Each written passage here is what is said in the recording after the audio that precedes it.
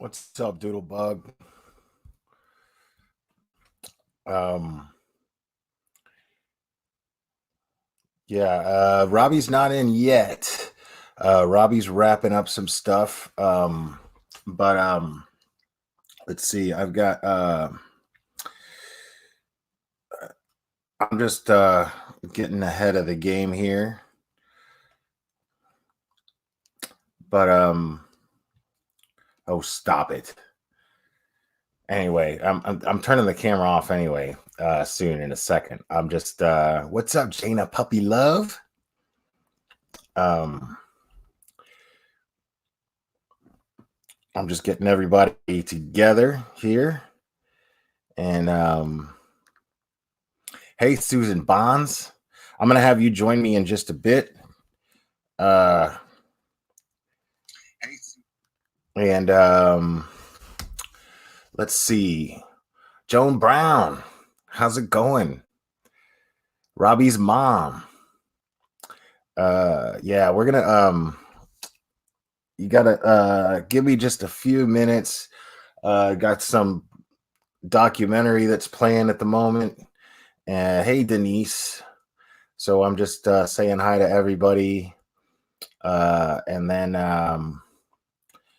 I'm going to turn the camera off because I don't want some bullshit copyright thing happening.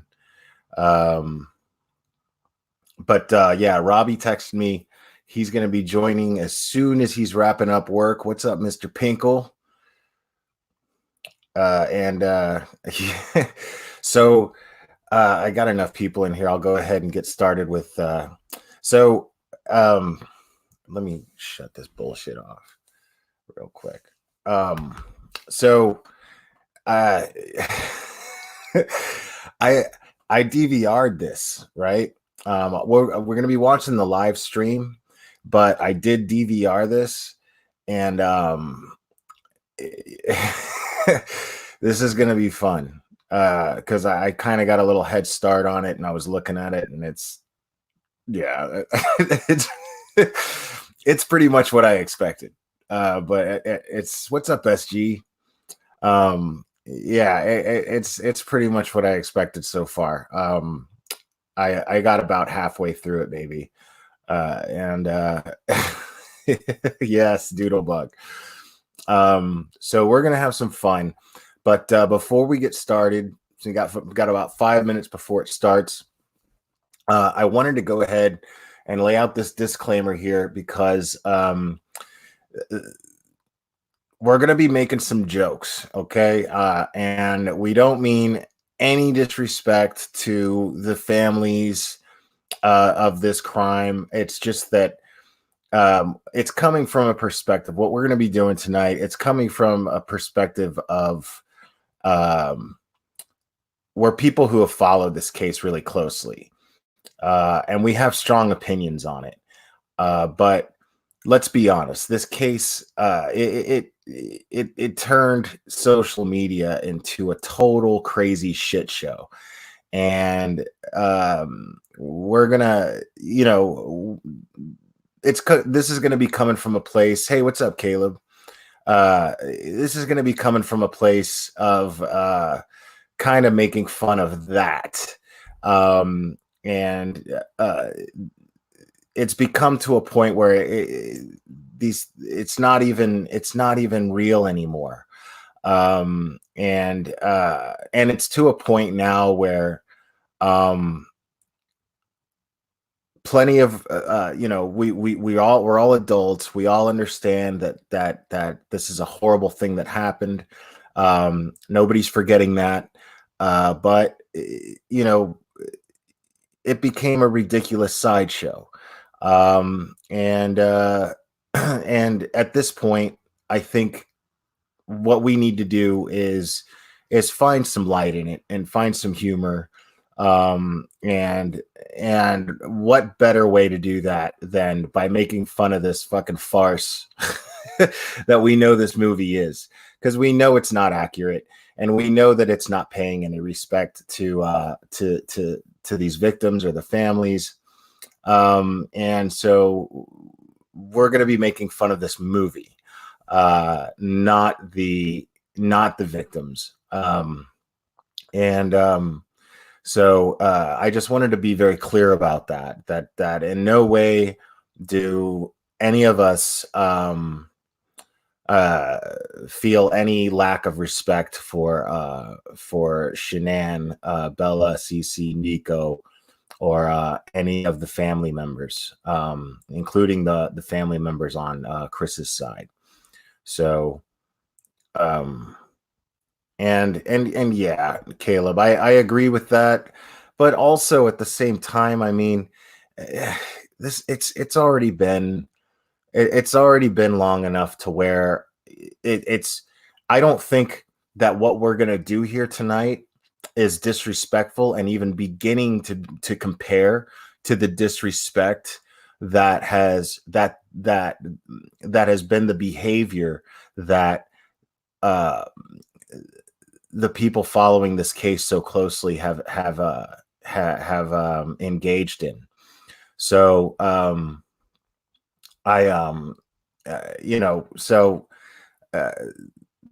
this is not if you're gonna get mad, this is not the thing to get mad at. What to get mad at is the shit show that this became, and nobody seemed to notice their own behavior and how they've treated each other. And I've been very, very vocal about that. So I'm going to go ahead and drop the link here to Susan. So Susan, go ahead and join me anytime you're ready. And Robbie will be joining us as soon as he can. So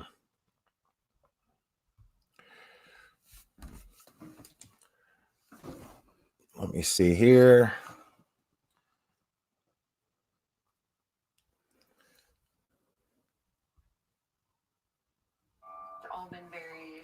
And there is Susan. Hey, Susan. Oh, I need earbuds. Here we go. Me too. So I'm going to get my earbuds. Behind a computer screen, they will never see your face. And there were a lot of really hateful things that were being said online. People were pushed to judge Shanann because there was so much out there to judge. I mean, okay. You could watch in a day. Yeah. So let me text Robbie back real quick here. I'm live right now on my channel. Let me know in the chat when you're ready, and I'll drop you a link. What's up, Wicked Witch? So this hasn't started yet right now. Frank Sr. is there's some documentary going on right now, and Frank Sr. is talking, and then there's people here that I don't recognize, but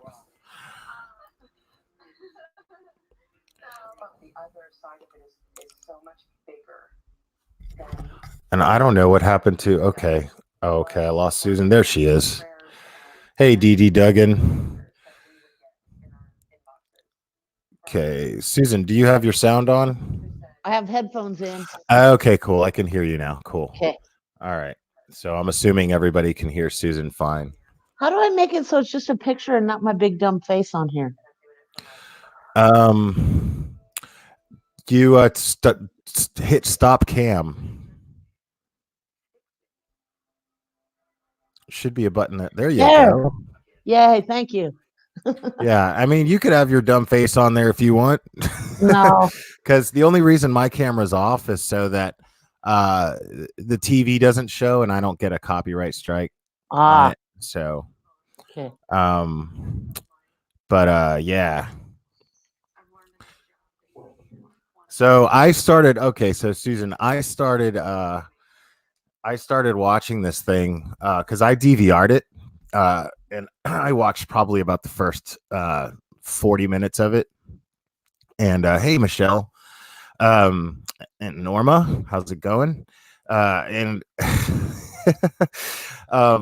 Yeah, it's exactly what I expected it to be. It's definitely exactly so far what you predicted it to be. And so I think we're gonna have some fun here. I mean, it is the quality that is expected. Um, okay, so here we go. So everybody who's in chat, make sure you're watching Lifetime right now if you have that channel, because we're going to be watching it together in real time here. Because I don't have Lifetime.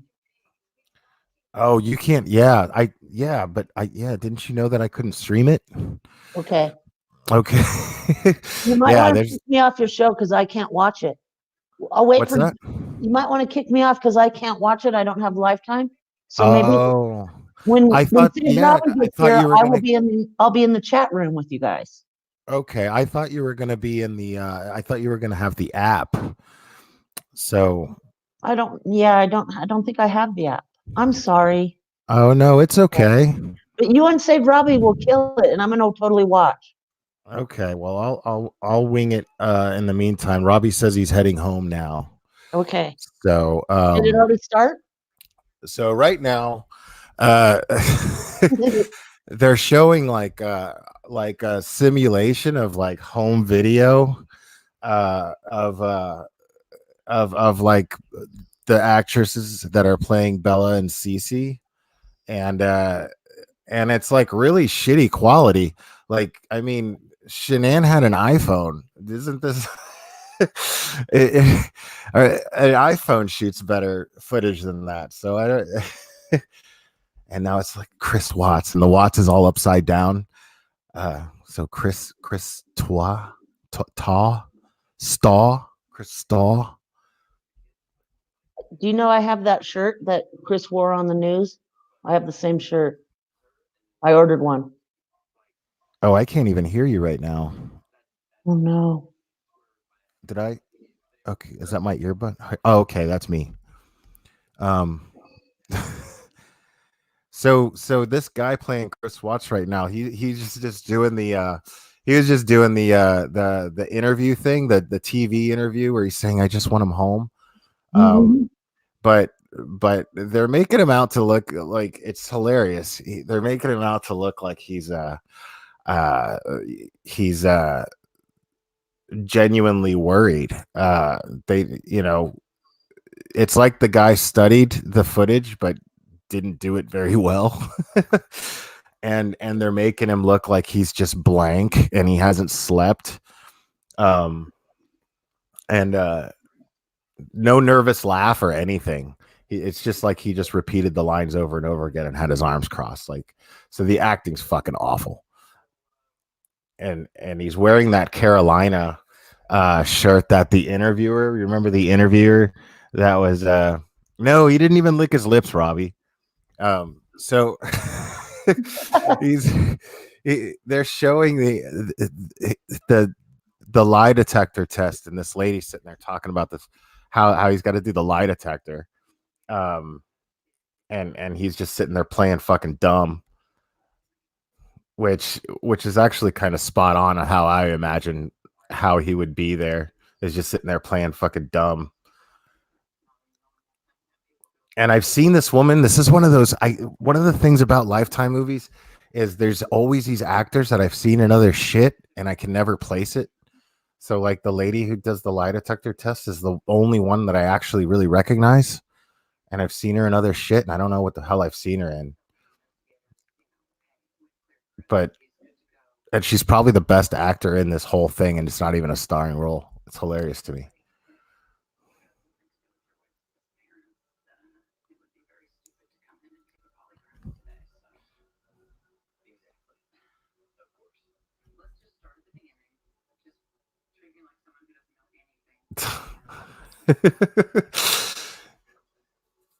And what I'm tripping out on is they're making this dipshit look like he's an intellectual in some way. And now they're showing Shanann kind of like they're reenacting the oops we did it again thing when she tells him that she's pregnant with Nico. And you see Dieter. But it's all wrong because she was filming like the whole time. Oh yeah, she is filming. Okay, they're showing that she's filming.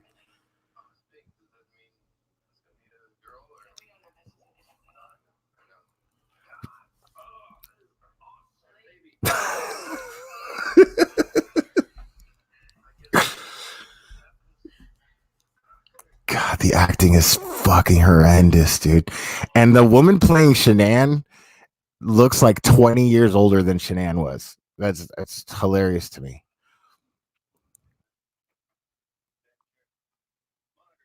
And they got Chris out here in the oil by the oil tanks with his coworker. And he's got a Thrive patch on, but they're calling it Strive. So they're they're calling this shit Strive right now. Did I lose Susan? Oh wait, there's Susan. Okay, sorry, Susan. I didn't realize that I didn't have you on here. Yeah, Dieter's on there, Norma Thomas. He's the best actor in this whole thing so far.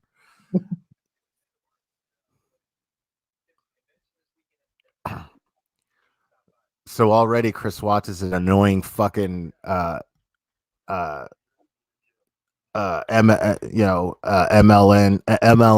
fucking promoter trying to talk his buddy into going to a Strive convention.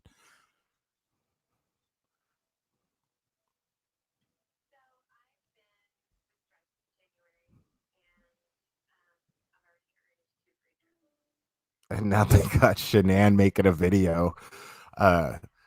Like they got Shanann making a video totally promoting Strive. But it's funny to me because I'm not, yeah, they're totally, this is so Shiner friendly. It's not even funny.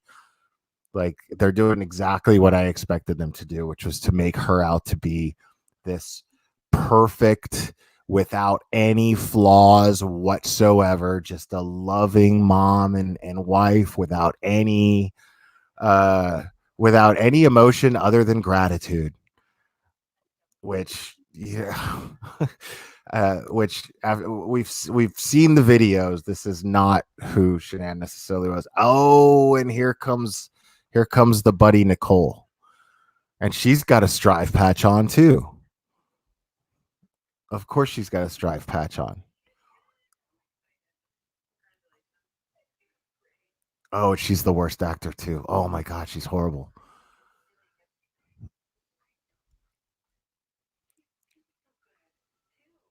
Yeah, Breakfast Club Misery. Yeah, is that her name? Ashley Williams. Yeah, she looks like she's like 40 something, dude. She's like my age. How do I keep losing Susan? I keep losing you. I don't know how. Yeah, NK in the house. Like she'd be eating fruit. Get the fuck out of my face with that shit. She's eating an apple. Get the fuck out of here with that.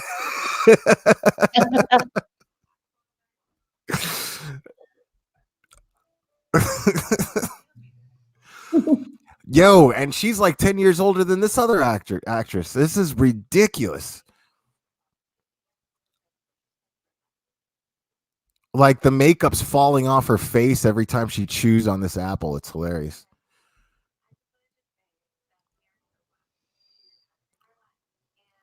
Yo. Exactly, Caleb. Oh no, not not Nicole Kessinger has not in the house yet. This is the other Nicole. This is the best friend Nicole that's in the house.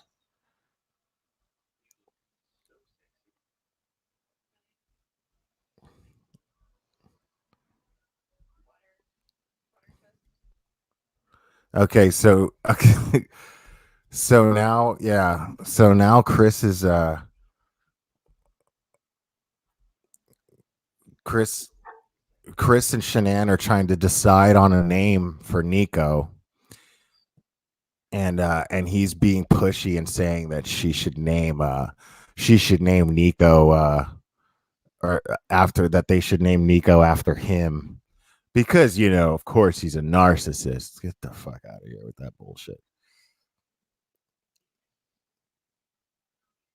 That's exactly yeah, they were yeah, Wicked Witch. They were grooming this case to be a Lifetime movie. Absolutely.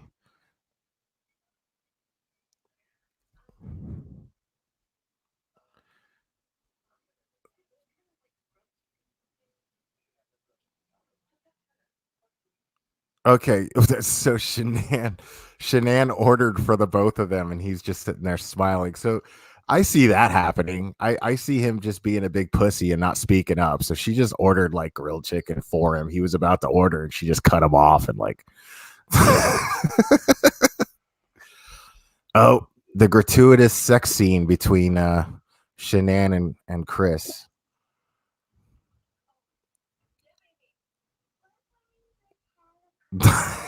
Bella Bella walks in and asks where her helicopter is, and Chris is looking at her like, "You're the fucking helicopter. Get the fuck out of here." So he's all bummed out because Bella cock blocked, and now it's a commercial break. So, so this is exactly the farce that I expected it would be so far, which is really fun. Um, so right now, yeah, I mean, I'm getting the vibe. I can look at chat too while the commercial's on.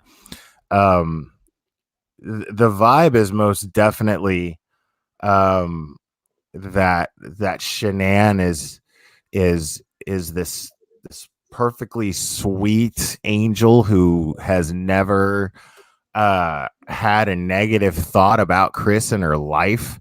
Like as if all the eye rolling whenever he would walk into the room in the actual videos never happened. Like the fact of the matter is, I mean, we can all pretty much agree, like these two couldn't stand each other towards the end of their marriage.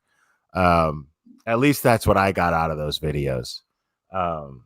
They were just both just yeah. But the scene that just took place where they were in the restaurant ordering food, that seemed pretty accurate.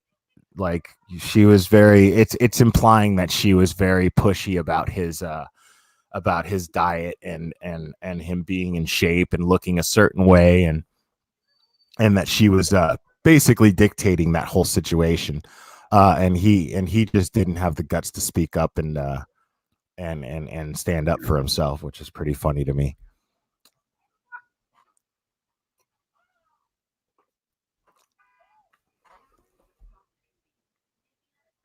But yeah, I don't know. Damn, Susan, I really wish that you were able to see what we're looking at here. Is everybody here watching this in real time? Type a 1 if you're watching this movie in real time along with me in on Lifetime.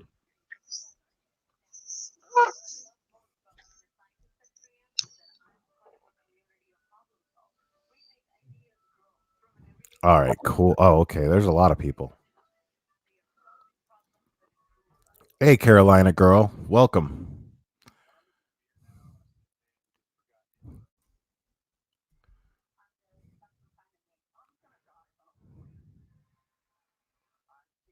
Yeah, a lot of people, and I encourage people to like watch this. I didn't mention I mentioned it live. I took my last 2 lives down just because they were I got copyright strikes on them. But so I took those last two the last 2 ones down. And but if you were watching live, I definitely encouraged my listeners to watch it the first airing at 8 o'clock tonight, so that I don't ruin it for anybody here. But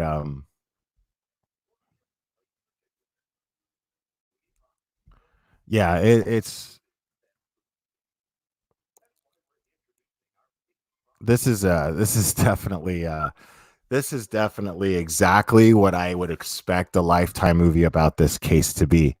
and it's just gonna like, it's so far it's doing exactly what I thought, which is just cropping it all up into uh a quick lazy summary, just a lumped up lazy ass fucking summary of, well, Norma Thomas, they're not showing the house too much. um yeah, they showed the documentary before. I don't know if I'm gonna watch that documentary necessarily, because I already know, you know what I'm saying, like when it comes to these documentaries, I have yet to really, what's up, Lynn 1969, Catherine Summers, how you doing? Robin J. I I I had, I don't know. Hey, Soul for Music 79. I didn't, when it came to these documentaries that like HLN made or Oxygen made or any of those, I don't watch those fucking things. Okay, it's back on now. So right now Shanann is packing the kids up and taking them in the little Dodge Caravan. Um and based on the neighborhood, yeah, it's not looking like the house is even close to what the house used to look like. They're not showing the front of it. They're just showing all the neighbors' houses. Oh, they're about to show it. Okay, they're panning to it right now. So yeah, it looks about right. It might even be the same fucking house. I don't even know. Um, does anybody in the chat know if that's actually the house or if it's a good model of it? Because that's not stuff that I really paid attention to. It's not close at all, Mandy, Texas Cal. Okay. Not even close, everybody's saying.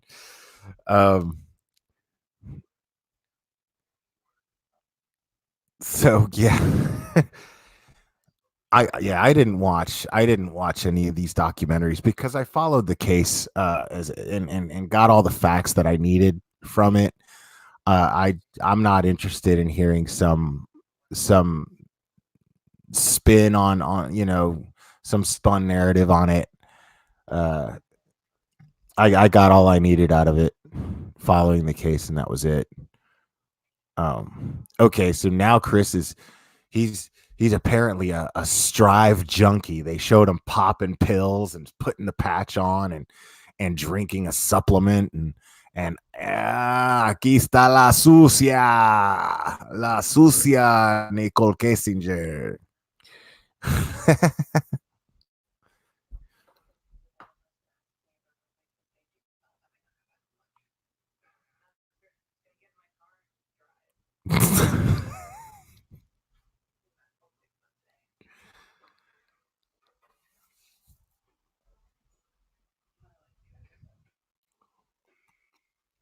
She likes him. Big shocker.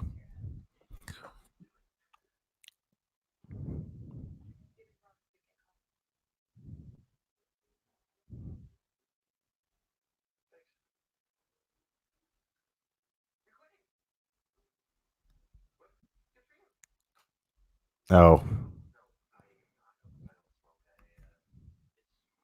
it's Strive. Yeah, it is a religious thing. Placebo, bullshit, marriage destroyer.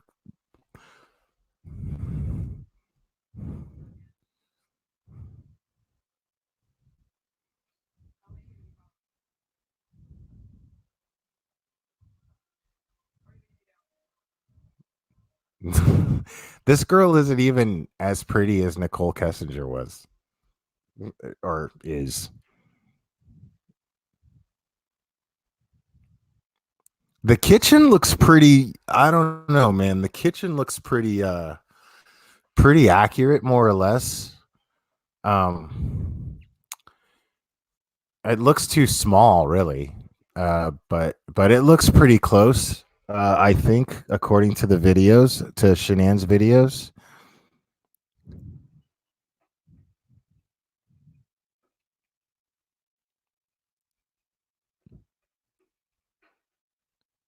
Robin J. Would I have been attracted to Nicole Kessinger?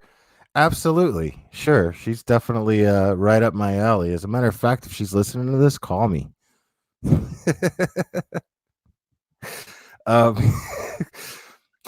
yeah. I thought Nicole Kessinger was very pretty. Um, uh, I thought Shanann was beautiful too, though. I'm not saying, oh, well, I totally get why you cheated on Shanann. That's not what I'm saying at all. I'm saying, like, she's pretty.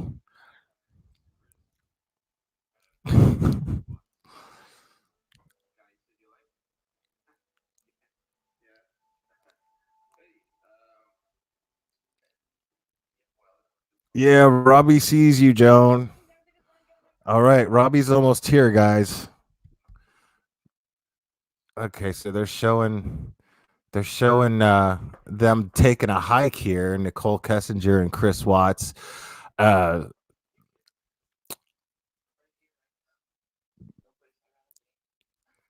I don't know, man. I feel like Nicole Kessinger has a bigger rack than this girl.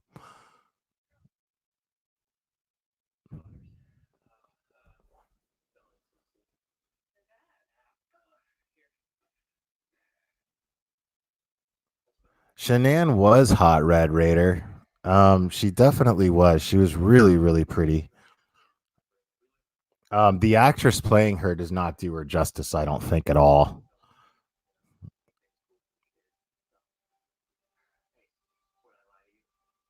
Well, I mean, then they should have got an actress with fake boobs, Robin J. That's what I'm saying.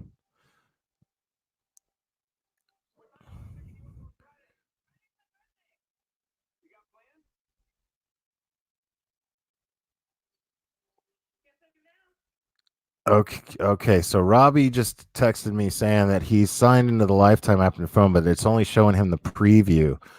So the movie may not be available. It's probably not available on demand until like tomorrow, which sucks if that's the case. But hopefully he can live stream whatever Lifetime is showing. I don't know if the Lifetime app lets you do that, but I'm hoping it does because um,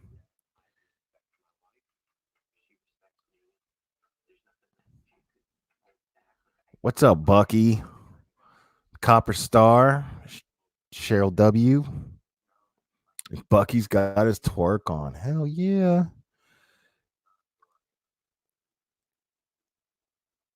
Wicked Witch. Wicked Witch said Nate the nosy neighbor was more her type in the whole case.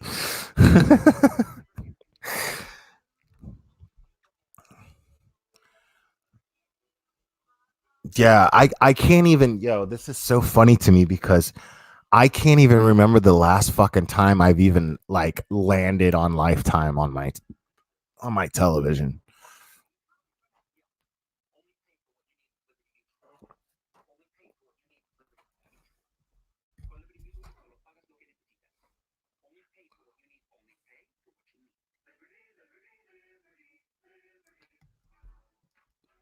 So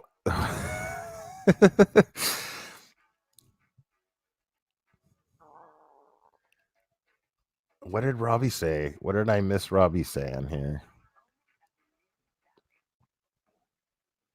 Yeah, apparently Lifetime does not promote boobs, say Robbie, and it's some bullshit. Because both of these, Shanann, yo, no disrespect, but Shanann had a fantastic rack, and this girl is straight, flat chested. I mean, yeah, man, like she might as well be a window.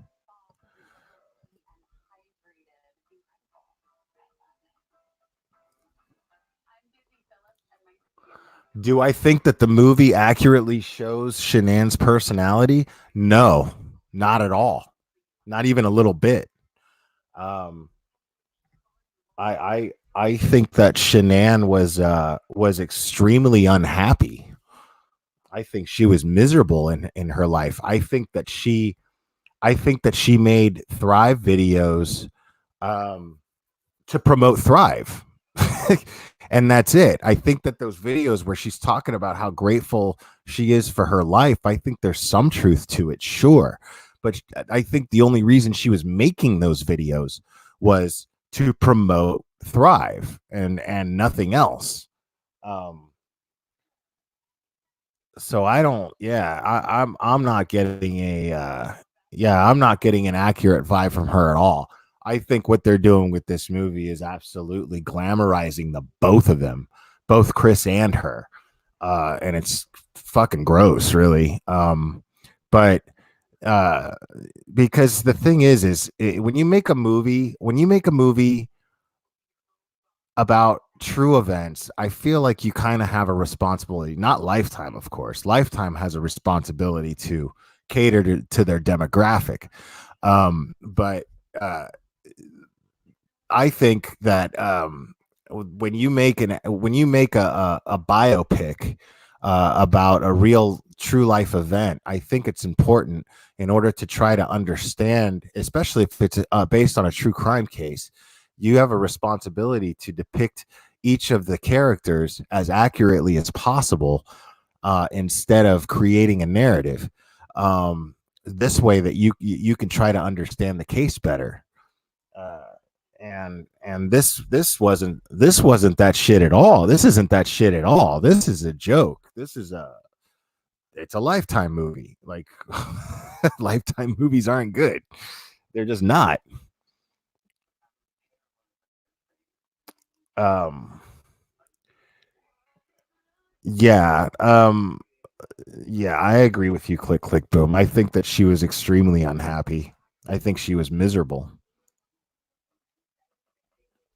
I think personally, I think that Shanann felt um overwhelmed all the time. I think she I think that she felt completely and totally just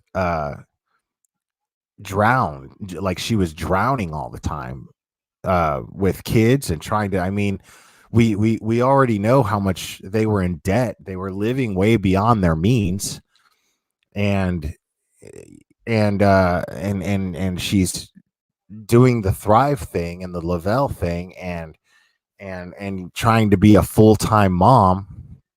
God, yo, this lady is way too old. There's like, I mean, if you're gonna cast somebody to play Shanann, you know, like don't put these super close-up shots of her where you could see every wrinkle in her face, you know. And that's not to say, I mean, I think this lady's pretty that's playing her, don't get me wrong, but I mean, she's like 20 years older than Shanann was. It's obvious that she's that old.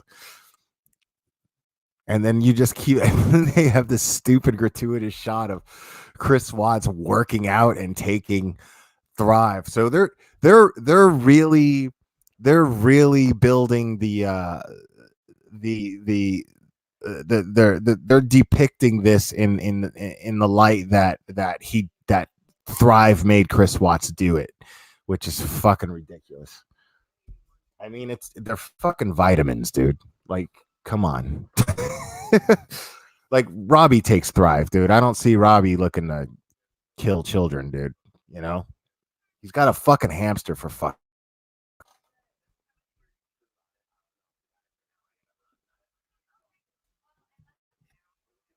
And so now he's on a date with La Sucia, Nicole Kessinger, La Sucia.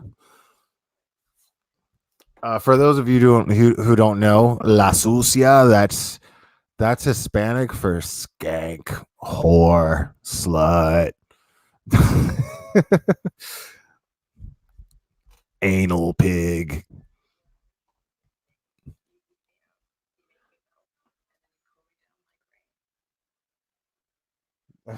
Oh yeah. Oh my God, Robbie. Yeah, that's right. You're such a mean YouTuber. You're a sociopath.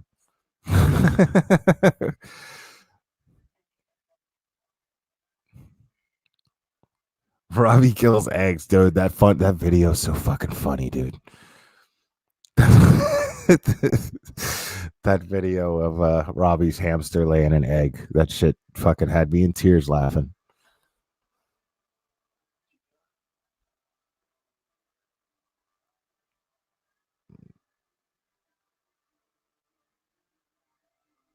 Yeah, that's gonna be a bummer, save Robbie.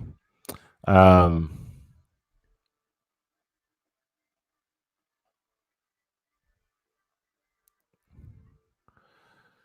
so Caleb's saying Shanann realized she no longer had her domineering grip on Chris Watts.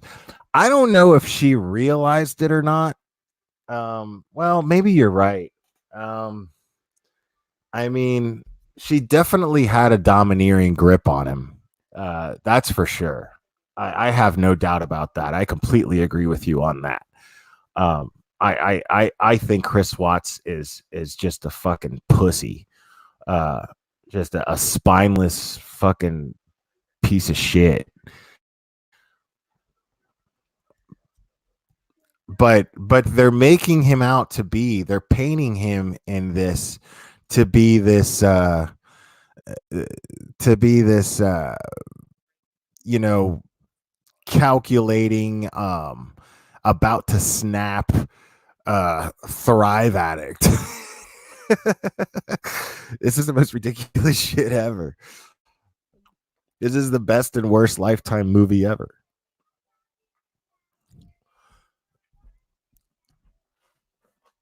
So so he's eating a little avocado type salad or something right now, which is sounds like something he'd be doing. But dude, you should have seen like, yo, how gross was that fucking scene where he's working out? Like, dude, first of all, when you lift weights like that, like you don't sweat like that. You sweat when you do cardio, dude. Nobody sweats like that unless they got the heat on in the summertime. You know what I'm saying? Or they don't have AC running in the summertime and they're working out in their garage. Like that, but they got this dude glistening, and it's such a Lifetime movie. It's ridiculous. So yeah, so they're showing him looking at, they just showed him looking at videos or FaceTiming with Bella and Cece and Shanann, and then his next move is to go to Nicole's house and she meets him with lingerie, and they make out or whatever, and right now he's like rubbing on her toes and they're sitting there in the fucking bedroom, and his like shitty fucking tattoos and his fucking bullshit 5 finger death punch fan fucking taste. The guy sucks.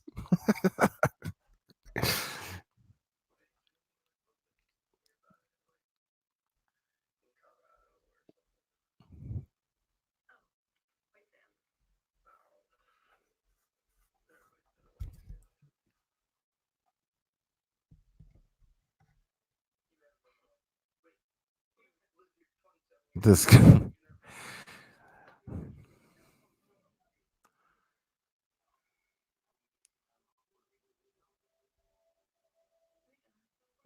of course he's got a fucking armband of barbed wire, dude. God, I hate this guy.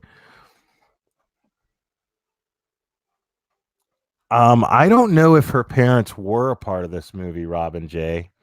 Um, I know that when I started watching it before, there was a scene like the way they depict Ronnie Watts is fucked up. Because to me, Ronnie Watts is the only normal one in the whole bunch. Uh, or even here he is. Here's the Ronnie Watts scene.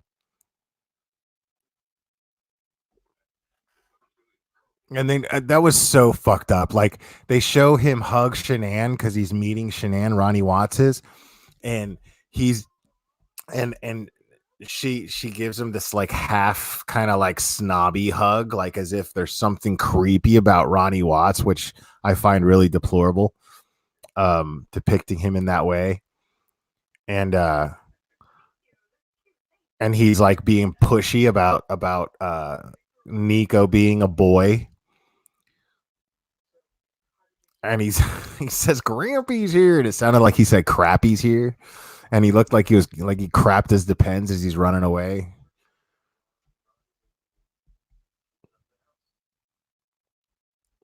Hey, Grampy's here. You're gonna have a boy to carry on the Watts name. Like Ronnie Watts is that much of a fucking asshole.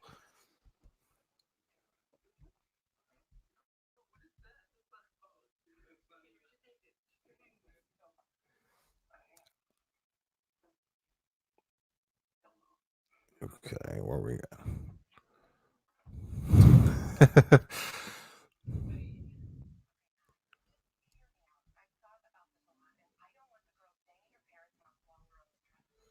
That's totally what it looked like, Lynn 69. That's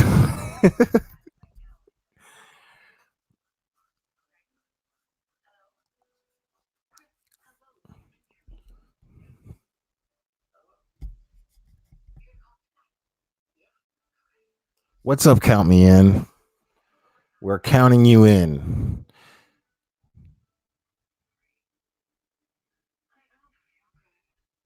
God, dude, I can't get over how flat chested this girl is in comparison to Shanann, dude. Like at least, if you're gonna pay this woman some respect, she took pride in that rack. She did. She had every right to. She loved her boobs. Didn't she talk about him at one point? Didn't she isn't there video of her talking about him? I don't know. Maybe I'm imagining that. She said, I don't want to nag you. That's not Shanann. That's not accurate. I don't want to nag you. Fuck out of here.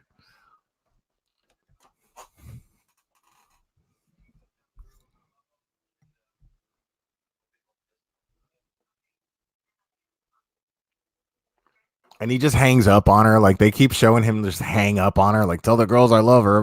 I love them. And then click.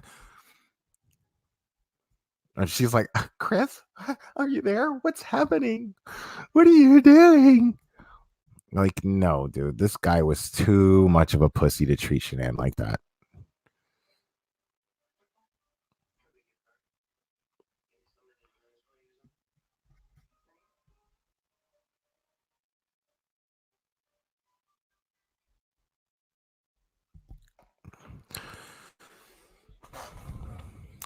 So many commercials, dude. Oh, your TV is a minute behind mine. I don't know why. That's kind of weird. I can't help it, Mandy, Texas gal.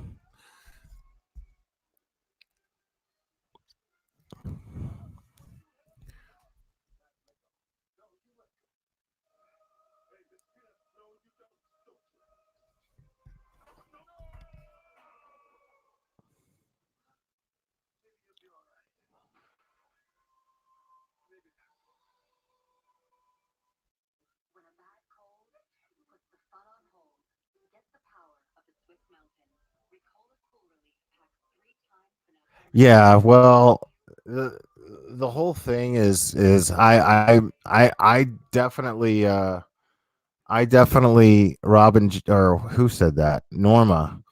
I I did DVR the first showing of it and started to watch it when I got home after I walked the dogs, but I only got maybe halfway through it. This is as far as I got actually. Now it's in real time. Like I'm winging it from here on. Really, I mean I've been winging it as far as the stuff I'm saying, but I had no idea. I now I don't know where this is going at all, other than the obvious. But yeah, I mean, I'm not going to fast forward through the commercials because the whole idea is that those of you that are watching as well watch it in real time with me so that we can experience it. Um,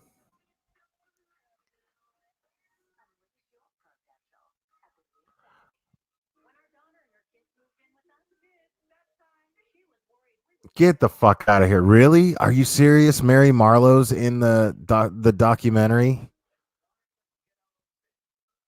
Oh, I got to see that. That's so funny. Why the fuck is Mary Marlowe in that in that documentary? Like, as far as what are they doing? Like saying, I hope they're not fucking making her out to be some sort of crusader for the truth, because that's a fucking pile of shit. Yeah, you and me both, Robin J. Fuck Mary Marlowe. She's a fucking idiot. Oh, okay. Yeah, saying internet is crazy. Yeah, then she's definitely the fucking poster person for fucking internet crazy. That's for sure. Let's see. Breakfast Clubs.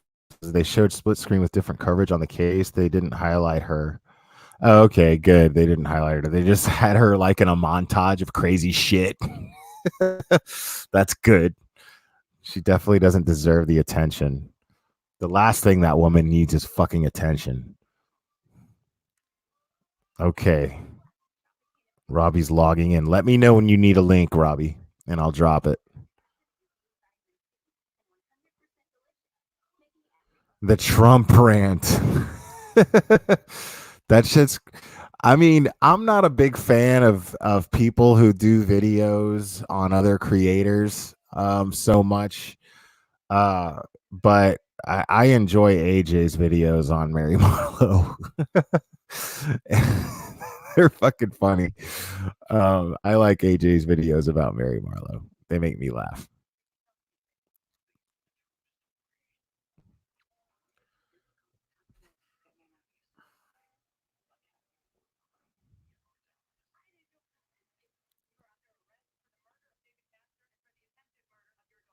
Yeah. Thanks, Norma. I appreciate it.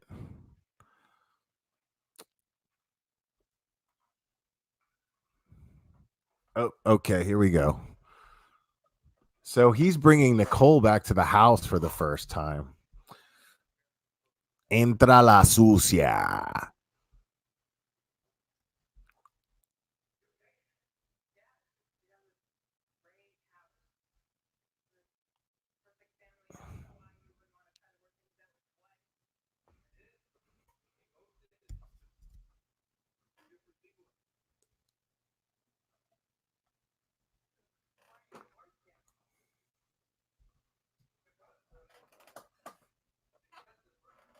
Oh, it's expensive. Yeah, divorce is expensive. So, I'm just going to live in the fucking basement, 'cause that's the thing to do when when shit's not working out. You can afford a big ass house like this. Might as well live in the fucking basement.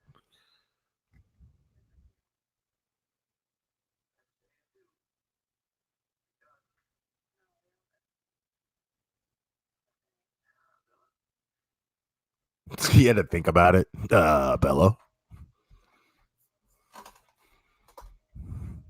Why does everybody fucking say that? You're mini me. And she's your mini me.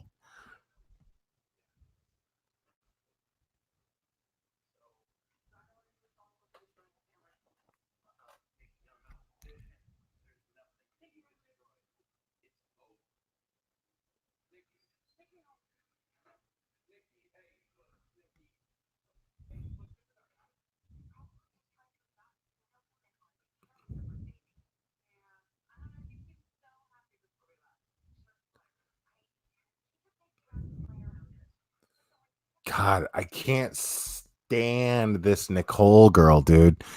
First of all, I don't like her in real life. Like, I get that I give her credit for being the one to realize that there was something wrong and notified the police and everything like that. So I give her credit in that department. But at the end of the day, it doesn't change the fact that she's a fucking nosy, pushy, jealous, just yeah, and she's just that atypical best friend, uh you know the one that they keep around. uh the one the pretty girl keeps around to make herself feel pretty all the time, in every way possible, not just on the outside but on the inside too, because she's just fucking trash.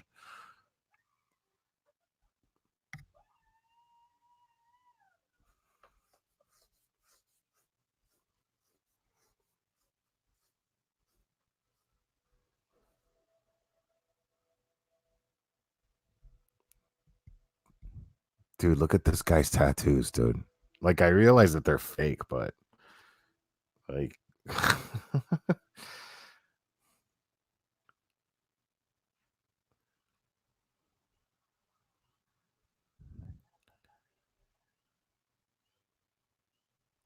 yeah, they just keep showing like him and Nicole like totally in love. Kessinger, that is. What's up, Pearls of Wisdom?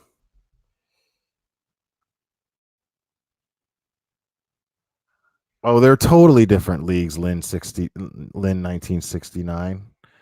Um, absolutely. Look at that.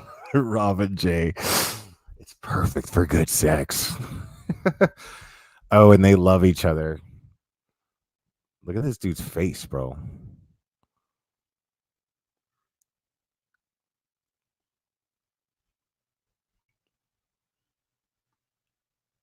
Like so far they have not depicted this dude to be the blithering fucking moron with no brain that he really is.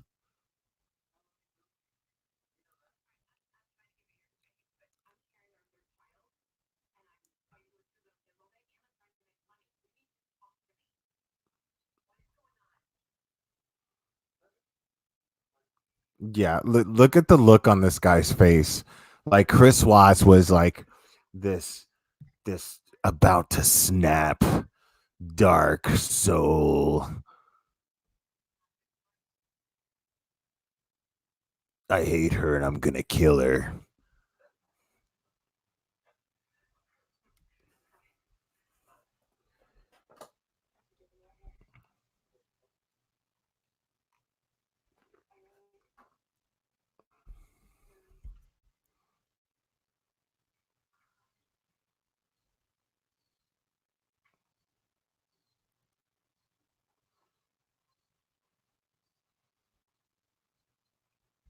Like, why is he still in the truck?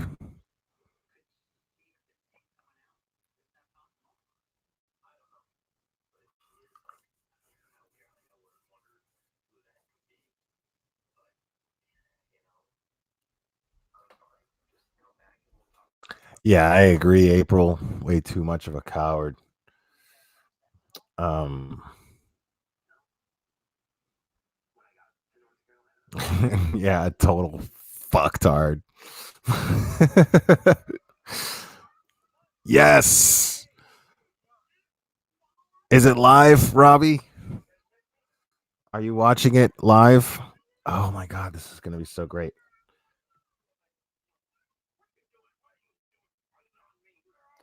Susan, Mrs. McJagger, Susan could not get Lifetime.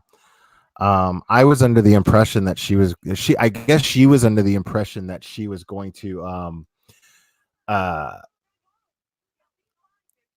I guess she was under the impression that she was going to that I was going to stream it, but I can't stream it. But I was actually, yeah, I I I I I thought I was clear about that here, but I don't know if I actually told her.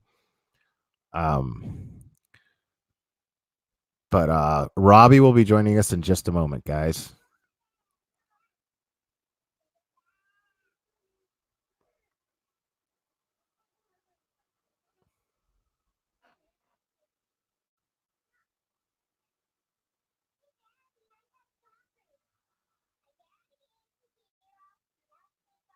Wait, what did Breakfast Club say? Let me see. he's he's going to fucktard Island with all the other fucktards.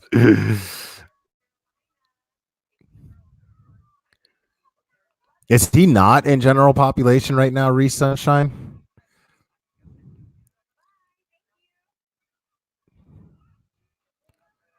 Yeah, Eric G. We're like halfway through it now. Let me see.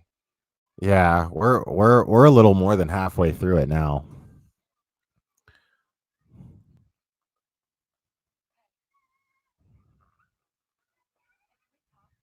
Well, watch it again, Taney. The bit with the UFO. What am I missing about that? Who was there a UFO at some point? I don't know if I'm gonna do that Breakfast Club. Um, maybe we'll see. Well, let's see what the momentum's like on this, and then we'll see what happens.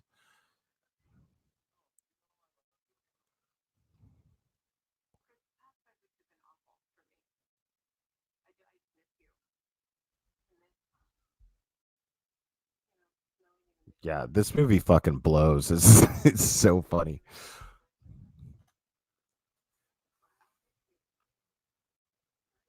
Oh, what what is up, Robbie? So I'm doing this ghetto style. I'm gonna have to, because I have to have it on my TV. I can't stream on the phone for some reason live. Okay. But I hear an echo. Yeah, like there's a delay. Like when I'm looking at you on StreamYard, there's a delay. Mhm. Like your voice comes up first before your your lips moving. Like a Jackie Chan movie. Exactly like a Jackie Chan movie, yeah. Hold on, I'm gonna go out and come back in. All right, cool. I might need the link again, but let me see.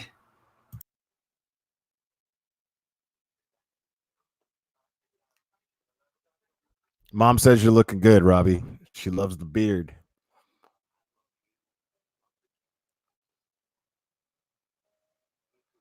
You know the show on Lifetime about the woman?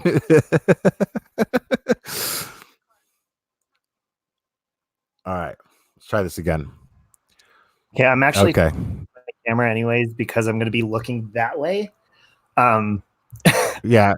At It the- just caught up anyway, but yeah, you're good. Okay. That's the only reason I'm not on camera right now is only because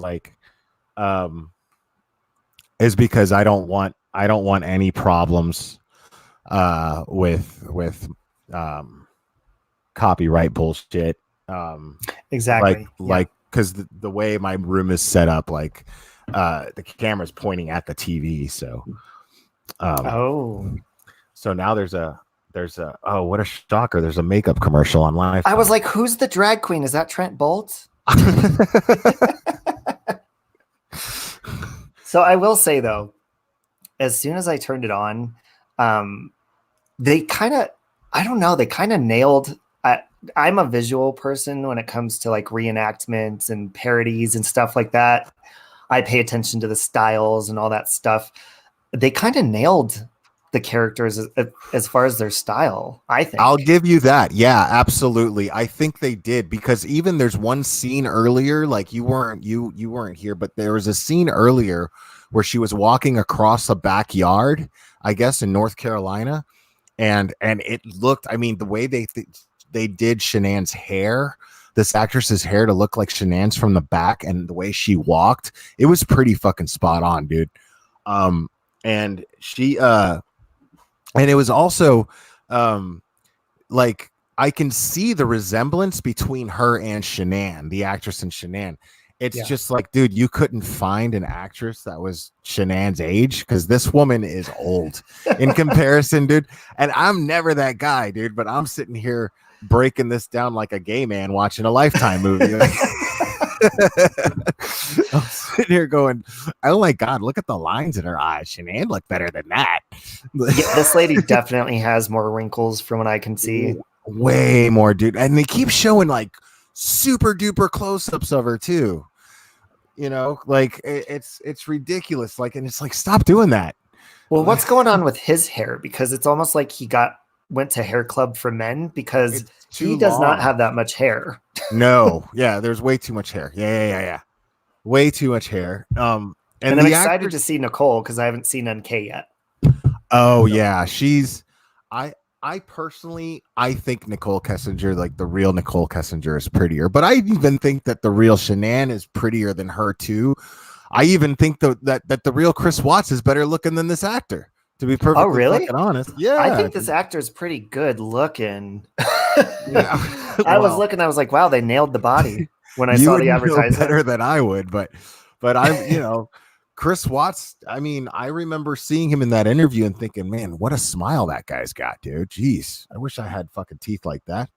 Yeah, that's probably one of the only things he has going. And Eric, I was just looking at the chat. Eric, supposedly they're saying it's strive, right? Yeah, they're Well, calling it strive, not thrive, and they're really building up like they're really making it seem like he's like strung out on it, and that's what's driving him to this point. It's so ridiculous. oh Lord, Like, that's just gonna like make people come after me more. They they already already, think it drives me nuts. but yeah, but I mean, who thinks it drives you nuts? Nobody rational, you know. So, Well, that's true. like, those Well, people I don't make matter. jokes about Thrive. Like one day I had woke up and I was, I don't know how much caffeine is in it, but I'm very sensitive to caffeine. And I live in like, they're like townhouses type things. And I was hearing voices, but they were probably through the walls and everyone's like, oh, you're hearing voices. So I was joking around with them. And now everyone's like, he hears voices on Thrive. I'm like, really? Come on now. Come on. Everything comes back to thrive. Yeah, exactly. Everything. Ridiculous. You know what I'm interested? Since we live in different states, do you have the same commercial on as me right now? The Carefree commercial?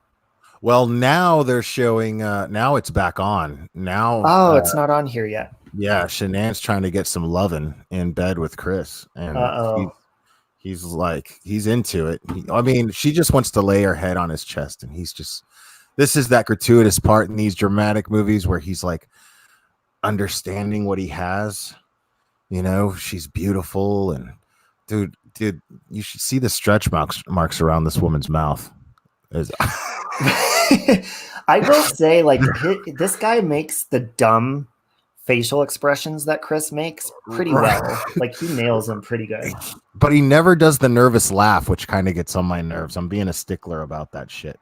Well, and I'm disappointed with the lipping, or the lip licking. You said he didn't do that? No. That's a disappointment to me. Yeah. Oh. Uh-oh. NK's Googling. She's what? Oh, see, no. She's laying on top of him right now in bed. You're okay. You're a little bit behind me. Okay. God, he's so caring and loving to her right now. What's going on? I'm gonna. You know what? I have DVR, so I'm gonna pause so that you catch up with me at least a little bit. Whoa, that. Let me know when you see Nicole Kessinger looking at Facebook, or Shanann. She's there right now. She's there right Okay. now, and he's in the hallway. Okay. Let me know when he hangs up the phone. Okay, God, it's like The Shining. It's zooming in the background. It's scary. Has he hung up the phone? Nope. He's still. Oh, now he did. He just hung up. Cool. All right, now we're in sync. Okay. I might mute a couple times because I have the volume turned all the way down because I don't want to get you a strike. He pops some more strive. Sorry, but they're not specifying that it's strive. It's just the same color as the patch, the pills that he's taking. So they might be implying that he might have been on something else, which is bullshit. And can I just say something without offending people? Because I don't mean to offend people with this, but I feel like a lot of women have been, like, you know, the women that are obsessed with Chris Watts, that kind of write him and like are obsessed with him, obviously, because he is good looking. They're making it worse. Well, they're making it worse by this movie because this guy is like a stud. They're making him very like, I want him. You know what I'm saying? Like, they're making him desirable. That's exactly what I knew they were going to do with this fucking movie. God, this woman's old, dude. They keep look at her fucking face. They did get the hair down though in her shirt. I will say They did. But am I crazy, or is Chris Watts a better looking guy than this guy? Well, this guy actually looks exactly like my friend Kurt. I don't know. I think just because I know Chris Watts is crazy, that maybe I find this guy more attractive. But I guess if you were to put them side by side, I would maybe say Chris, possibly. Right.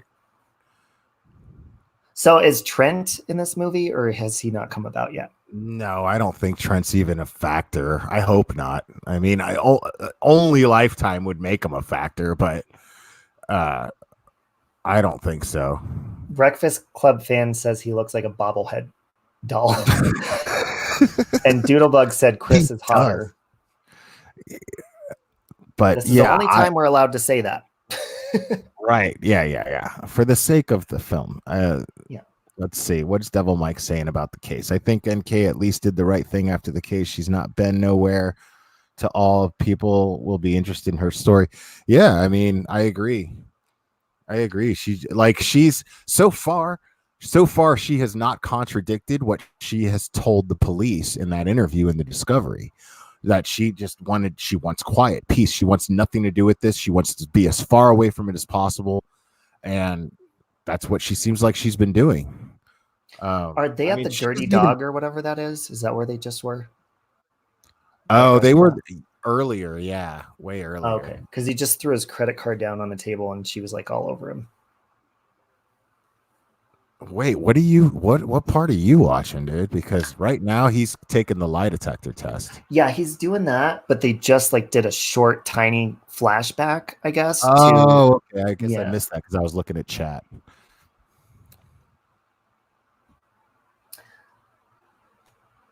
Oops. Okay. Oh, sorry, I paused and I had to hit play again. Trudy Richard, that's sweet. Thanks, I appreciate that. I'm wondering how many women are going to order this shirt now because it seems to be widely available. Which shirt? The shirt, isn't he wearing the exact shirt? And then Susan said she was able to order the shirt. Are you talking about the Carolina shirt that he's wearing? The shirt that he's wearing. Isn't that the same exact That's the one that he got complimented on. I think the reporter was testing him. Mm-hmm. When she interviewed him, and she was like, "Oh, that's a really nice shirt." When they were interviewing him on the porch, and then he was just like, "Yeah, Shanae got it for me," and then he just started talking about himself and being all, and he was smiling and kind of hamming it up for the cameras, just to see if he would, I guess. And he did. He totally fucking fed right into her.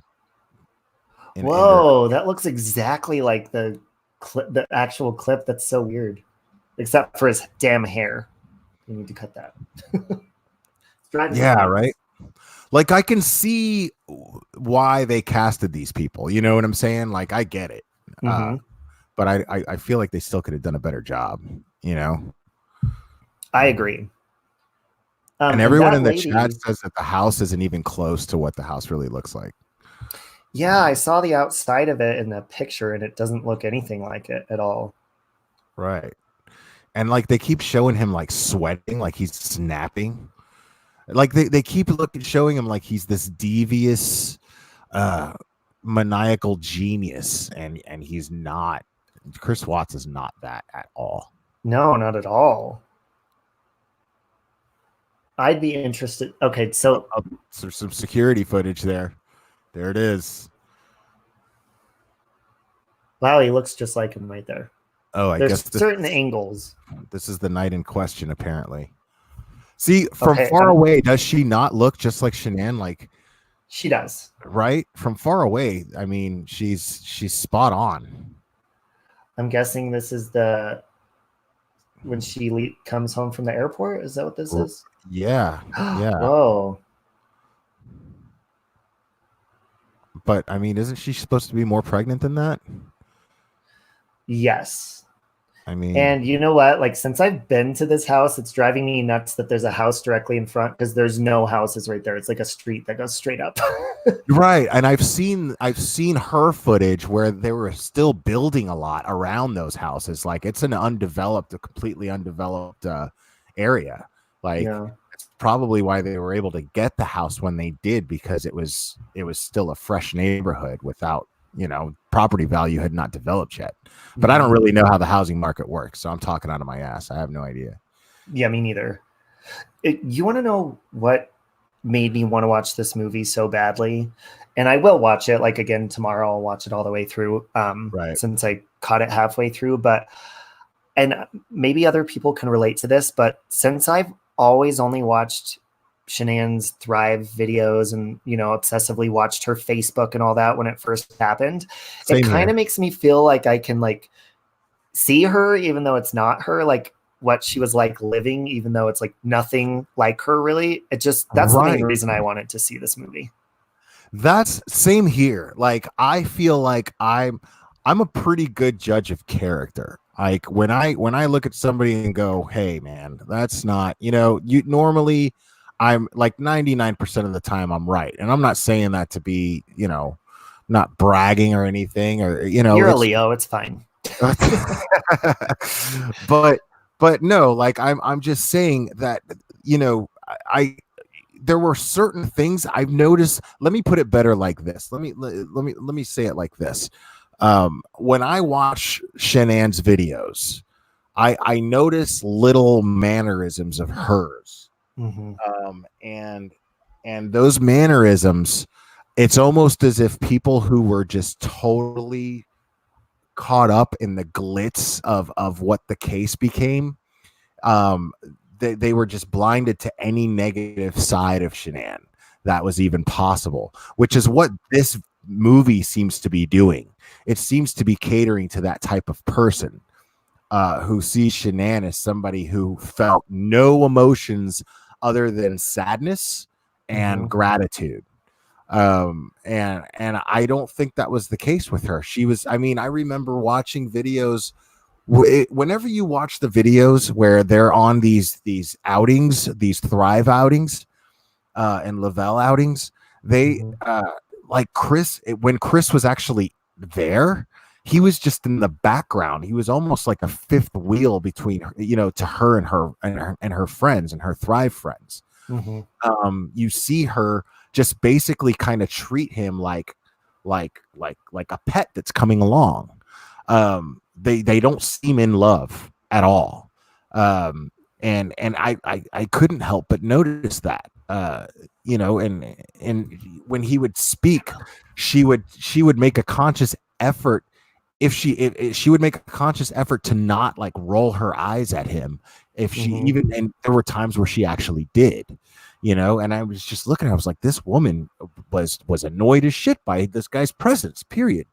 You could tell she just did not like this man. Um and I think that she loved him in the sense that, he was the father of her children and she wanted to do her best to keep their family going. But I don't think that she was in love with him. I'm not sure if she ever was, but that's not for me to say. I wasn't there. But Right. the person I see in those videos, to me, is someone who was not happy and was content with being unhappy. Does Mhm. that make sense? She was just okay with living that lifestyle. Oh yeah, it And does. I mean, I've been there before myself. right. Um, and I don't know about you, and this may sound like a dick, but it's the honest to God truth. I feel like everybody has negative qualities, and as soon as somebody passes away or dies, all of a sudden people go to their funeral and they only say nice things about them. Now, I'm not Oh, saying when somebody dies that you want to sit there and cut them down, but all of a sudden people become saints. And I'm not knocking Shanann in any way, but what I'm saying is, when someone passes away, all of a sudden, yes, they are a victim. They were murdered and whatnot, but it's almost like everything else didn't matter. And I feel like if you're going to tell a story, especially like this one, I think everything should be included, no I matter was who gets saying offended. it's funny that you say this. I was saying this earlier and just in different words. I was saying the Mhm. same exact thing pretty much. I agree with you. I mean, it's this woman was probably a very good person, but I'm sure she had personality flaws. And I don't think that their marriage was the way that they're making it out to be here in this movie, which is exactly how I knew they were going to do it. Now there's the body cam footage, the reenactment of the body cam footage. Are you seeing this? Is I, that supposed to be Nicole? And who's it calling is her fat supposed. Nicole? Who It's said that? she's Caleb? Someone in the she's chat is calling her fat Nicole. right. But I mean, but this, what's making me laugh is this woman looks even older than the actress playing Shanann, She which is doesn't look anything like I. nothing. Yeah, and did she had a son? I didn't know she had a son. I think she did. Yes, I think that she did have a son, but I don't know if he was that old. I mean, I don't know why this movie wants to like age people 20 years, but So what will, since I've missed this, and you guys, can you explain to me what the narrative of this so far has gone with? Like what are they doing with this what movie?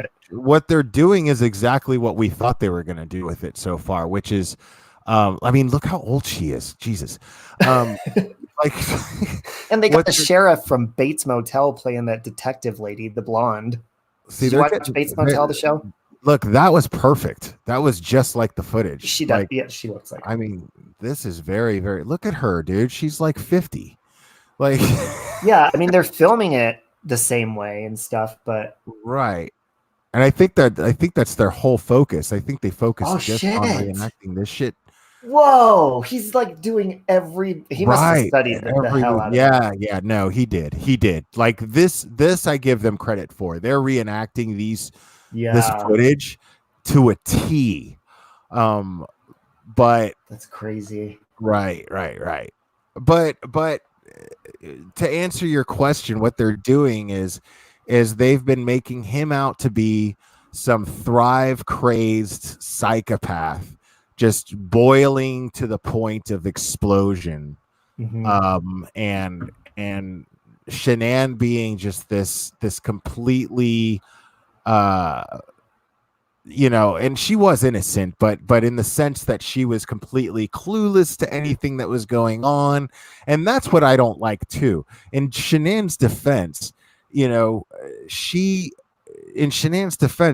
Shanann, I believe, was way smarter than the person that they're depicting here. Mm-hmm. She's just kind of like, I don't know what's going on. I think Shanann knew what was going on. I think Shanann was trying to build up a situation to where she knew a court date was going to come at some point. Divorce was going to happen. Mm-hmm. And she wasn't about to get fucked in court.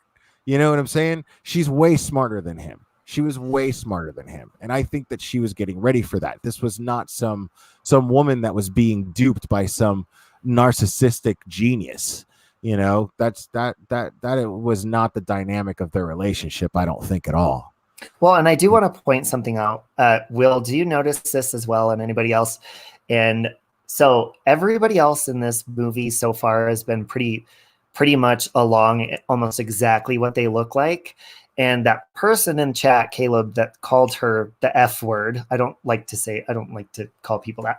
Okay. Do you feel like they cast this woman like this to not offend her because she's clearly not the same size? No. Do you see what I'm saying? I feel like if they put this is not knocking her. It's just I think that Lifetime has a problem with casting overweight people. But see, they need jobs too. Right. I agree. I think that this is just part of Lifetime's bullshit politics and how they do things. I think that's all that is. I don't think it was anything other than they didn't think that her role was very important. And which is funny to me, because if you think about it, as much as I don't like this person, I'm not a fan of Nicole at all. I saw her making Thrive videos and shit, and just basically using the fact that she was friends with Shanann to sell Thrive, which I think is gross.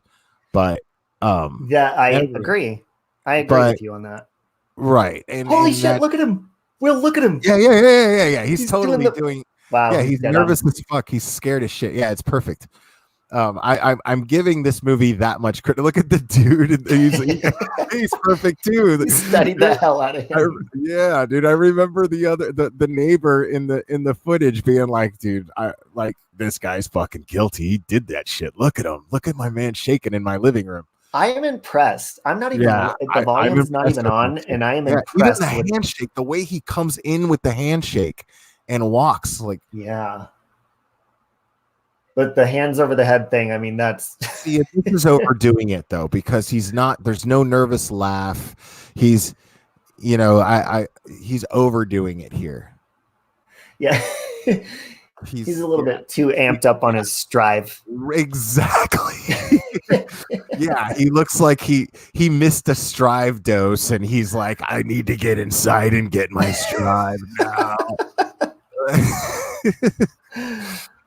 Oh my goodness! Wow, Is this over yet? Fuck. this movie definitely gets an A+ for the staging, because when I was in high school, I was in a lot of plays, and they staged like all the settings of this in the Look at the cops entering. Even that's spot on. yeah. But I feel like the whole thing, I feel like all of the energy went to the budget of time, the time management budget went towards making that perfect. Everything else was just kind of like, whatever. But I don't know. The Nicole Could they have got Kessinger Shanann some wrinkle cream? I mean, some fillers, something, or different lighting. I don't know. they Not the captured real her Shanann, eyes but well. actress Shanann, guys. I think that they cast Nicole Kessinger right as far as her eyes go. They did a good job. She looks like Right Jennifer there. Love Hewitt. Oh, not anymore. Yeah. I don't know. I mean, if it was a big budget film, I would have cast Kristen Stewart to be Nicole Kessinger. Really? Yeah. With dark hair, Kristen Stewart. I'm not a celebrity crush guy. And I feel kind of dirty because she's so much younger than me, but I love Kristen Stewart. Yeah, I would sleep with Kristen Stewart. God. I think she's beautiful. Oh yeah, In the new Charlie's I Angels would- with their I hair would all care- short. I would carry a reputation for being a dirty old man if for the chance to sleep with Kristen But Stewart. wait, how old is she? Isn't she like 27? I mean, That's she's not that old young. enough, but I mean, I'm 44. You know, it's kind of weird. Oh, well, But I don't know. I don't normally go for younger women. Like, if a girl orders a shot of Fireball at the bar, I'm like, yeah, this isn't gonna happen. Nah, okay, let's see. You're not ready for me. Now that we're on commercial, I'm looking at some of what the chat was saying. Hey, Oh, Bobby. Is Once Bobby Upon a in Crime in the West. Love you. What's Hey, up, being Bobby? there.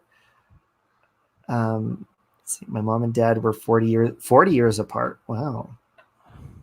And Mom, I did see you. Yeah, I missed it. I meant Connie. to highlight it, but your mom says that we should be radio hosts together.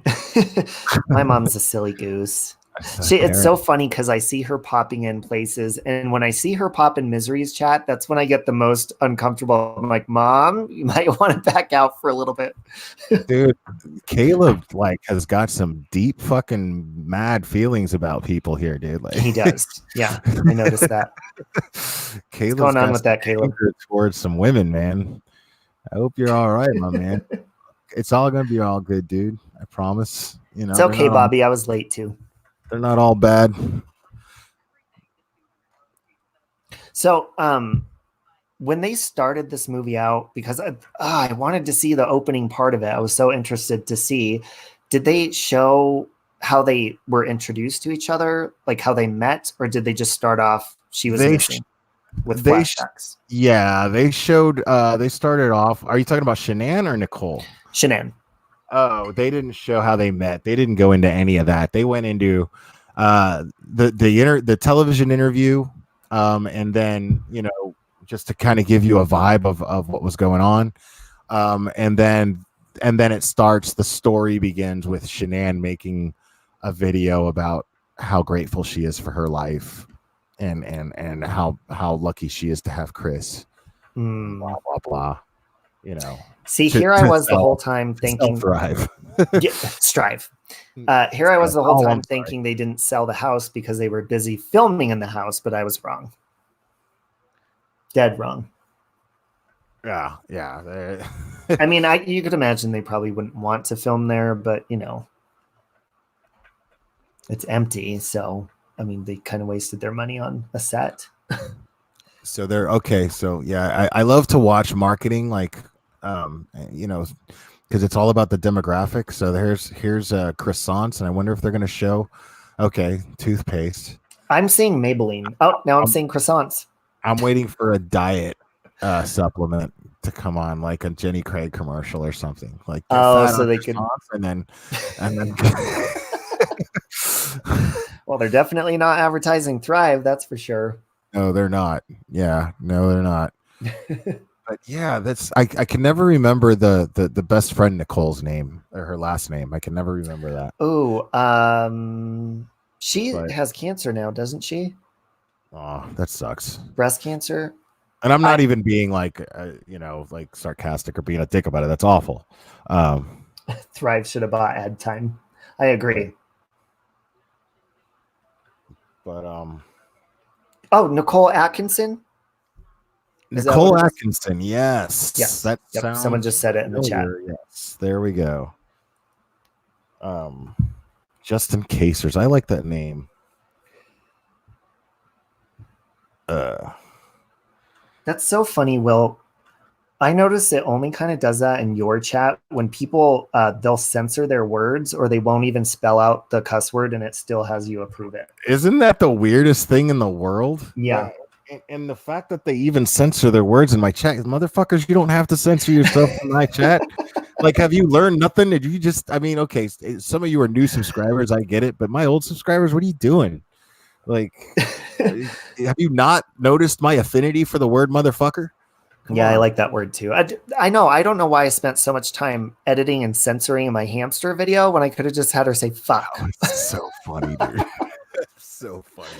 Because the whole time I'm sitting there going, man, he really put some work into that, man. Like, I was cracking up. Like, you're this imaginary dynamic you have with your hamster was depicted so well. It was so It's much not fun. imaginary, it's real. And it was just long enough and everything. Hold on. Okay, Let's we're see. back. Fucking We're back. There we go. Yes, approve that. Yes, sunshine. Fuck. Yes, all the fucks. You know what I'm really interested in? I want to know where they bought the clothes for this movie. Because they bought the same exact shirt that the detective lady, like everything. Well, Shanann's clothes were probably bought at the auction that the Oh my, you know what? You might be right. Yeah. I didn't even think about that. You can shine like Shanann. Just buy her clothes. God. Ooh, look, he's getting all evil, Will. His eyes are getting all evil. Yeah. He didn't make evil faces like that. He doesn't have the capability to do that. He doesn't. No, this guy, that's the funny thing is I don't even think he did this shit because he's evil. You know, like I'm not saying that he's not evil. I mean, you do evil shit, you're fucking evil. You know what I'm saying? But I think where it came from was just a place of fucking stupidity. And he thought with his dick. Yeah, exactly. Sheer and utter fucking stupidity. This guy, that's all he thought. And being a mama's boy, he was coddled by his mom. Then he got Shanann to coddle him, and then he even got Nicole Kessinger to coddle him to a certain extent. I mean, she was the one looking for his apartment to move out. She was doing all the legwork for them to be together. Mm-hmm. He wasn't doing anything because he was like, I don't know how to do that. I don't know. You know, I could take apart an engine, but I can't find a fucking apartment. Like, well, see, and men really are from Mars and women are from Venus. And I think a lot of women don't understand that this is a perfect story that goes to show how stupid you can be when you think with your dick, because it's very true. I think that's what he did.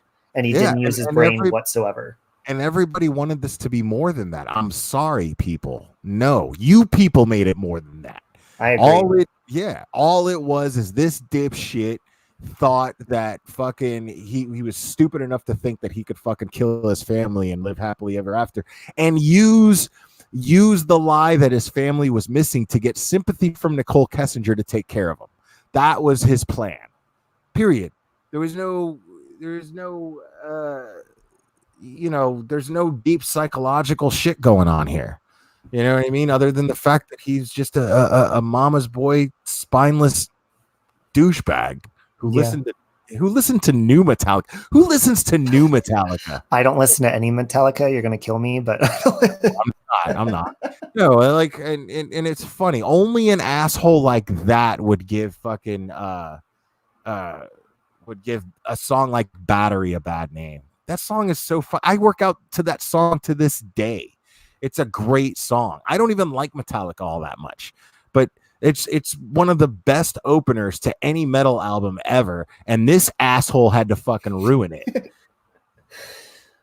Well, so you know what? Actually, I like working out to that Judas song that Misery plays all the time. I freaking love. I'd never heard that song before. Misery. I'm not into the. I love Misery's channel. Don't get me wrong, but I'm not a fan of his taste in music too much. Well, you know, you're not a fan. I think maybe you like me. his more than mine. I'm a music snob like that. Like, Yeah. yeah, that's me. That's nobody else. I'm just a dickhead like that. But Well, do you feel like this guy is flexing as he's talking? I feel like he's flexing too much. I I feel like he's focusing on flexing more than he is acting. right. Did I work out enough for this role? You know, he's a comedy actor, this guy, in real life. That doesn't surprise me. I'm laughing. But I mean, I'm not even listening. Tomorrow I'm going to listen to the whole thing, but I'm just studying the mannerisms and everything, and everything's pretty spot on. I'm impressed. I'm not going to lie. Yeah, like he's not doing a bad job with the mannerisms at all. I'll give you that. Is he I mean, sucking his thumb? and he's probably a really good actor. The problem is the directing. I think he's being directed to look dark and look at it. So what I'm shitting on is not even his fault. There's a director telling him what to do. Yeah. And I'm pretty sure that based on his performance so far, I think that with the right director that doesn't do Lifetime movies, this guy could actually do really, really well. Comedy actors are, history teaches us that comedy actors are like the best dramatic actors. Look at Look at Jim Carrey. Yeah, and Jim Carrey does pretty good drama. Yeah, that's great drama. Jim Carrey's amazing. He did that horror movie he did was weird. It was so but it was so different for him. He's versatile. But I don't know. I feel like the directors in this movie basically said, you guys need to study the hell. Hey, Pink. Oh, no, that's not Pink. I saw Pink in here earlier. You need to study the hell out of the YouTube videos and then, use that. And I feel like they did, especially the Chris Watts dude. Okay, now we're getting somewhere. Okay, Caleb here says he would suck off the actor, but not Chris Watts. Wow. So that's coming. Yeah, things are coming together here as to why he hates women. So many visuals tonight. I'm getting. Yeah, Breakfast Club Misery. It was that one. I'm just breaking your balls, Caleb. Don't take it personal. I'm just fucking with you, bud. Oh, he didn't actually say that? No, he did say it. Oh, he did. Okay, I was focused on staring at the actor because he's so good looking. Okay, now we're at commercial. We could all breathe. Could all cool off. Caleb, maybe go take a shower. Oh man. Yeah, Copper. I'm not a fan of the new Sonic trailer. I don't care to see Jim Carrey as the Sonic villain. Doesn't look good to me at all. Oh, I think the only thing that movie has going for it is Jim Carrey's name in the credits. Honestly. Well, that's how they work. Right. I It's have the same no. as I mean, Melissa how the fuck do McCarthy. you make a Sonic movie? Who gives a fuck about Sonic? How can you even make a Sonic movie and make it interesting? It doesn't make any sense. I barely would play Sonic for 20 minutes because there's only so many flips you can do and and coins that you get a headache. Right. And what kid that would go see that movie or even think about seeing that movie isn't going, what the fuck is Sonic? Yeah, I'm not invested in those characters. It's before their it's before their time. Like that's our demographic. Like why is that doesn't make any sense. Well, you might agree with me about the Super Mario's movie that came out in like the 90s. Do you think that movie totally sucked? Because I do. Yeah, of course it was awful. That was the same principle. You can't make those characters interesting. There's nothing you can do about it. It's like it's like the Fantastic Four. You can't make a good Fantastic Four movie. It can't be done because those. What about Zelda though? Mean. I think you could do that with Zelda. Zelda could be done, yeah. Zelda could definitely be done. I mean, it's a fantasy movie. You can create those characters to be awesome, and you could write a great story around those characters for sure. But and you can. There's a lot of video games you can do that with, but jumping up and hitting bricks and getting mushrooms to grow that's not gonna fly in the box office. I'm sorry. I feel you on that one. Hey, Mel. Hi, Reese. Like, yeah, Doodlebug. Yeah, Galaga's fun, but you can't make a Galaga movie. Sorry. Would you be interested in Tetris? No. Like, I could see a movie about a Tetris tournament being like Oh, really big and dramatic, like and having like a Rocky feel to it, maybe. But or Rat Race? Do you remember that movie? That was a good movie. no. Oh, Rat Race. I remember that movie. Was that a video game? No, it was a movie with like Whoopi Goldberg and it was an all-star cast. It was back in like the early 2000s. It was a I know what you're comedy. talking about. I never saw it though, but I know what you're talking about. It's pretty funny. And God, I can't think of the actor. I'm gonna think of him while we're watching this. I'm gonna Google his name. There's an actor that your voice reminds me of him. That's gonna drive me nuts. He was in Rat Race. Hold on, let me see. I'm gonna look his name up really fast.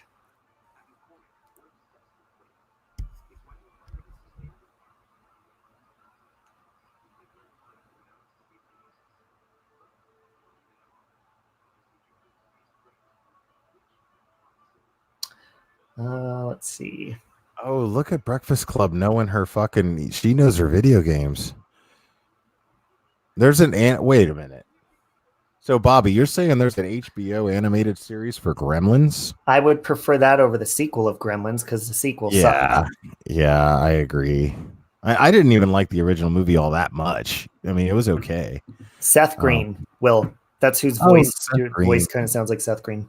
Oh, really? I've never gotten that Little before. bit. Nobody's ever told me that.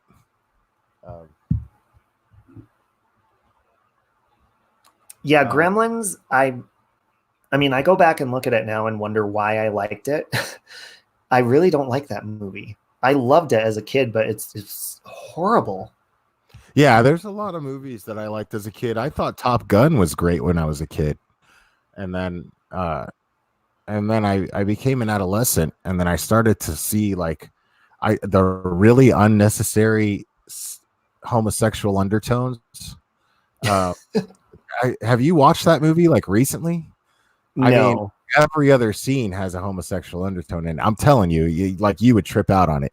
Like there's one scene where he says where there's one dude sitting there and he's got pretty much his arm around another guy, and they're just in the Navy, which is already a fucking Village People song, and Totally. and he's like for no reason he leans over into this guy's ear and goes, "I'm getting a hard on." And What? then the other guy's like, "Don't tease me." And you're like, why did you say that? Why did that conversation just took place? Well, it had nothing to do with anything that was happening in the movie. Well, we're definitely going to have to, I'm going to have you come on. I have a friend, Zach Cherry, and he does specifically just horror movie reviews and reactions. But I told him he's going to have to come on live because he's never done live and because I love talking about movies. I'd love that kind of stuff. Yeah, so you have to come on with us because I would his love channel. I would love to do something like that with like you and Bobby from Once Upon a Crime. Bobby and she could do imitations so good. She's so funny. Yeah. Like we tossed around the idea for a minute and we just never followed up on it about doing like movie reviews. It would be super funny. Oh, absolutely. Yeah. Because there's so many shitty movies that you could just rip apart. Right. And I'm sure there's so many movies that I would think are good that you would rip apart and then vice versa. Totally. Yeah. Yeah. And then music would be even worse. Because it would be boring if we had the same taste in movies. You know what I mean? Agree. It would be super boring. And then we could we could roast each other on our taste in movies. It would be super totally fun. That would be fun. Yeah. And our listeners would love that shit, I think. Well, yeah, but this movie so far to me, I'm giving it an A, not an A plus, but an A just for the visuals. And I'm not even listening to it. I agree. Yeah. But right there, he's slouching too much. And he's like, I don't see him, like he was, when it came to the confession videos, there were nothing like that. Like they were nothing like this. He didn't act anything like this. Mm. Oh, I didn't know you had to climb a ladder. I thought it was stairs. Did he climb? What? No way. He did not fit them in a hole that small. Yeah, you What? didn't know that? Yeah, you didn't know that about the details of the case? Well, Like, I didn't know it was the whole that thing. small. There was, dude, I remember I was an admin in this Facebook group, and there was all this controversy in that group. People just going at each other about the just about the details. Like, people looked up those tanks and looked up the sizes, and like he had to do fucked up shit to get those children in those tanks. Like just No wonder stuff their them, skin like, was literally coming stuff off. them in. Right. Wow. It was brutal. Like it was fucking brutal what he did. It was brutal. It was disgusting. Like this guy's such a piece of shit. Yeah, and you know how you were saying like you don't think he did it because he's evil. I totally agree with that. I don't think he is because I study, I people watch all day. That's what I've done for 13 years in my profession and beyond that. And I just feel like his mannerisms and everything comes from I don't think he's cocky, and I don't know if you've ever thought he was, but I also do not think he's a narcissist either. I think he's a shy, very insecure person. I mean, look at his older pictures. He wasn't always this ripped or this good looking. I feel like he was just very introverted and felt like he was stuck in a corner, and he thought with his penis. Yeah. Now, I think he had deep-rooted issues, but I don't think he was a narcissist in any way whatsoever. This is not somebody who behaved in this way in his everyday life. The amplifier saying autism, maybe on the spectrum. I suspected that too. I was never adamant about any of my opinions because I'm just not a trained professional in any of these areas. So Me neither. Right. So I was always just like, I don't know. Maybe he's this. Maybe he's that. I don't know. Mm-hmm. Yeah. Like, why are they showing her legs all spread wide open like that? Whose? That's not I missed it. I keep Nicole looking back to read the chat. So I'm like, I have to cock my head all the way to the right to look at the screen and then back this way. So I'm like getting whiplash. And they're not even, and I'm glad. Spreading them. And I'm glad they're not even like hinting that she had something to do with this crime. I'm glad that's not happening because maybe she directed it. Just kidding. She probably got money. Okay, this woman has way too many crow's feet. Shanann didn't have wrinkles. I don't think at all. She had beautiful skin. I'm pausing because you're still behind me. Oh, are you pausing? Okay. They're lighting candles right now in front of the house. Right. And now there's a bald, hot security guard man walking down the hall. And then they're going to show Chris coming down with his orange jumpsuit in a second. Yep. Okay, there we go. Yep.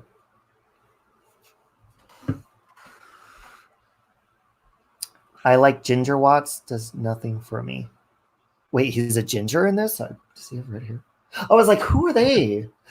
Oh my God, I'm not even going to say what I just saw on the screen. I was like, what? Who? How did they switch ethnicities? What?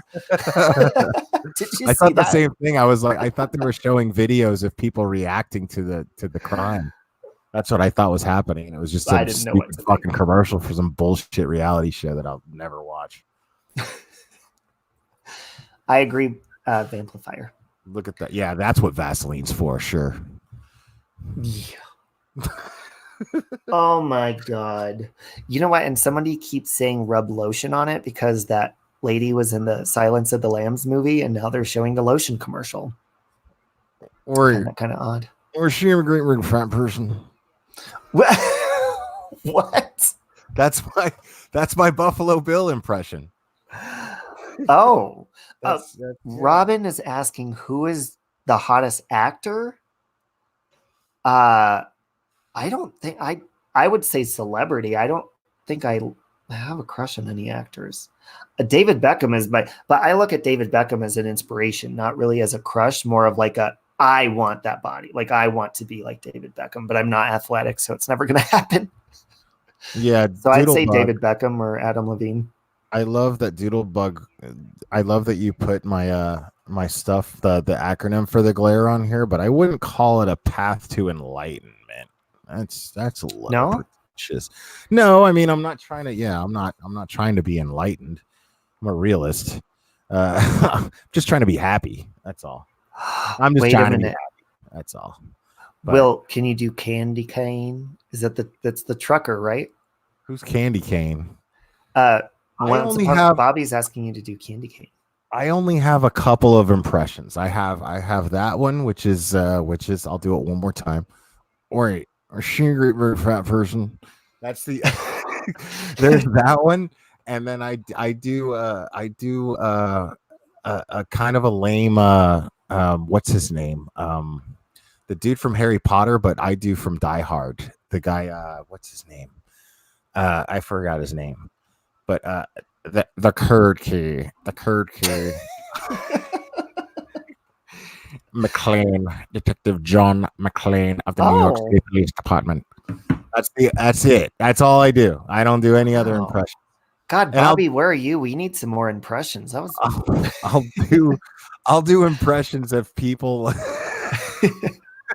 of people that like I'll do impressions of people on the fly when I'm making fun of them. Like I can't do impressions if I'm thinking about it. I'm not a celebrity, right? I'm not a celebrity impressionist at all. Yeah. Like I feel like I could do impressions dead on when you're not thinking about it. And like you said, when you're just mimicking somebody without thinking too much about it. But then when you think about it, it's like, then you try too hard and then I suck. Right. Exactly. The only one I feel comfortable doing is Alan Rickman. That's his name. Alan Rickman. Oh. And only from Die Hard, only Die Hard lines. That's it. Dearly. See, I'll try to do a Dr. Phil, but I can't do it if I'm trying. Oh, yeah, that's good, man. My brother does a really good Miss Piggy. Like the whole Dr. Phil's a fucking idiot. See, I can't do it. I'm not a doctor. I can't do Dr. Phil. I just think of him being a fucking idiot. But you like Dr. Phil, don't you? I'm sorry. No, I don't watch Dr. Phil. My aunt and my mom, I believe my mom loves Dr. Phil, but my aunt loves Dr. Phil. I just think he's silly. I mean, he has some good points and stuff, but he's silly to me. He's just kind of like a cartoon character. Right. Yeah, that's what he is to me. I don't take Dr. Phil seriously at all. But there was one time where he was on Joe Rogan, and Joe Rogan, like he was like real on the Joe Rogan channel, just kind of like when he was talking about the Cash Me Outside. How about that girl? I love her, by the way. Right. So Joe Rogan asked him about her, and he's like, I don't know. She was just some girl. I wish her the best. And I haven't thought about her 1 minute since you left the show. I don't know. And I was sitting there cracking up, going, "Fucking this guy does not give a fuck about anybody." I'm really glad. I'm really glad he's being real, because I never suspected that he gave a fuck about anybody. Well, I feel like Dr. Phil really kind of not exposed, but used Shelley Duvall. That was fucked up. Like that, because I'm a Shining fan. Oh, me too. I didn't see the sequel yet in theaters, but I really want to. No, it's not in theaters anymore. You can stream it. You can rent it. Yeah, it's out. It's out on DVD or whatever. You could watch it at home for sure. And I enjoyed it. I liked it. Because I watched it with a really closed mind, because I was like, oh, fuck that. I hear the bathtub lady is in it quite a bit, right? Because she is the one that terrified me the most in the original Shining. Yeah, and they got people to reenact scenes from The Shining instead of showing scenes from The Shining. They got people to reenact them, like a Jack Nicholson guy and a Shelley. The girl that did Shelley Duvall was fantastic, spot on. But Jack Nicholson, I mean, there's only one Jack, there's only one Jack. So, and I'm a big Jack fan. My favorite role of his is One Flew Over the Cuckoo's Nest. R.P. McMurphy. I actually have a tattoo of R.P. McMurphy on my forearm. Oh, really? Yeah. That's how much of a fan of that movie I am. Because people will be like, "Why would you get Jack Nicholson tattooed on you?" And I'm like, "It's not Jack Nicholson. It's a character he played. It's Randall Patrick McMurphy, you asshole." And I get all defensive. But You're very defensive over you're not even, I don't feel like you're into pop culture. You're very defensive over your music and your celebrities and all of that stuff. well, pop culture was always my best friend.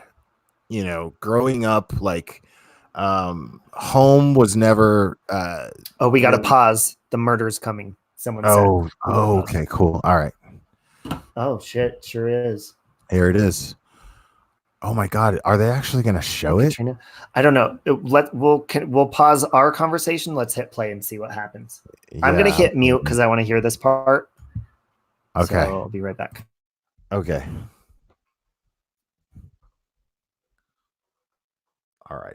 Since we're on a live stream, I can't be muted. So thanks for hanging me out there, Robbie. I appreciate that, buddy. You're I'm just- welcome. I'm just fucking with you, dude. You're good, dude. You're good.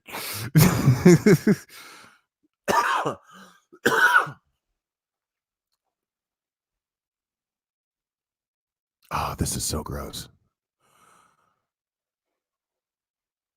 Oh, she is not giving him a handy right now. Come on. That's a little dark. Just before, no.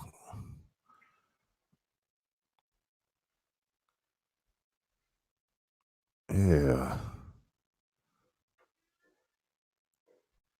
Does anybody know if they actually had sex that night? I'm sorry. Is Lifetime allowed to do hand jobs? Well, under the sheets, maybe. I mean, you could say fuck and god damn it on FX now. So, I mean, they're becoming more liberal, I guess. Well, liberal's the wrong word these days, but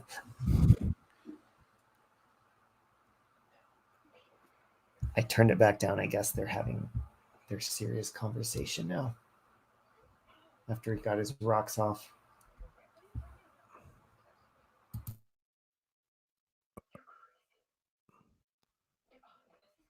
oh, she looks like her in the dark though, man. That's crazy.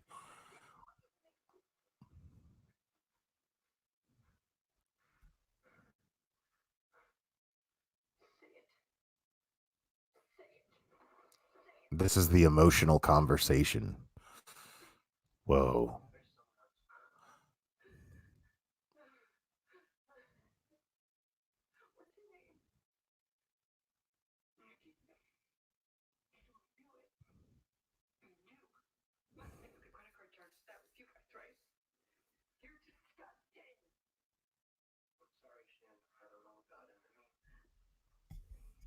Does anybody in the chat feel like type of one if this feels like this is how this went down? This is like, to not you, how this went down in my head. how you imagined it. Type of No. 1 in the chat. Type of 2 if you think it's totally bullshit dramatized and they didn't put any imagination into this at all. I'm putting a big fat fucking 2. Oh, there's a lot of 2s in here.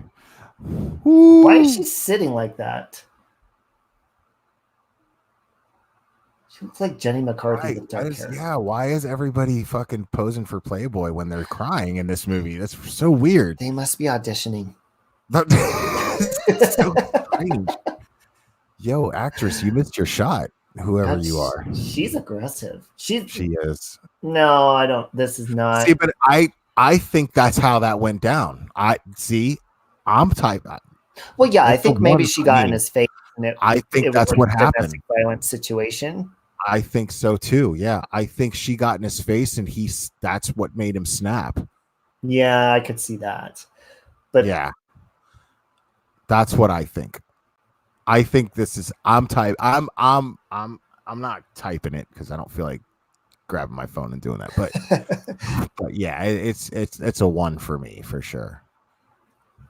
So in the beginning, Oh my god, this is when she so was on the bed, that was a definite 2 for me. But this whole situation, the back and forth, that's how What's with domestic the violence red- happens. the red lighting. What the fuck, dude? I can't believe they're showing I have this, the though. captions on and it says sinister music. Oh my god, really? Yeah, it says sinister music in parentheses. And I it won't go away. I didn't know Lifetime was this detailed. This is kind of graphic for Yeah. Lifetime, isn't it? I don't know. I don't watch Lifetime, but Love you, Mom. See you later. oh man, she's dead. Okay. And the tear. Good night, Joan. I don't think my mom can take this kind of stuff. She I doesn't don't. like. Yeah, My mom loves true crime stuff, but she doesn't. she doesn't want to care see for the this. I details. don't blame her. This is even dark for me, only because I see, and this wouldn't even bother me at all. But I followed this case so closely. You know what I'm saying? Like Yeah, that. I've never seen a dramatized depiction. I'm hoping they don't And do I the same for the honestly, kids, and I though. didn't prepare myself for that at all, which is odd. I'm surprised at myself because I didn't prepare myself for that at all. Me neither. I thought it was going to be like a Hallmark movie. Yeah, me too. Yeah. If they show the kids, I thought that's they when were, it's going to be like, okay, this is a little over the top. yeah, they can't show the kids. That's No. yeah.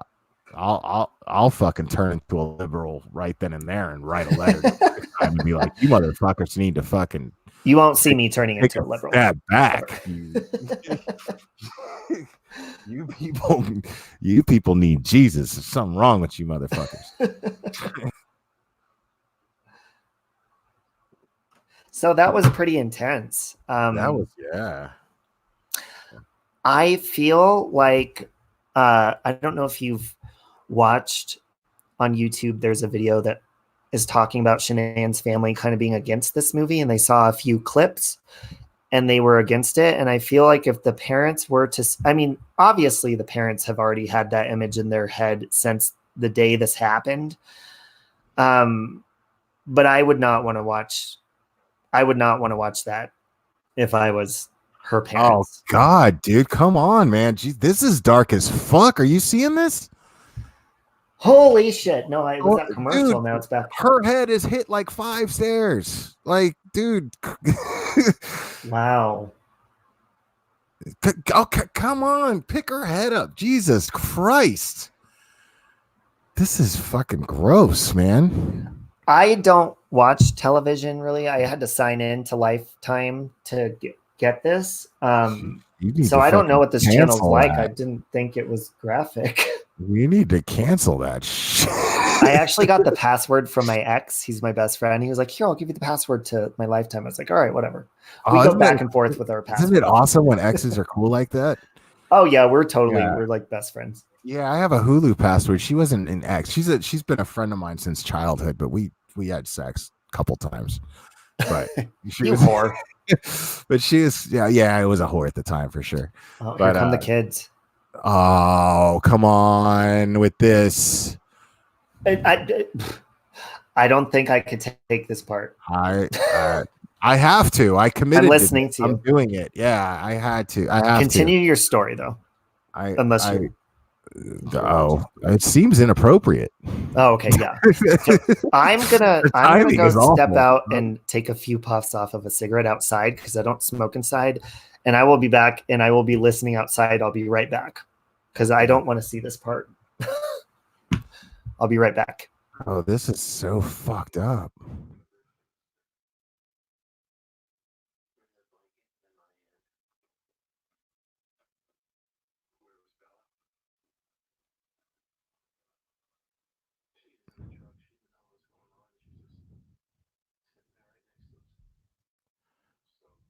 Hey, Lifetime, get your shit together.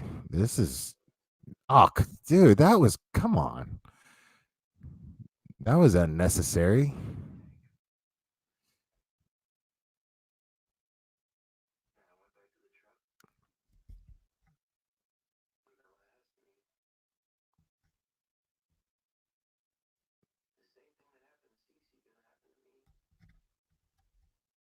Ugh.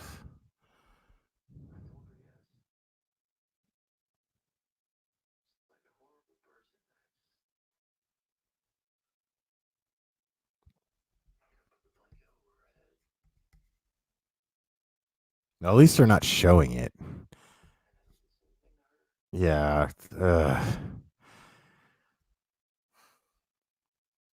I guess they couldn't. I guess Metallica wouldn't let them give them permission to use battery.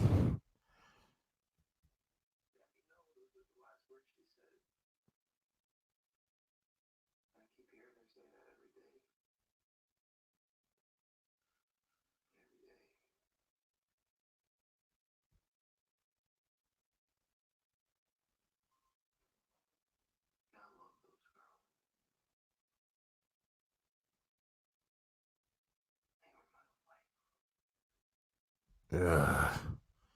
This guy sucks. What a shitbag this guy is.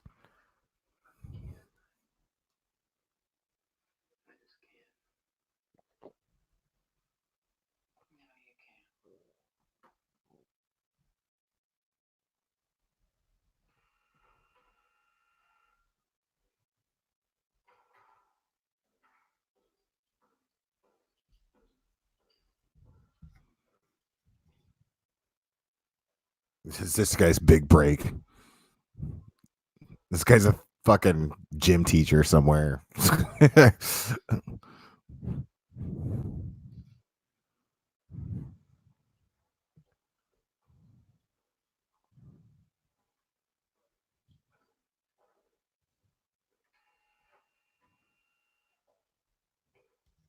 So who plays Sherilyn Cadle in this?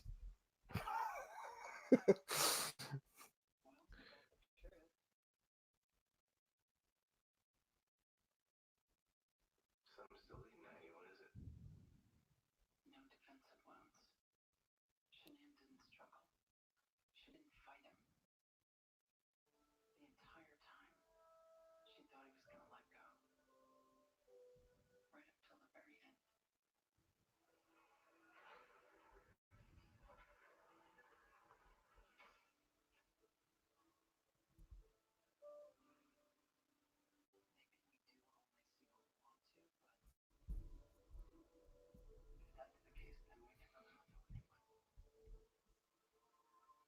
Oh man, that's very Shining like. Ew, Jesus, dude. That's yeah. God damn. Lifetime is terrifying. You motherfuckers are fucked up.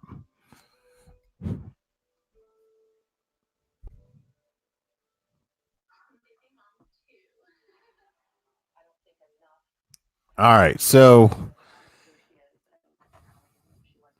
okay. So I don't know. I thought this movie was an awful movie because it's a Lifetime movie. But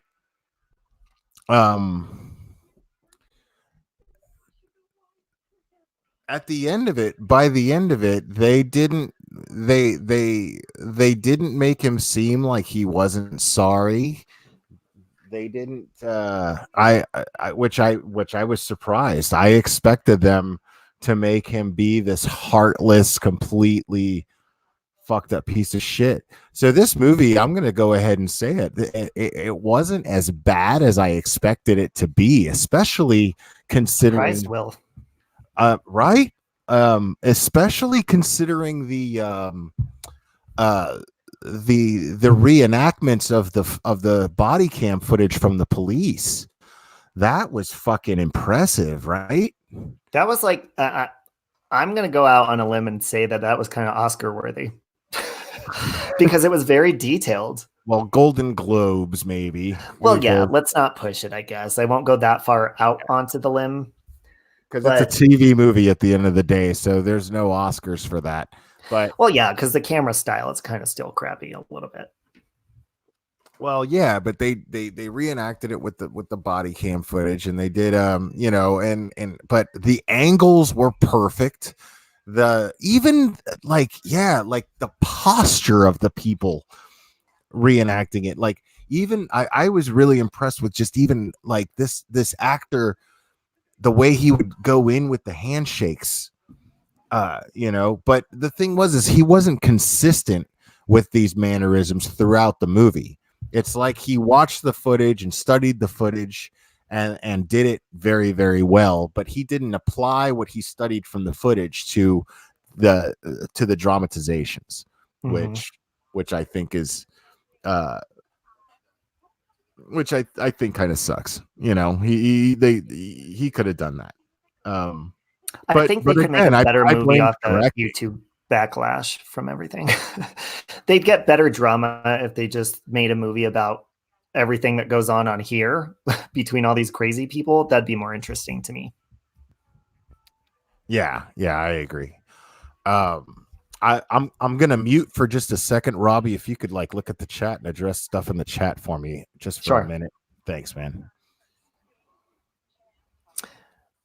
I agree, K-Town, and with me, living in Denver, and I didn't know anything about this case until I hopped on my bus at work one day, and the bus driver that I was relieving, said, "Did you know that they found the people that were missing, and it was the husband that killed him?" I was like, "I have no idea what you're talking about. What are you talking about?"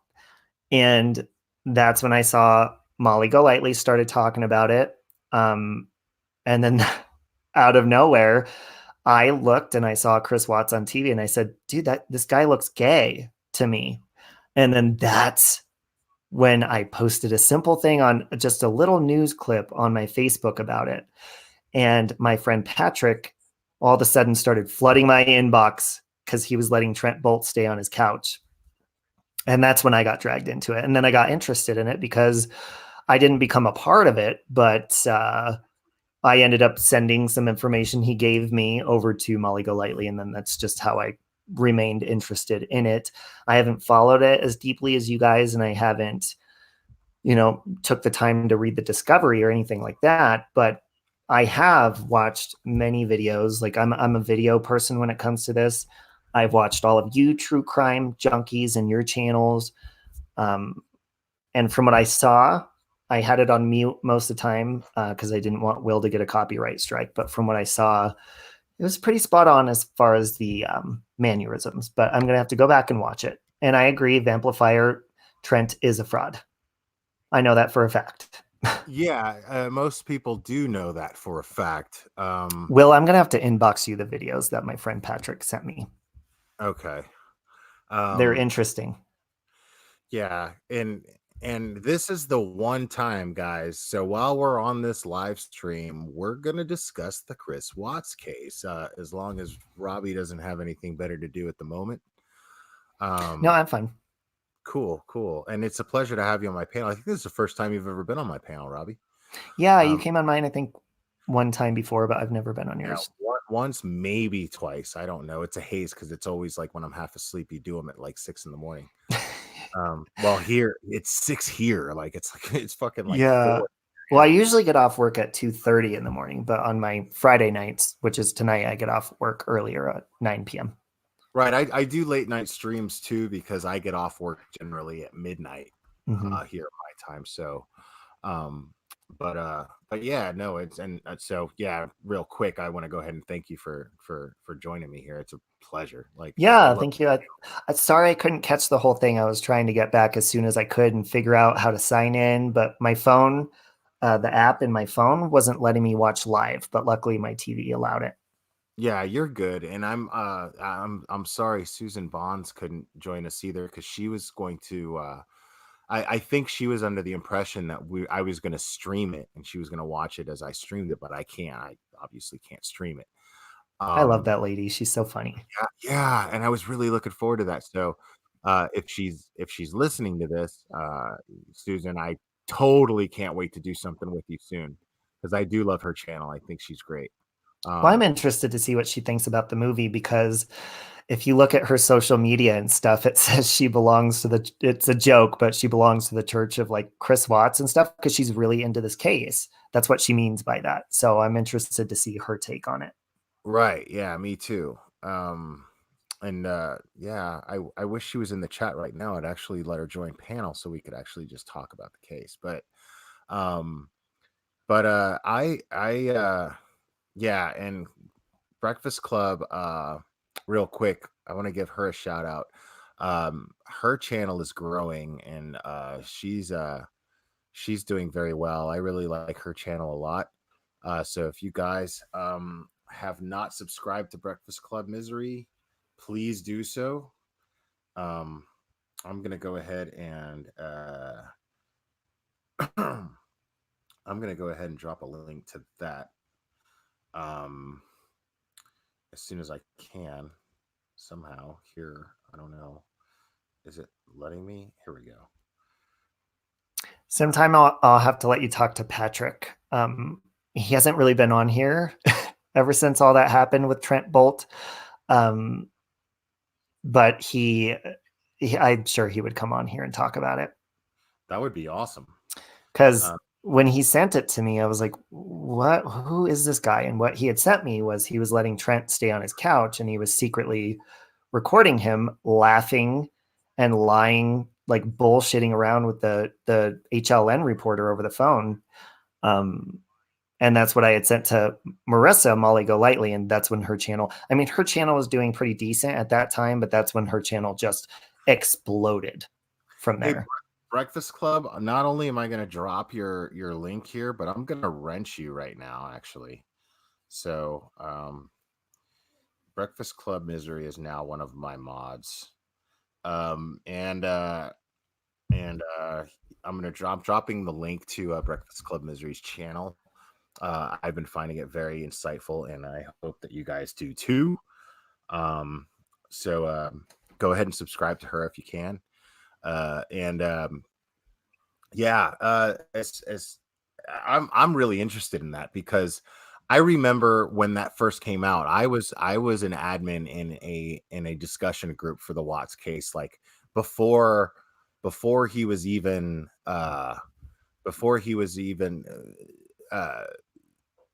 the guilty the plea before he pleaded guilty, basically. Mm-hmm. And this there was weeks and weeks and weeks of talks about this case in that group, and there was hardly any information. The police did a very good job of keeping things very, very close to the chest on that. And it was a very, very strange thing because everybody was a fucking expert, you know. Everybody was a psychologist and everybody was a lawyer, and I was sitting there going, man, we don't know anything yet. You know, all we had was a very, very lazily written arrest affidavit for Chris Watts. Mm-hmm. And they were, you know, and it was saying that he said that he killed Shanann because he caught her killing the girls. Right. And that's another thing I didn't notice about that movie. We weren't listening to it very closely, but I didn't hear any part where he said that he but we were talking over all those scenes where he was being interrogated, so I don't know, maybe he did. But I don't remember them actually. Hey, Mignon. I don't remember him actually being or him saying anything about Shanann killing the girls in the movie. But I mean, yeah, it was a really weird thing. There's a YouTuber right now. She has, like, I'm not gonna say her name because I'm not trying to start any shit, you know, but Mm-hmm. she has like 25,000 subscribers. And it's from talking about the Chris Watts case, and she was in that group, and the other admins, not me, but the other admins in the group booted her because she was doing some really, really dirty shit in the group, and she was like always starting shit with me. It got to a point where me and her would always debate, and she was calling me a narcissist and abusive and all this shit. And I was just like, what the fuck are you talking about? And she, and it got to a point where, like, I was just making fun of her. And then I even made like memes and You don't make fun of people, Will. she had it coming, dude. And she was like messaging the other admins behind my back, like trying to be an admin, like, you should boot him and make me an admin and blah, blah, blah. And she was all dirty about it. And then, and what happened was the other admins, not me. At the time, I was very strict about not booting anybody. I refused to boot people. My thing was, if you're going to be a piece of shit, I'm going to be a bigger one. And I'm going to drive you crazy until you leave. I'd rather you leave the group rather than be booted. I made it a point not to boot anybody. That's fair. Right. and it was fun. It was more fun that way, to be perfectly honest. Mhm. But she but then I find out like recently, um somebody who was in that group was like, man, do you remember this girl? And I was like, no. And they were like, yeah, you used to go off blah blah blah and this and that, and you would go at it with her, and then they said her name again, and I was like, oh shit. And then I saw her videos, and then I Mhm. was like, oh my god. And all her videos are about narcissists. She's one of those people that's like, everybody's a fucking narcissist, Oh, you I hate know? that. God, me too. That But word, I could go without ever hearing it ever again. yeah. Yeah, and it all started with this fucking case. Like, this case made everybody act crazy, man. Like, and I've talked about it so many times. Like, this case made people uh get to a point where YouTube or social media, all in general, social media, all the like, in the true crime community in social media became nothing more than an arena for people to go at each other. They used the Chris Watts case as a venue to hurt each other, and to cut each other down, to even dox each other. And it's become insane. All of this craziness that you're seeing right now stemmed from the Chris Watts case. This shit wasn't going on before that. Oh, I know. You know I what I'm know. saying? Well, yeah, I mean, you're onto something with that, and I also feel like people, because nobody was really talking about this case. I live in Denver, and I didn't even know about it until Patrick had messaged me, and that girl on my bus had said something about it, but I didn't know. Even when Marissa was doing her little thing on it on her channel, Marissa's channel was still pretty. I think it was around that time, maybe around like 3 or 5,000 subscribers, because she was doing the Justice for Junior case, and that had brought her, a lot of following and stuff. But I feel, and I don't know because I didn't see anybody else talking about this case. I feel like as soon as Marissa's channel blew up, and I wouldn't even have a channel if it wasn't for Molly Go Lightly. I wouldn't even be here talking to any of you guys. I wouldn't know any of you. Her channel grew from this, and I think people saw that and they just tagged the shit out of Chris Watts' name. So I don't think people are even Right. really passionate about this case at all. They just see No, that it brings no, viewers.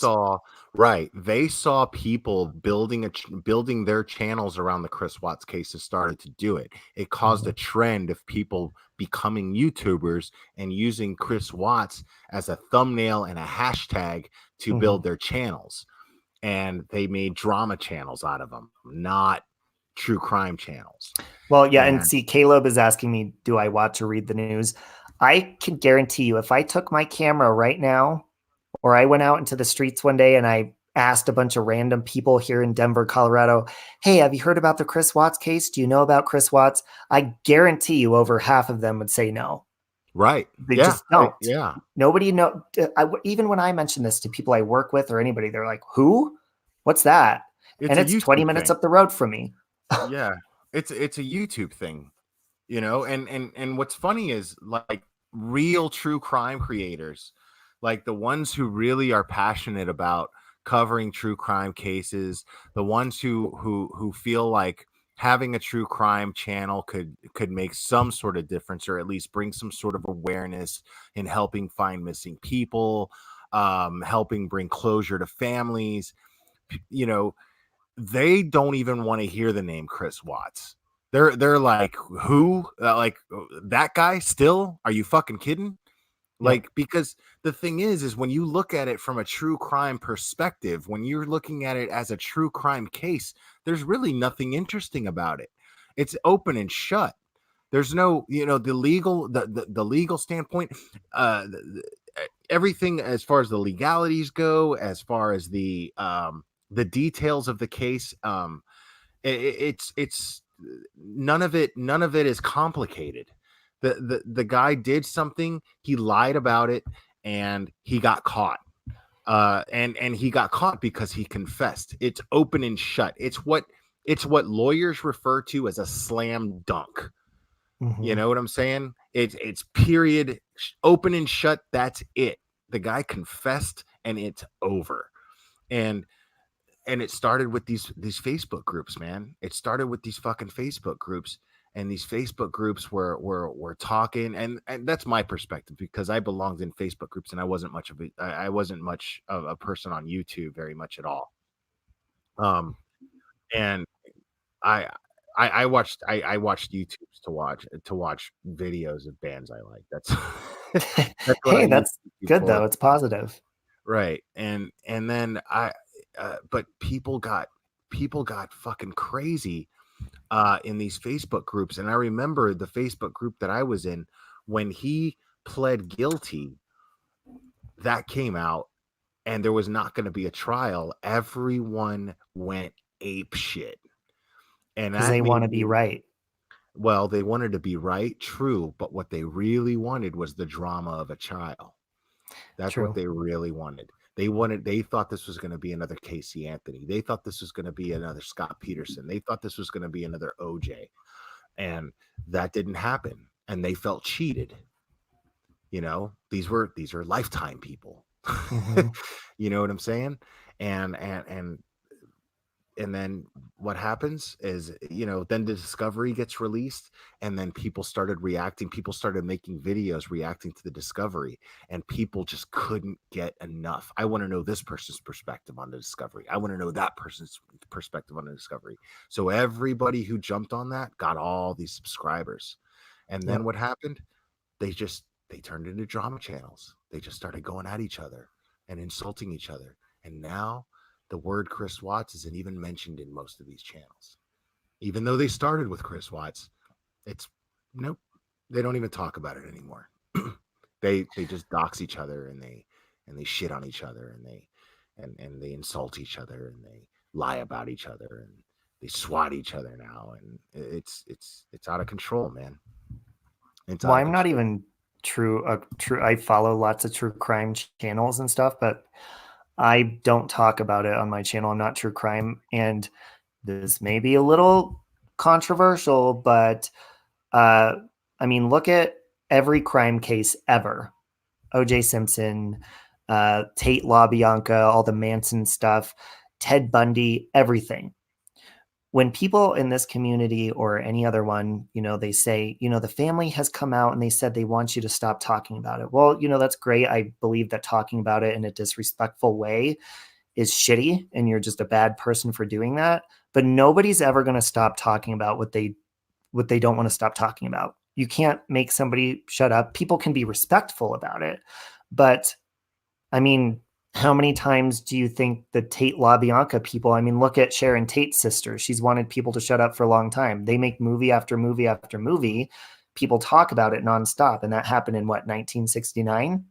Yeah. So I don't believe that people need to shut up. I believe they need to be respectful, but I don't believe people need to shut up if they have an opinion on something. Oh no, That's I just my agree with opinion. you. I agree with you. I completely agree with you. I don't even think that they need to be respectful. Um, I think that people need to be respectful towards each other, to a certain degree, but I I'm not sure how I feel about regulating it. But there have been some decent ideas with the issues that have been going on right now with people doxing each other and people swatting. The swatting is a big problem. It's something that's very it's an issue with me right now. I Most agree. definitely, personally, because there's good people that it's happening to, and it shouldn't be happening to, and it shouldn't be happening to anybody, honestly. But uh, what's bothering me the most about that is I'm starting to rethink how I feel about certain regulations that should take place on YouTube. Uh, and I think that what's happening right now, there have been some interesting ideas, and I can't disagree with them. I think that people need to be able to. I think that it should be regulated to where you have to give your correct information on YouTube. Uh, Mhm. You can't just make all these trolling accounts the way that people do. You should only be allowed one account, I think. I mean, how many times do you log on to something and then you try to use the same email for something? Like, you can't even do that with PayPal. It'll say, okay, we already have that email, but but I guess there's ways around that because you can create another email. Do you think maybe YouTube senses that troll accounts create drama, and maybe I think YouTube is smart enough to realize that drama creates views, which creates money. So maybe that's why they're not regulating it. That's an interesting theory as well. And I can't disagree with you. I think that's a very, very high probability. I mean, the more views, the more ad revenue there is. It's just the way that is. I mean, if you look at it, if I were to become a drama channel tomorrow and I just started trashing a bunch of other drama channels and start calling people out, I'd have 100,000 subscribers because I'd be really good at it. I know you would. I don't want to. I don't want to. I don't want my channel to be like that. I choose to have a genuine gratitude for the subscribers that I currently have. And if it grows, feels better like that too. It's does. quality over quantity. Exactly. It does. It does. And I and then you have people who started their channels on this whole Chris Watts thing, and then you can see it because once the Chris Watts thing is over with and there's nothing else to talk about as far as Chris Watts goes, they don't have anything else to talk about. So they start talking about each other, and they start being mean to each other, and they start doing fucked up shit to each other. But the problem is people listen to it and they take interest in it. They love it.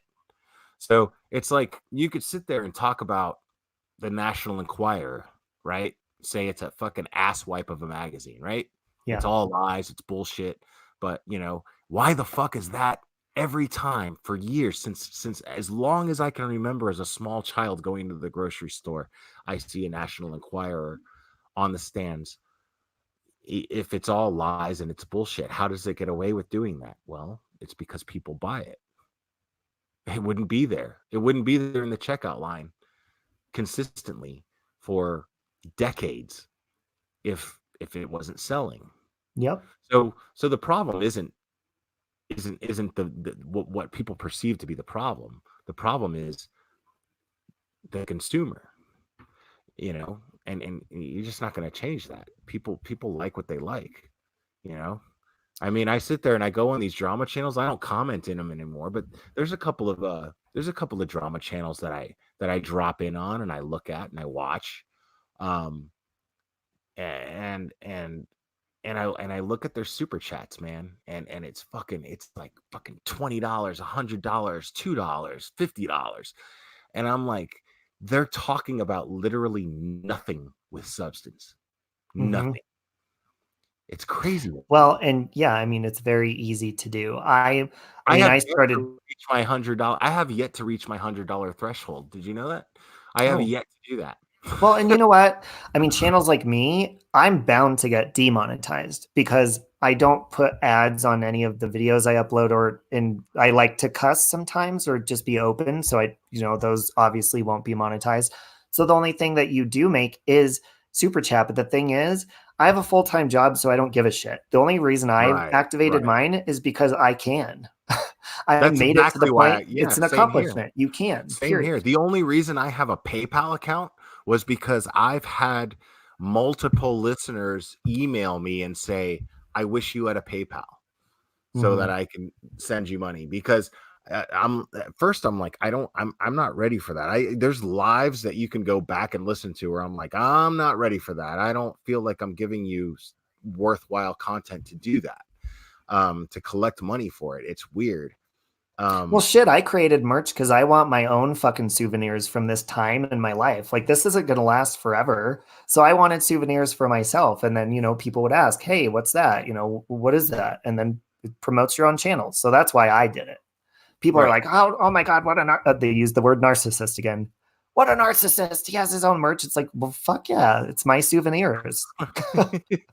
Yeah, it was funny. I was the only guy in my band. I remember we made shirts.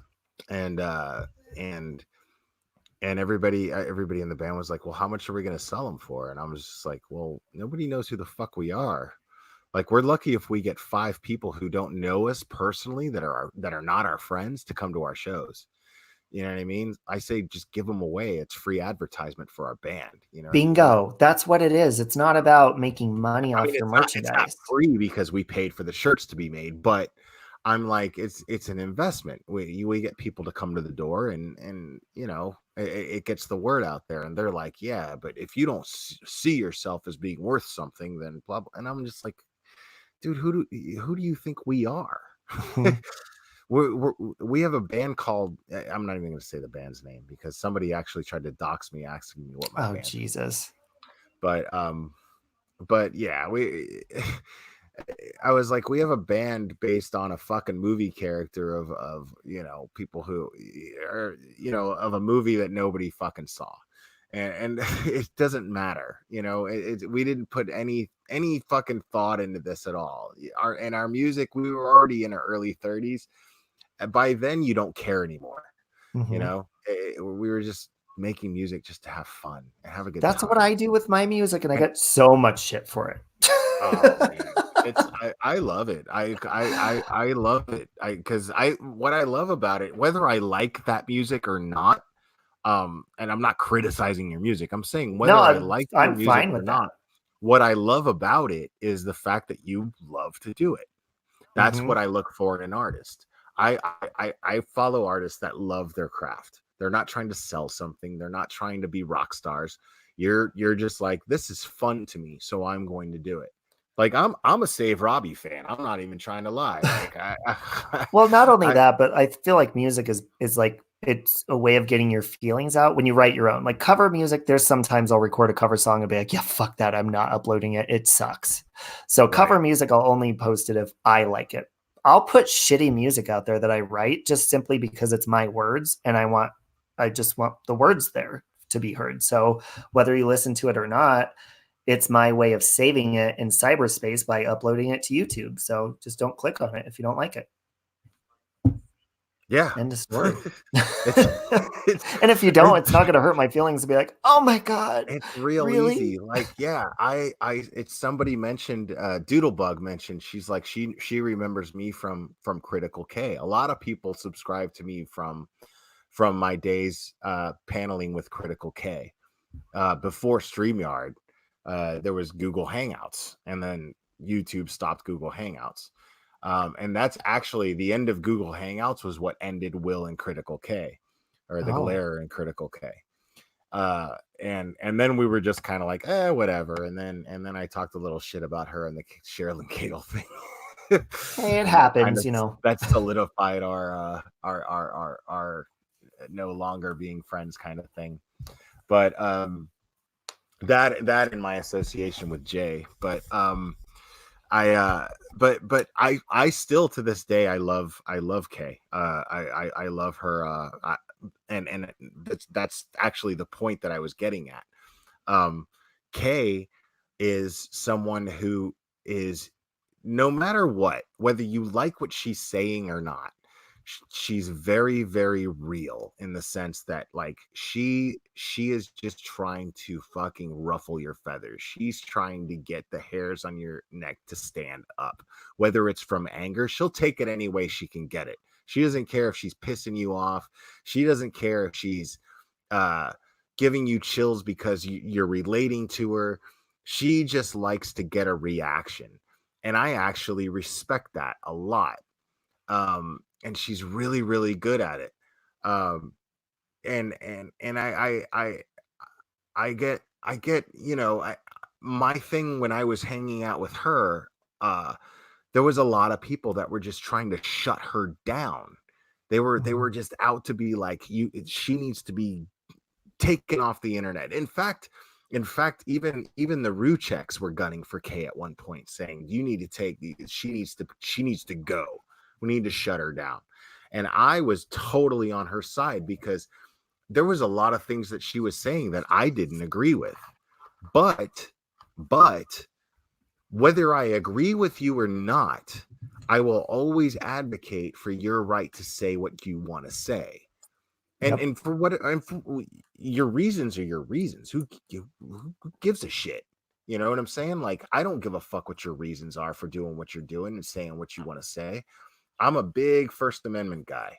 You know, you have Yep. the right to say whatever you want, and YouTube provides you with that platform.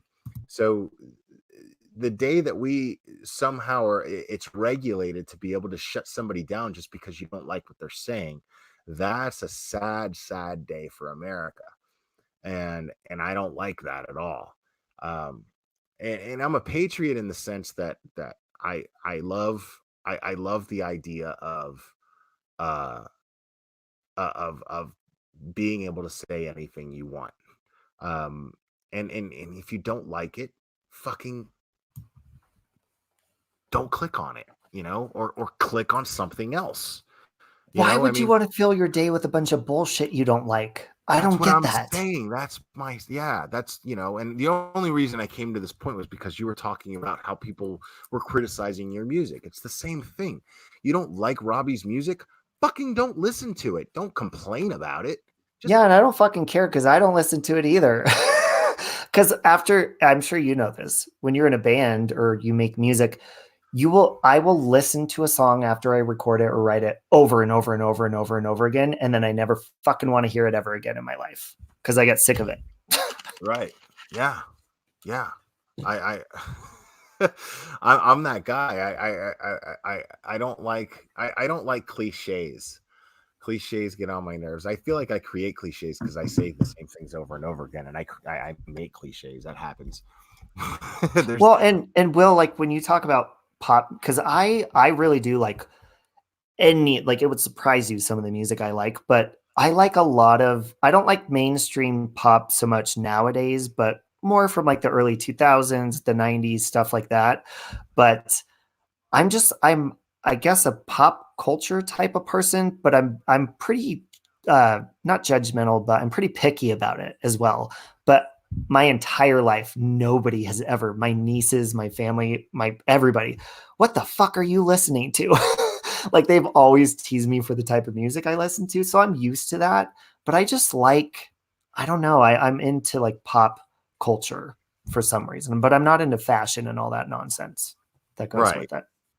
Yeah, I mean that's the thing is, and I'm the kind of guy like I stopped shitting on people. Like I might kind of make a noise, and like if you say you like something, I'll be like, Well, okay. it's funny though. It's Right. funny. And I do it mostly just to be funny, Yeah. and be silly, but I never actually judge anybody for it because, dude, like I'll be listening to some band that I love that nobody's ever fucking heard of, and then the next minute I'll be in the mood to listen to fucking Madonna, you Oh know. shit. I don't And even really like her. let me tell you something, dude. Fucking what is the song? Uh, of course, now that I'm drinking wine and I Like a can't fuck. prayer, No. Before that. like a virgin. No, before that. Papa don't Um, preach. not no. That's after like a virgin. Hmm. Um, Starlight. no, Starbright. that's too early. Too early. Okay. And it's borderline. You know what? That Borderline. is a good one. I Let me agree. tell you something. In my opinion, borderline is the closest thing to the Thanksgiving. perfectly composed pop song ever, Oh. in my personal opinion. So Like can I ask you, everything about it.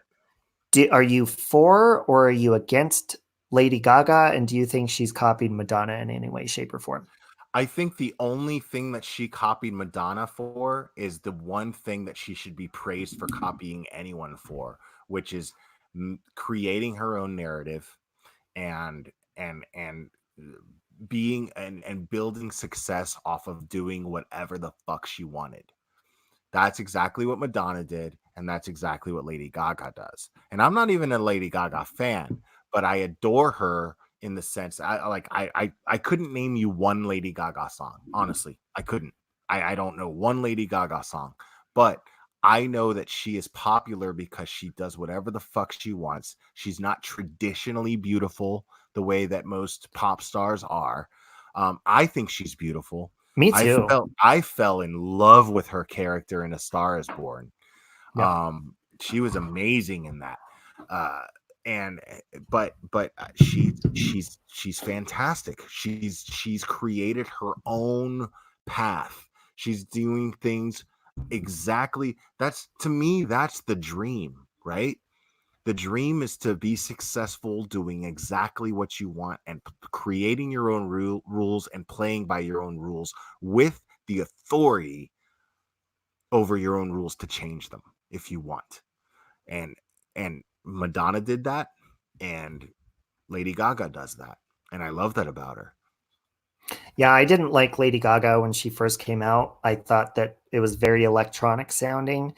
And then when I saw her sit in front of a piano and play like 5 of her songs off her electronic album in a row just on the piano and her, I was like, whoa. Like I like live performers. She's I'm not a fan incredibly of lip talented. singing. Yeah, I don't see the point of going to a concert if you're not going to listen to live vocals. right. You know, and if the artist is sick, I would rather them just cancel the whole concert and get my money back than to watch him lip sing. Even though I might not know it, but I think that I would, because I'm pretty picky when I listen to people and watch them. You just feel it, you know. If you don't feel a live performance, it's not live. That's what art is. And that's why I prefer bands that are fucking, you know, traveling from city to city, and they're in a van, you know, and just trying to eat from selling their merch. And, Thank God I'm not. right, but the thing is they love that. They love that life, you know. They because that life allows them to play their music that they adore, that music that they play every night in a different venue in a different city, because there's 500 kids that want to see it and hear it. Mhm. Not 20,000. There's just 500, you know, and that to them is everything. Because they just love that music. They love that they created it, and they love that there's just somebody out there that appreciates it. And that earns my respect because it's a genuine expression of their soul. They truly love what they're doing. I don't want to listen to a band that makes it seem like it's work to them. Yeah, no way. I don't know. Yeah. I don't. Yeah. I don't will have- say Britney is one. I'm going to correct myself and say Britney Spears is one person I would see in concert lip singing, just simply because of the fact that she puts on like a big show and there's a lot of physical activity in it. So I agree with you. I think artists like Madonna or Britney Spears or Michael Jackson, I was even. going to say, don't say Christina. That bitch needs to sing live. Yeah, fair enough, right? I've But seen her 4 you know, times. they get a pass because of the stage show that they're putting on. There's no way that your vocals are going to be perfect when you're stepping as hard as you are over and over and over again. You know what I mean? There's just no way. So the lip syncing to a certain degree. Yo, Shannon, what's up? The lip syncing to a certain degree, I think is fair. There should be somewhat of a leeway for that as far as Unless fans you're go. Ashley Simpson on SNL, then you got no fucking Right. excuse. Yeah, And I so liked her. I still do. I because she makes like kind of alternative pop music. But that was disappointing. right. She said she had severe acid indigestion, which I have too, really bad, and it can affect your vocals and like burn It your does affect your vocals. Yeah, I It- mean, you could lose your voice for. I mean, Well, my 'cause voice if you're gets raw trying to just carry talking. a long note, if you have to hit a high note and carry it, and gas comes up, it's not going to happen. You know, or you're the need to pop a fucking gas bubble in your, you know, you're not going to hit that note. It's not going to carry. There's no way. Well, not only Um, that, but it's damaging your insides. All that acid, depending on how severe you have it, so that can affect your vocal cords, but shit, cancel your appearance on SNL if that's going to happen, because now you look like an idiot like forever. Well, the problem is you can't cancel your appearance on SNL. It's SNL. That's It's true. live. It's live. You've been preparing for it all week. What are you gonna do? Just bring somebody in at the last second? What, you're gonna have G.E. Smith and the Saturday Night Live band play through? No. Get Jimmy Fallon's ass out. He's a good singer. Yeah, I mean, I bet if they explained it to the crowd and said, "Hey, listen, this is what's happening," but that would have made her look so bad. But let's break that down. What would have made Ashley Simpson look worse? I think That she's lip sync damned if she did, scandal? damned if she didn't. Yeah, exactly. I mean, what would have made her look worse? You know, I mean, so I who knows? You know what I mean? I think at least she showed up. You know what I mean? True. At least she showed up. That's where I'm gonna go with that. And I'm not even an Ashley Simpson fan. I'm like So the hot girl who can't sing's fucking sister. That's So first I'm going to ask you looks wise and then vocally wise, which you might not even know vocals, but out of the sisters, Jessica Simpson or Ashley Simpson, which one is hotter? I'll say mine first. Oh, see, I'm Ashley. I'd totally go for Ashley over Jessica. Oh, no. I only because of Ashley she didn't put in the work the way that Jessica did. Jessica put in the work to get discovered and everything. She put in the work, and Ashley kind of rode her coattails. Yeah, and their dad was really pushy. Like I think he's still their manager. I'm not sure.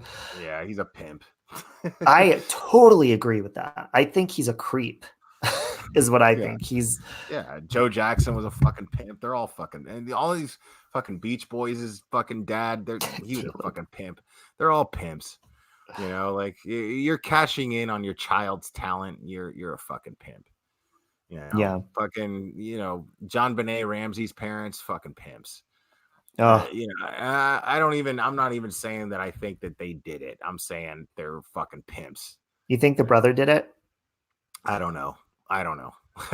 That's the case that stumps me. Hey, Aunt completely. Sally. Now we got Aunt Sally, my mom's sister. She's in the other room. Is that really Aunt Sally? Holy shit. She's in the other room. She just texts me. She's like, "What channel are you on?" Hey, Aunt Sally. Her and my mom are basically like twins, so that's exactly what my mom looks like. Wow. They're 1 year and 1 day apart. I love it. Yeah. I love it. This is great. Yeah. But see, I'm not a Jessica Simpson music fan because she's always she seems really like. Yeah, Ashley Simpson's probably the better singer. Yeah, I think. Well, she's more alternative too. Yeah, and I was never an Avril Lavigne fan either. You know, I don't like. I love Avril. Right. See, and why is it Canadian singers keep getting Lyme disease? You got Avril Lavigne that had it, Shania Twain, and now Justin Bieber. Wow. I don't know. Is it a STD? I don't know if it's a real mountainy area up in Canada. I mean, it's a pretty big place, but they're all getting Lyme disease. It's strange to me. They're all Canadian singers too, which is it's just weird. I got to tell you, this is exactly what I hoped this would turn out to be, by the way. Oh, as bashing pop stars? Yeah. I'm drinking wine and I'm having the gayest conversation with the gay dude ever. But you know what's funny is you're the straight guy and you're drinking wine, and I'm the gay guy and I'm drinking Pabst Blue Ribbon. Nice. That's so otherwise. So I'm the manly one here in this situation. Roll switch. Yeah. Plus, you picked Jessica over Ashley, so you're totally the bitch. Put a 1 in the chat if you're Jessica over Ashley. 2 for Ashley. Let's see how many. Let's see. Put a 3 if you don't give a fuck. Yeah, I'm sure there's going to be a lot of 3s. Even Jessica and Ashley Simpson come in here and put a 3. Oh. See, really, have you seen Jessica Simpson lately, though? No, I have not. Oh, I haven't. I've never been interested. Like, I'm the guy.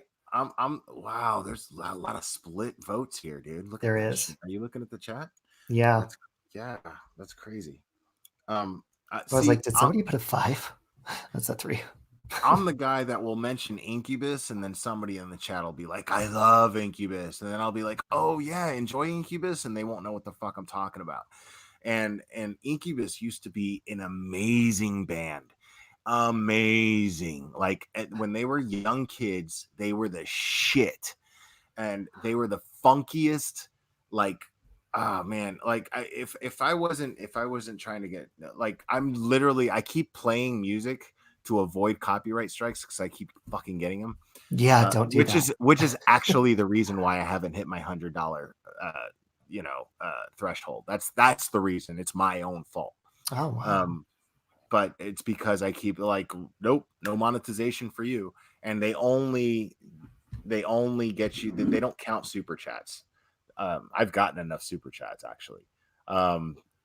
But monetization, like from ads, I can't get them because I'll get that as soon as I fucking upload it. Upload the live. They're like, there was a copyright claim on this and that, and we're not paying you. Shit. See, I don't like putting ads because I hate watching them. I mean, I have premium anyways, so I don't. But I'm like, I don't want to put people through torture so I can make like 2 cents. Right. And I'm dying to, like, right now, like you know what? Fuck it. What's one more? Well, you don't get a strike. It's just like a warning thing, right? Yeah, that's all it is. It's never a strike. I get those when I make cover music on my music channel. It'll just say, hey, and you know what they did actually one time with the singer Emily King. She's a very small known artist, very underground indie folk music. And I did a cover of her song on my monetized channel. And what they did was I did not monetize it. And they sent me a message and said, we are monetizing this, but whatever comes from it, she will make the money. And it only got like 300 views. I'm like, well, good for her. Nice. Enjoy that 25 cents, Emily King. Right. Yeah. What's funny is but like I can't collect the super chats. And what's funny is the only reason I'm interested in them is because I want to get a better webcam. I want to be able to. Shit, you guys, you got to put those super chats in so you can get a webcam. Well, no, there's no point. That's what I'm saying. I have enough in the super chats, and I never ask for them. And when people just naturally feel like I deserve them, I'm happy with that. You know what, the Glare? Dox me your fucking address. I bought my webcam, and it's a pretty decent. I mean, hold on, let me show you. It's not. You got to adjust like the lighting on it. But it was $25 on eBay. I almost don't want here. Hold on, look. I almost don't want a better webcam because it's not bad. I mean, there's a little bit of the what do you call those fuzzy things around you a little bit, but other than that, it's pretty. Do you have a ring light? That's all. Maybe that'll make it go away. The fuzzy stuff. Look, I'm drinking. You see the Diet Fake Mountain Dew, the Walmart brand Mountain Dew. I do. Oh, being there's my Sandra pillow behind me. You see that? But yeah, what's up, Ty Biggs? It's so funny because people be like, you have such a nice smile, and I'm like, yeah, that's only because my webcam sucks. If you saw my teeth, you'd be like, Jesus, dude. Oh, please. Yeah, you did cocaine in the fucking 2000s. Sure, yeah, I know, I get it. Well, that's one thing on here too is, I mean, sometimes I just won't turn on my camera just because I don't fucking want to. Sometimes it's better just to do like you're on the radio or something, and it's more comfortable. Sometimes I'll sit naked before the shower and just sit here, and then I'm like, oh shit, is my camera on? So paranoid, like I'm like, no, I'm not doing that. Yeah. But yeah, I went on camera and fucking we lost viewers. Saw that? Oh, please. I'm kidding.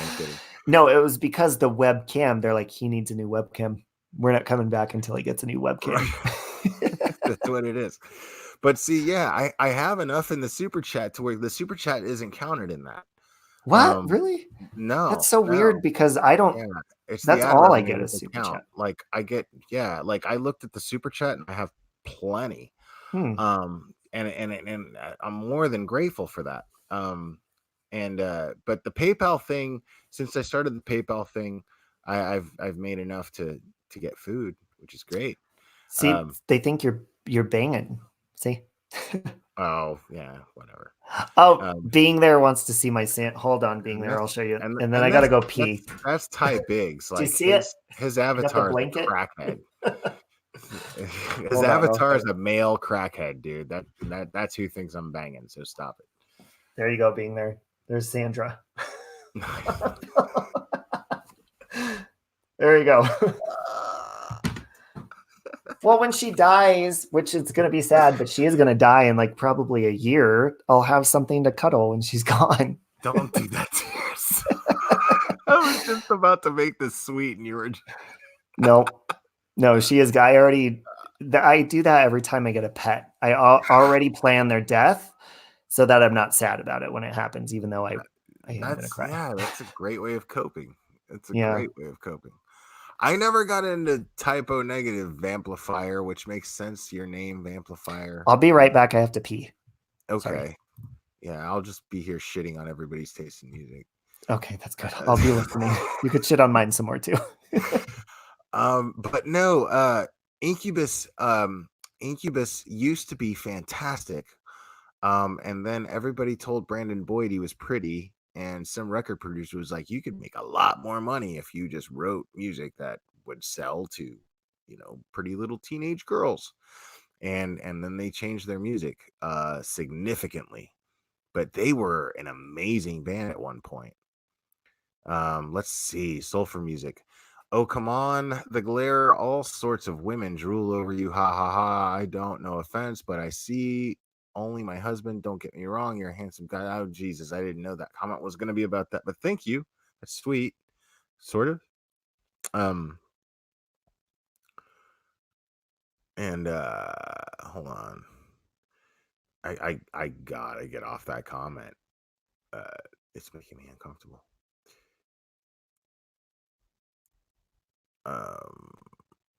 Here we go. Let's say this. Donations should be between the donator and the person that provides any entertainment the donator feels is entertaining, unless it's like funding an online battle or something.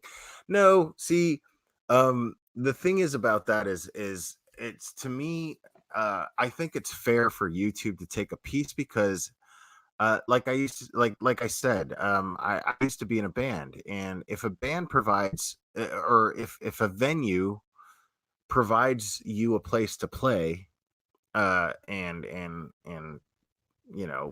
perform your art, they deserve a cut for what you're doing. Absolutely. If I had my own server, my own fucking thing that like my own personal website, then no, I shouldn't have to cut anybody in on anything. But if I'm using YouTube, then sure, of course, YouTube deserves a cut for what I'm making. Absolutely. I don't have a problem with YouTube making money off of what I'm doing. It's fair. I'm using YouTube to do what I'm doing, so that's fair. So when I hear creators go, "Oh my God, YouTube, they rape you," blah blah blah. Maybe 30% is a little high, but is it really? I mean, it provides you with a platform to where everybody's on it. Everybody's on YouTube. Everybody's looking at YouTube. Everybody's watching YouTube. YouTube promotes your channel, whether you like it or not. YouTube promotes it, so it's fair. In my personal opinion, it's fair. So I'm not, I'm not complaining about that.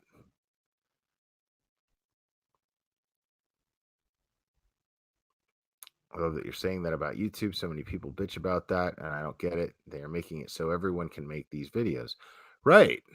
I think it's great, and I think I think people should be more inclined to express themselves. I actually love this.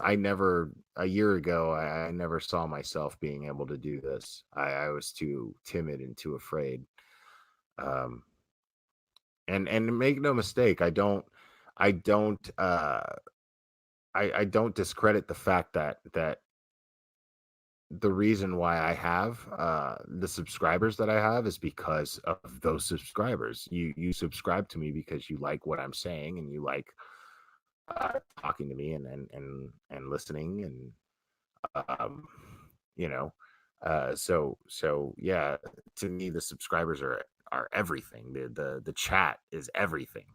But but YouTube does provide this it's a venue. The venue is YouTube. If you went and saw a band at a club, YouTube would be that club. So you have to be you have to be aware of that. It's very, very important that you're aware of the fact that, and not take that for granted. YouTube is an amazing platform. Like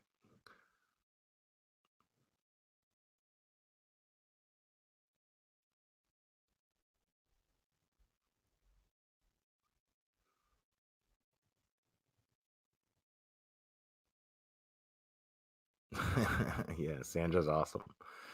I mean, Robbie has a Robbie has a hamster named Sandra. That's so funny. I can't wait to ask Robbie when Robbie comes back. I'm asking him why he named his hamster Sandra, because I want to know.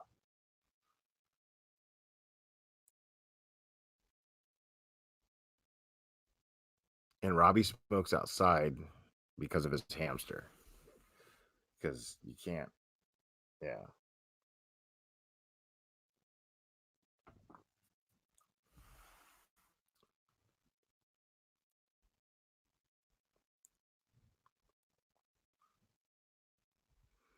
Um. Oh, I'm so tempted to like play something, but I'm not gonna do it. I'm not gonna do it.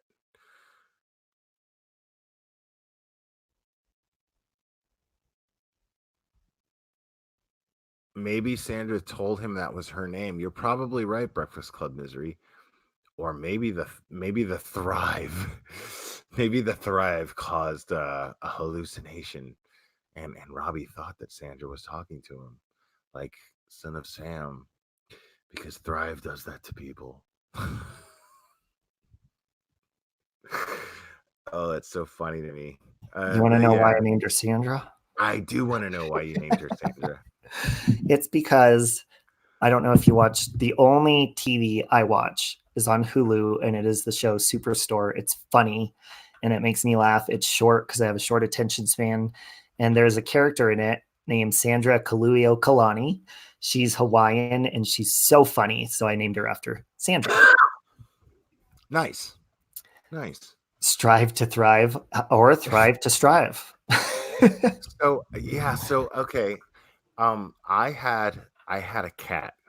Okay. And the only reason I don't have my cat with me now is because uh I have a roommate who circumstances caused me to for this living situation to be the best situation I could have. Mm-hmm. But there's already, let's see, there's 1, 2, 3, 4. There's 7 animals in this house already. 3 of them being cats, 4 of them being large dogs. Oh, right? I love dogs. Yeah, and they're great dogs. And I love them very much. But because there's already 7 animals in this house, I can't have my cat.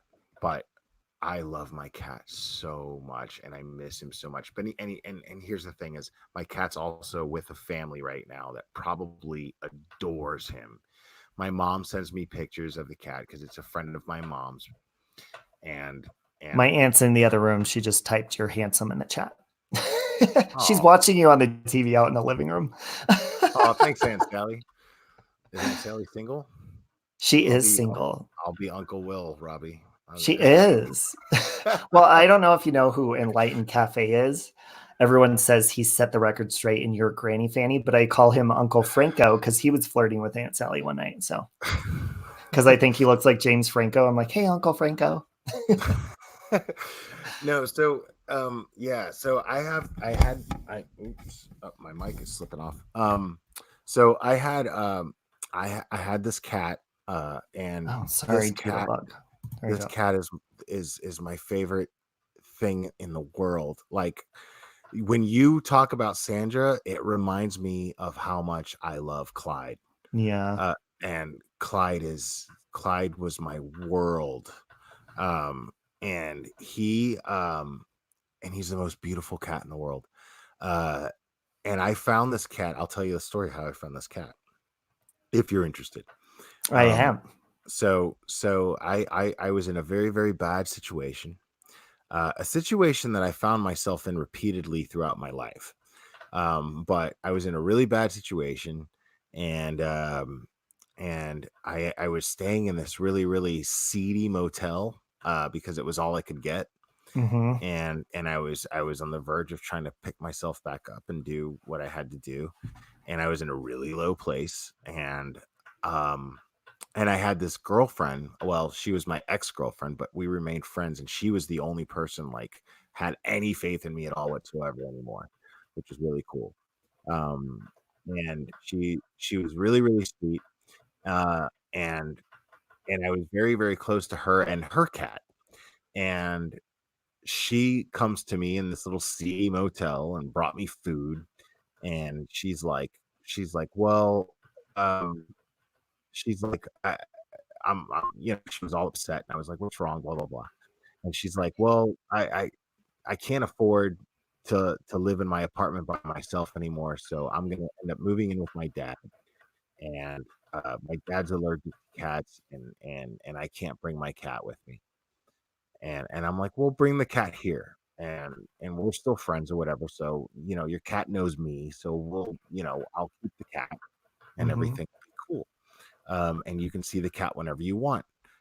So you're not getting rid of the cat, and she's like, okay, fine. So, and my girlfriend, or my ex-girlfriend, she's really, really sweet, such a sweetheart, but kind of airheaded. Mm. She was the kind of I know that girlfriend type. we were always looking for her keys or something of hers before we left. We can never leave the house without looking for something that she couldn't find. But Procrastinator or no? no, not a procrastinator. I was Oh, the okay. procrastinator, but she was just the very aloof. She would go through. She went through 5 cell phones in a month one time. Oh my God. Right. Yeah. Yeah. Because she would leave them at the bar. She was a bartender, so she drank a lot, but she was she was a sweet drunk, and but I wouldn't say had a drinking problem. I had a drinking problem. She didn't have a drinking problem. You know the difference. I've So had both. right. So so yeah, and there was one time she had the reason why she had to get a cell phone one time was because she comes home one day and she's like, oh, fuck my life, bro, fuck. And I'm like, what's your problem? What happened? She's like, oh, she's like, my fucking phone, I have to get another phone. I'm like, another one? And she's like, yeah. She's like, I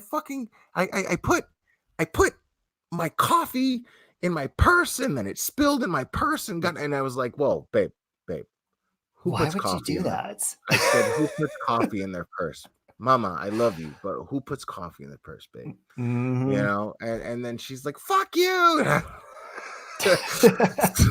So I'm like, all right, we gotta get another. So that was the kind of girlfriend she was, which is, but she was very, very sweet, and she was awesome.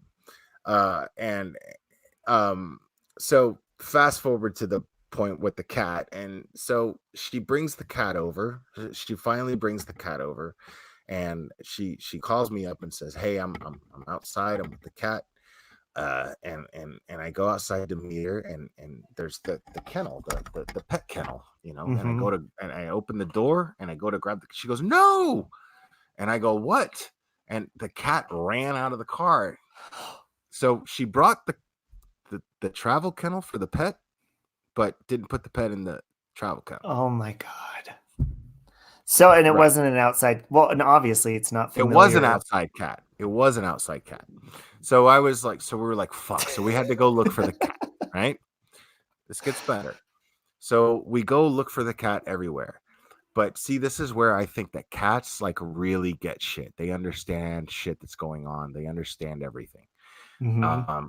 And the cat, like this cat had us like leading us, like they would run away and then stand there and look at us and get close enough to us to where we're like, Oh, we I will hate that. Little right, assholes. right, Little oh asshole. motherfuckers, yeah, you little motherfucker. So I run after this cat, you know, and it runs into this backyard area of this place in East Hialeah. Mhm. And and we walk into the front door of this place because it's kind of a facility and it's an old folks home. And I'm like, hey, our cat ran into your backyard here. Do you mind if we just cut through here and go into the back and try to grab the cat? And they're like, yeah, sure. And I didn't understand why she was laughing. And then we get to the back and it is a sea of cats. It is right. And What? and then we get back there and we're looking for, and then we see the cat in the tree, right? And the cat just looked at us and took off. There was a high fence. There was no way. It was gone. Cats are And little assholes. and but here's the thing: is this little kitten, like this little kitten, dude, like looked like it. She was just barely old enough to walk, right? So wait, you fell in love with another kitten while trying to find the other one? The kitten fell in love with me. Aw. This cat would not leave me alone. This cat just was following me and meowing, looking up at me and meowing and meowing and meowing everywhere I went. And I was like, I'm taking this cat home. I'm taking this cat, you know. And I Mhm. was gonna keep looking for a cat, you know. But that was it. That was my cat. and so I picked up this cat, and he just like, one of these days, now that I've put this story out there, I'm gonna post pictures of this cat. But he's the most beautiful thing you've ever seen.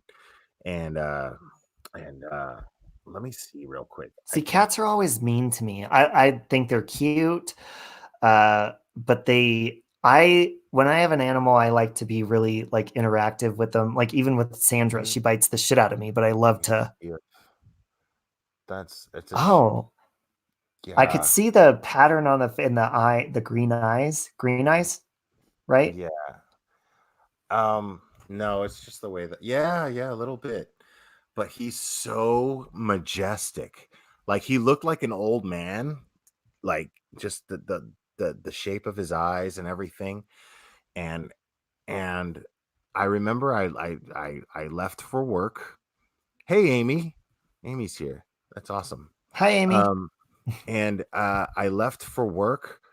Uh and this cat like would just stand at the door and meow as I left, and Hmm. would always meet me at the door. And I had this cat for like 7 years, and it was the same thing. It would follow me to the door when I left, always sleep at my feet.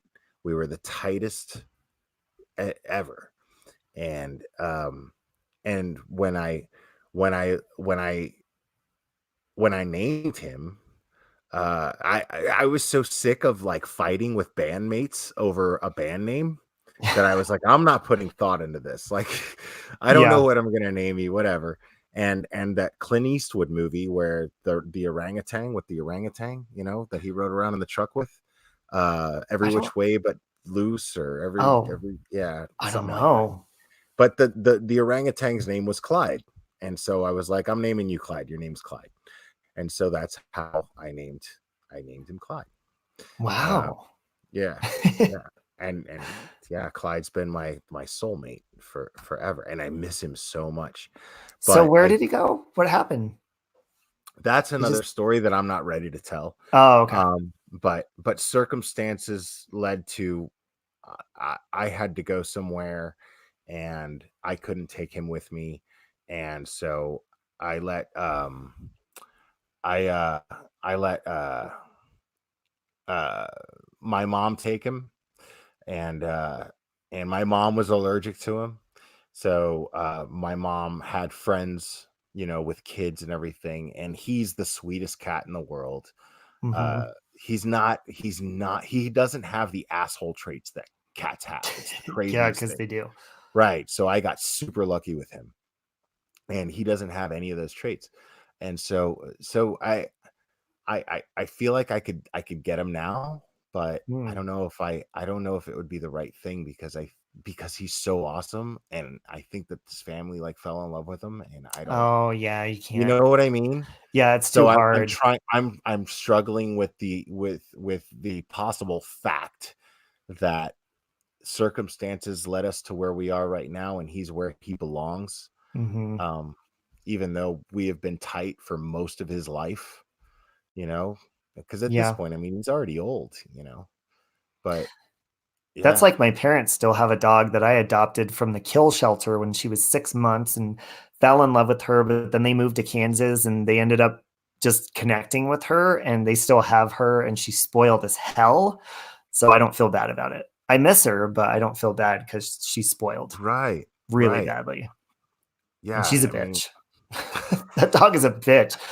If you try to come around me, even still to this day, if I go out to Kansas to visit my parents, she will launch. She's a little Chiweenie, so she's a Chihuahua and a Wiener dog mixed. She will draw blood on your ass if you try to oh come near me. God, I think she knows I saved her from being killed I because she hate was in a kill chihuahuas. shelter as a puppy. Yeah, she's a bitch. You wouldn't like her. Oh, I hate chihuahuas. I hate little dogs. They're all bark, no bite. She bites, but man, if she tried to bite a bigger dog or something, they would kill her. And she has. She's attacked a big lab dog, which luckily the dog was nice and tame, and she was sitting there hanging from his lip, just Yeah, like, "Argh!" is there anything more delusional than a little dog? I think it's Especially a funny. chihuahua, right? Yeah, there's I like, they just think think it's they're funny, like so little, tough. yeah, little They attitudes. they think they're so tough. It's so funny. What's up, DD Dugan? Hey, Didi. Same with Sandra. Like she's a bitch to me, but I love her because it's cute. Like it's her little attitude, but she bites me all the time. She's a bitch, but I like it. It's cute. Yeah, yeah, yeah, yeah. Clyde was just always just super sweet, man. Like, and like, Clyde, I lived off ramen noodles, man, and I would share my ramen I love noodles with him. ramen. He would like, I would just, and I would eat them with chopsticks always, just to fucking feel, aristocratic. Fancy. And right, so like, and I have video footage. Like, I still have video footage of him just eating ramen off my chopsticks. Like, just, Aw. he would just beg me for him. Yeah, yeah. I miss What's the him so best part much. of having a pet is like bonding with them in even little ways with ramen noodles or whatever it is. It's just, Yeah. it's sweet. Oh, Amy is saying she hold on. I wanted to see what Amy had to say about the Watts movie. Oh, she's going to let it marinate for a while. Yeah. I didn't get enough to It's let it marinate. I need to soak it all in. I need to I don't know if I want to rewatch the whole watch it thing. again, only because I mean, there's little details that I want to, yeah, I think I'll watch it again, because I want to know if there's little details that I missed because we were talking over it. Yeah. Because the plan honestly was for me to watch it first. Because I DVR'd the 8 o'clock one, and I was gonna fast forward, but I had to come back here and walk 4 dogs, and which I love. 3 of them are huskies. They're the coolest fucking dogs in the Oh, world. But one of huskies are them, beautiful yeah, dogs. one of them just wouldn't shit, and I was like, dude, you're fucking with my. I I got hate that. plans tonight, dude. Yeah. Like, even though my plans aren't much more important than yours, to be honest, I have plans tonight, dude, and you're fucking with them. And yeah, so I was walking these dogs, and then I got back, and I only had enough time to watch maybe half of it prior, and all the good stuff, we were talking over and everything, which was the plan. Well, I had it on mute the entire time because I didn't. It would have came through the microphone, so I didn't want it to. They would pick up on that, and then you'd get some sort of strike or yeah, something. I'll probably get some fucking warning. I hope I don't. because I hope it didn't pick up any of it. Oh, you 'Cause I played had, some of it? yeah, I mean, I was talking while it was playing and I was listening to it. Oh, okay. Yeah, I didn't hear it at all, so I don't know. Yeah. So I'll be pissed if I didn't fucking, um, uh, I'll be pissed if I'm worried about that and then it happens anyway. Caleb watched it twice already. Caleb, by the way, I really like your bluntness. You're really blunt and pretty honest. I like that. Yeah, Caleb. About a lot of things. Right. Yeah, I don't know if I'm recently I've seen Caleb in a chat or two, but I've never actually like interacted directly with Caleb until now. Well, there's So some people like it was my early day at work today, and I was listening to Nary Quite Contrary as I was going to sleep. You know who that is? It's I do not. Lemonade's friend. So I didn't end up going to sleep until super late last night, but I actually ended up talking and getting along with a couple of those crazy trolls over there. I had a decent conversation with that Belland guy. That's interesting. It was a nice conversation. It ended up going kind of mean, well. I was on a right. panel with Lemonade and we didn't scream at each other. It was fantastic. We didn't Right, bond, but we didn't scream. It But was that's nice. the goal, right? Is Yeah. is to, I mean, because yeah, I know that there's this whole war going on right now, and I've kind of recused myself from it, other than having opinions of it on other people's channels. Mhm. But my opinions are not like my opinions at this point are not about anybody directly. And this is very recent. It's just been a few days, but I've just basically decided I don't want to be a part of that, but I don't want to. But Well, I'm you not going don't to want be to be a quiet. part of it, but you are. Like you're sucked into it. The whole point of the panel Well, I'm this not going to morning. shut up about what I think is right on and wrong on YouTube. If you happen to fall under that category of being somebody who's a problem, then that's on you. But I will speak on the problem, Mhm. and if you happen to be part of that problem, then so be it. But but I agree, and that's why I comment the way that I do on other channels that are talking about it. But I'm not addressing these people directly anymore. Good for you because you're Granny Fanny. That was the whole reason I got on Mary's panel is because I set the haven't record even straight. addressed that. Yeah, that's because Good. that's so Yeah. ridiculous that I'm not. I mean, come on, and Well, yeah, the set whole the record straight had made a video this morning saying that just nonsense. You can go watch it yourself. that's the thing is I don't. The only reason I know of these things is because other people send this stuff to me. Other Mhm. people go, "Hey, do you know that this person's saying this about you?" I don't know because I don't watch their channels. I can honestly say that I have never clicked on a Lemonade stream since I was hooked up with Critical K on here. Mhm. I can honestly say that I've the only reason I've heard her streams is because other people stream them. Right. Yeah, exactly. I Mhm. don't give a shit what she says. I don't give a shit about any of it. Um, and the whole granny fanny thing, it's so ridiculous. I think it's funny. Right. It is funny. Because the whole granny fanny thing is, first of all, I don't know who the fuck Granny Fanny is. I've never I like Granny Fanny. I don't know who Granny Fanny is. I've never heard a Granny Fanny stream or a video or seen a video. I don't know who Granny Fanny is. But apparently, somebody is and I've it's no secret I'm very good friends with Amber. And Back off, Will. Just kidding. but she let me know this months ago actually that there was a rumor that I was Granny Fanny back then, and I laughed about it and I was like, who the fuck is Granny Fanny? And apparently this has been building up for months. And I still don't know who the fuck Granny Fanny is.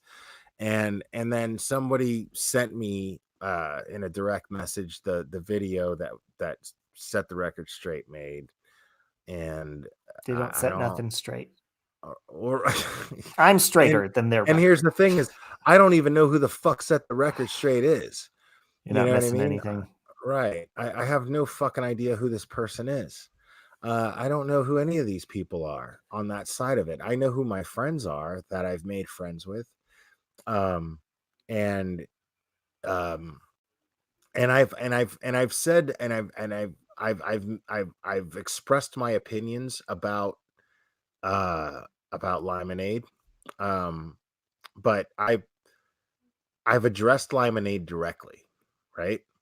I addressed Lemonade directly, and I invited her on my panel to be able to say her side of things because I take pride in being fair. If I'm going to trash talk you, if I'm going to say things about you that I think, then I'm going to give you an opportunity to defend yourself. So I invited her on my panel. And what did she do? She proved me right by declining and then inviting me on her panel. I saw that. Because of what? Why did she want to do that?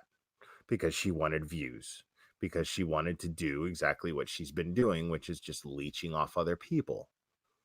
And I gave her the opportunity to prove us all wrong. And I wanted to, that's the thing is I wanted to be wrong. That's my problem. That's my flaw. I want to be wrong about people like that. I want to be proved wrong. I'm not about being right. I want to be proved wrong. Prove me wrong.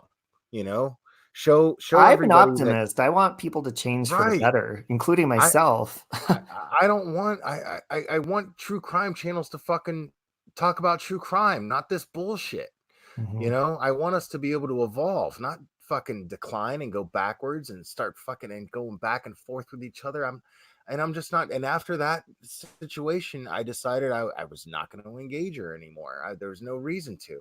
I'm not gonna engage in a battle of wits with somebody who's completely unarmed. What good does that do me? And Connie, I respect that about you. Connie's very outspoken. She's neutral, but in her stubborn way. But you know what, Connie, you have the right to be stubborn. I think I've snapped at Connie once or twice, but you know what? It's fine. Connie's still Connie. She has the right to her opinion.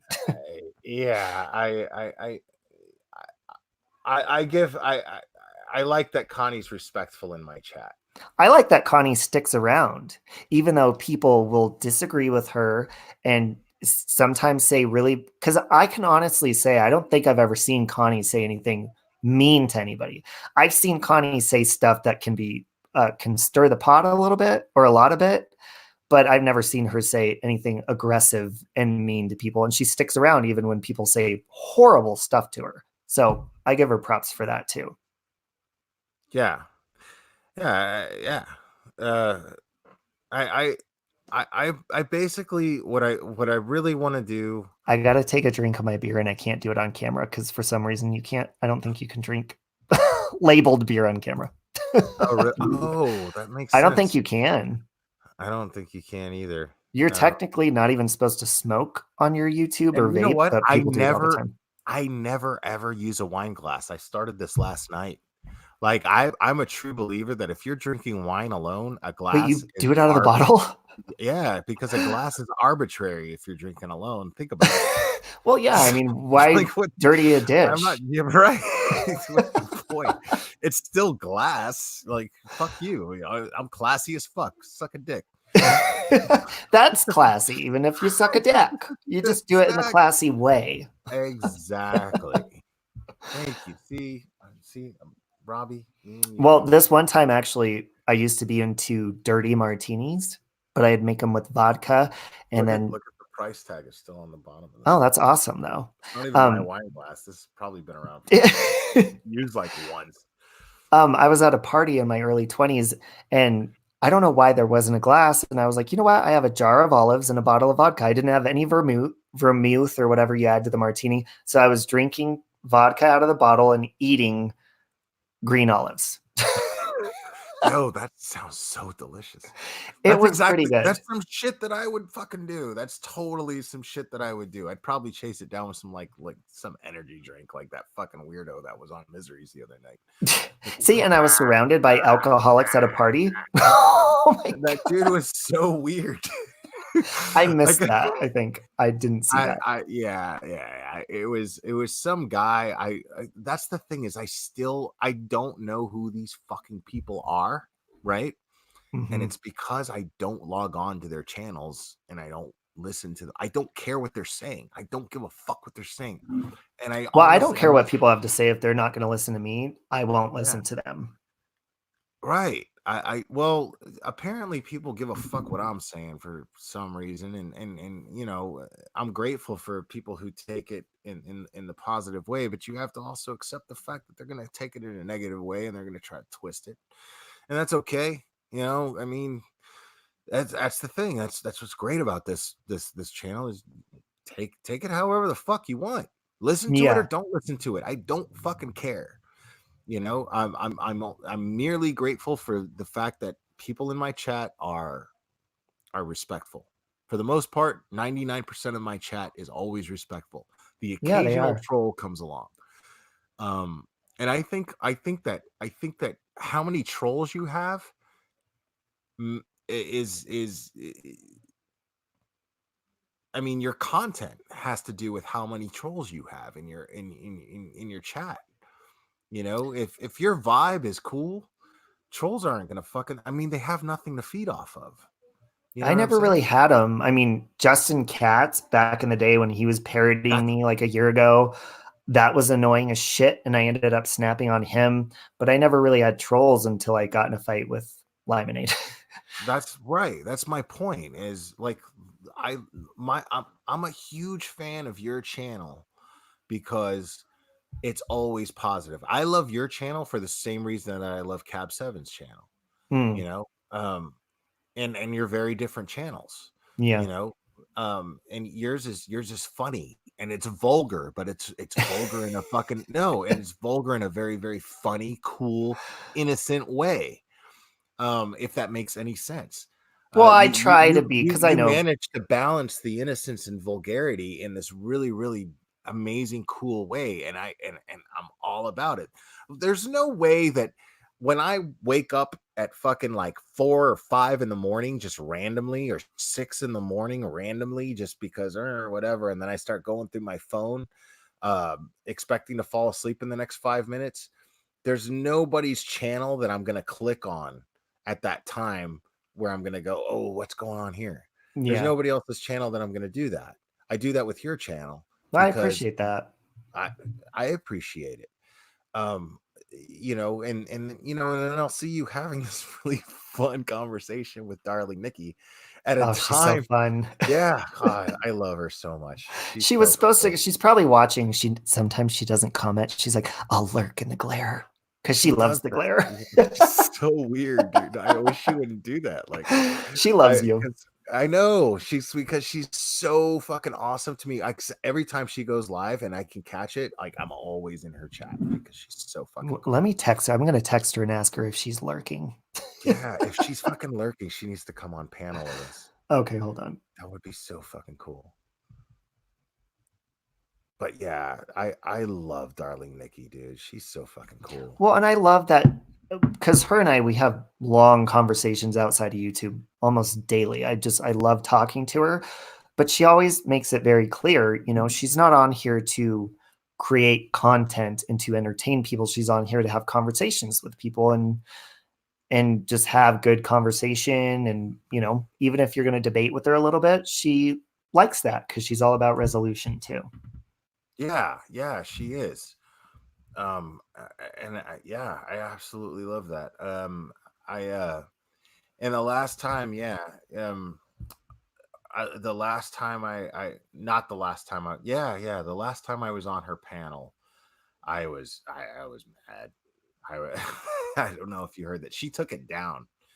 Oh, well, she takes all of them down, but Yeah. sometimes I miss her because I'll be, driving the bus or whatever. So, Yeah, but yeah, I went off, man, like because we were talking about this whole thing that everybody's talking about right now in this little circle, and mm. and then I just got to a point where I was just like, you know what the fuck I'm gonna fucking do? And I would have loved yeah, to hear man, that. I was so mad, dude, because you know what made me mad though was the fact that I felt like she was being affected by it. That made me mad. When I see somebody as sweet as Nikki being affected by this shit, and even if she's not involved, just being emotionally affected by it because she has friends in this community that are being affected by it, and she was feeling emotionally affected by that, that Mhm. made me mad. And I was like, you know what, this is where I'm at right now, and I said it, and I've stuck to it since, and I'm not.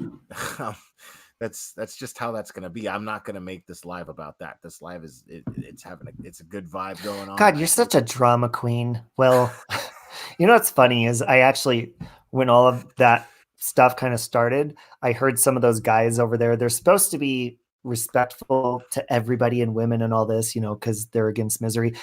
And this is the only thing I'll say. It's kind of funny though. And this one guy, and I won't say who it is because I've kind of made amends with him since then, but he says he's talking about me, and I didn't even know him at this point. He's talking about me for about 20 minutes, like a little high school girl. Oh yeah, that little bitch, and his music sucks and all this. And then he has the nerve to turn around and say, Robbie is such a gossip queen. And he said it like the biggest queen I've ever heard in my life. I'm like, wait a minute.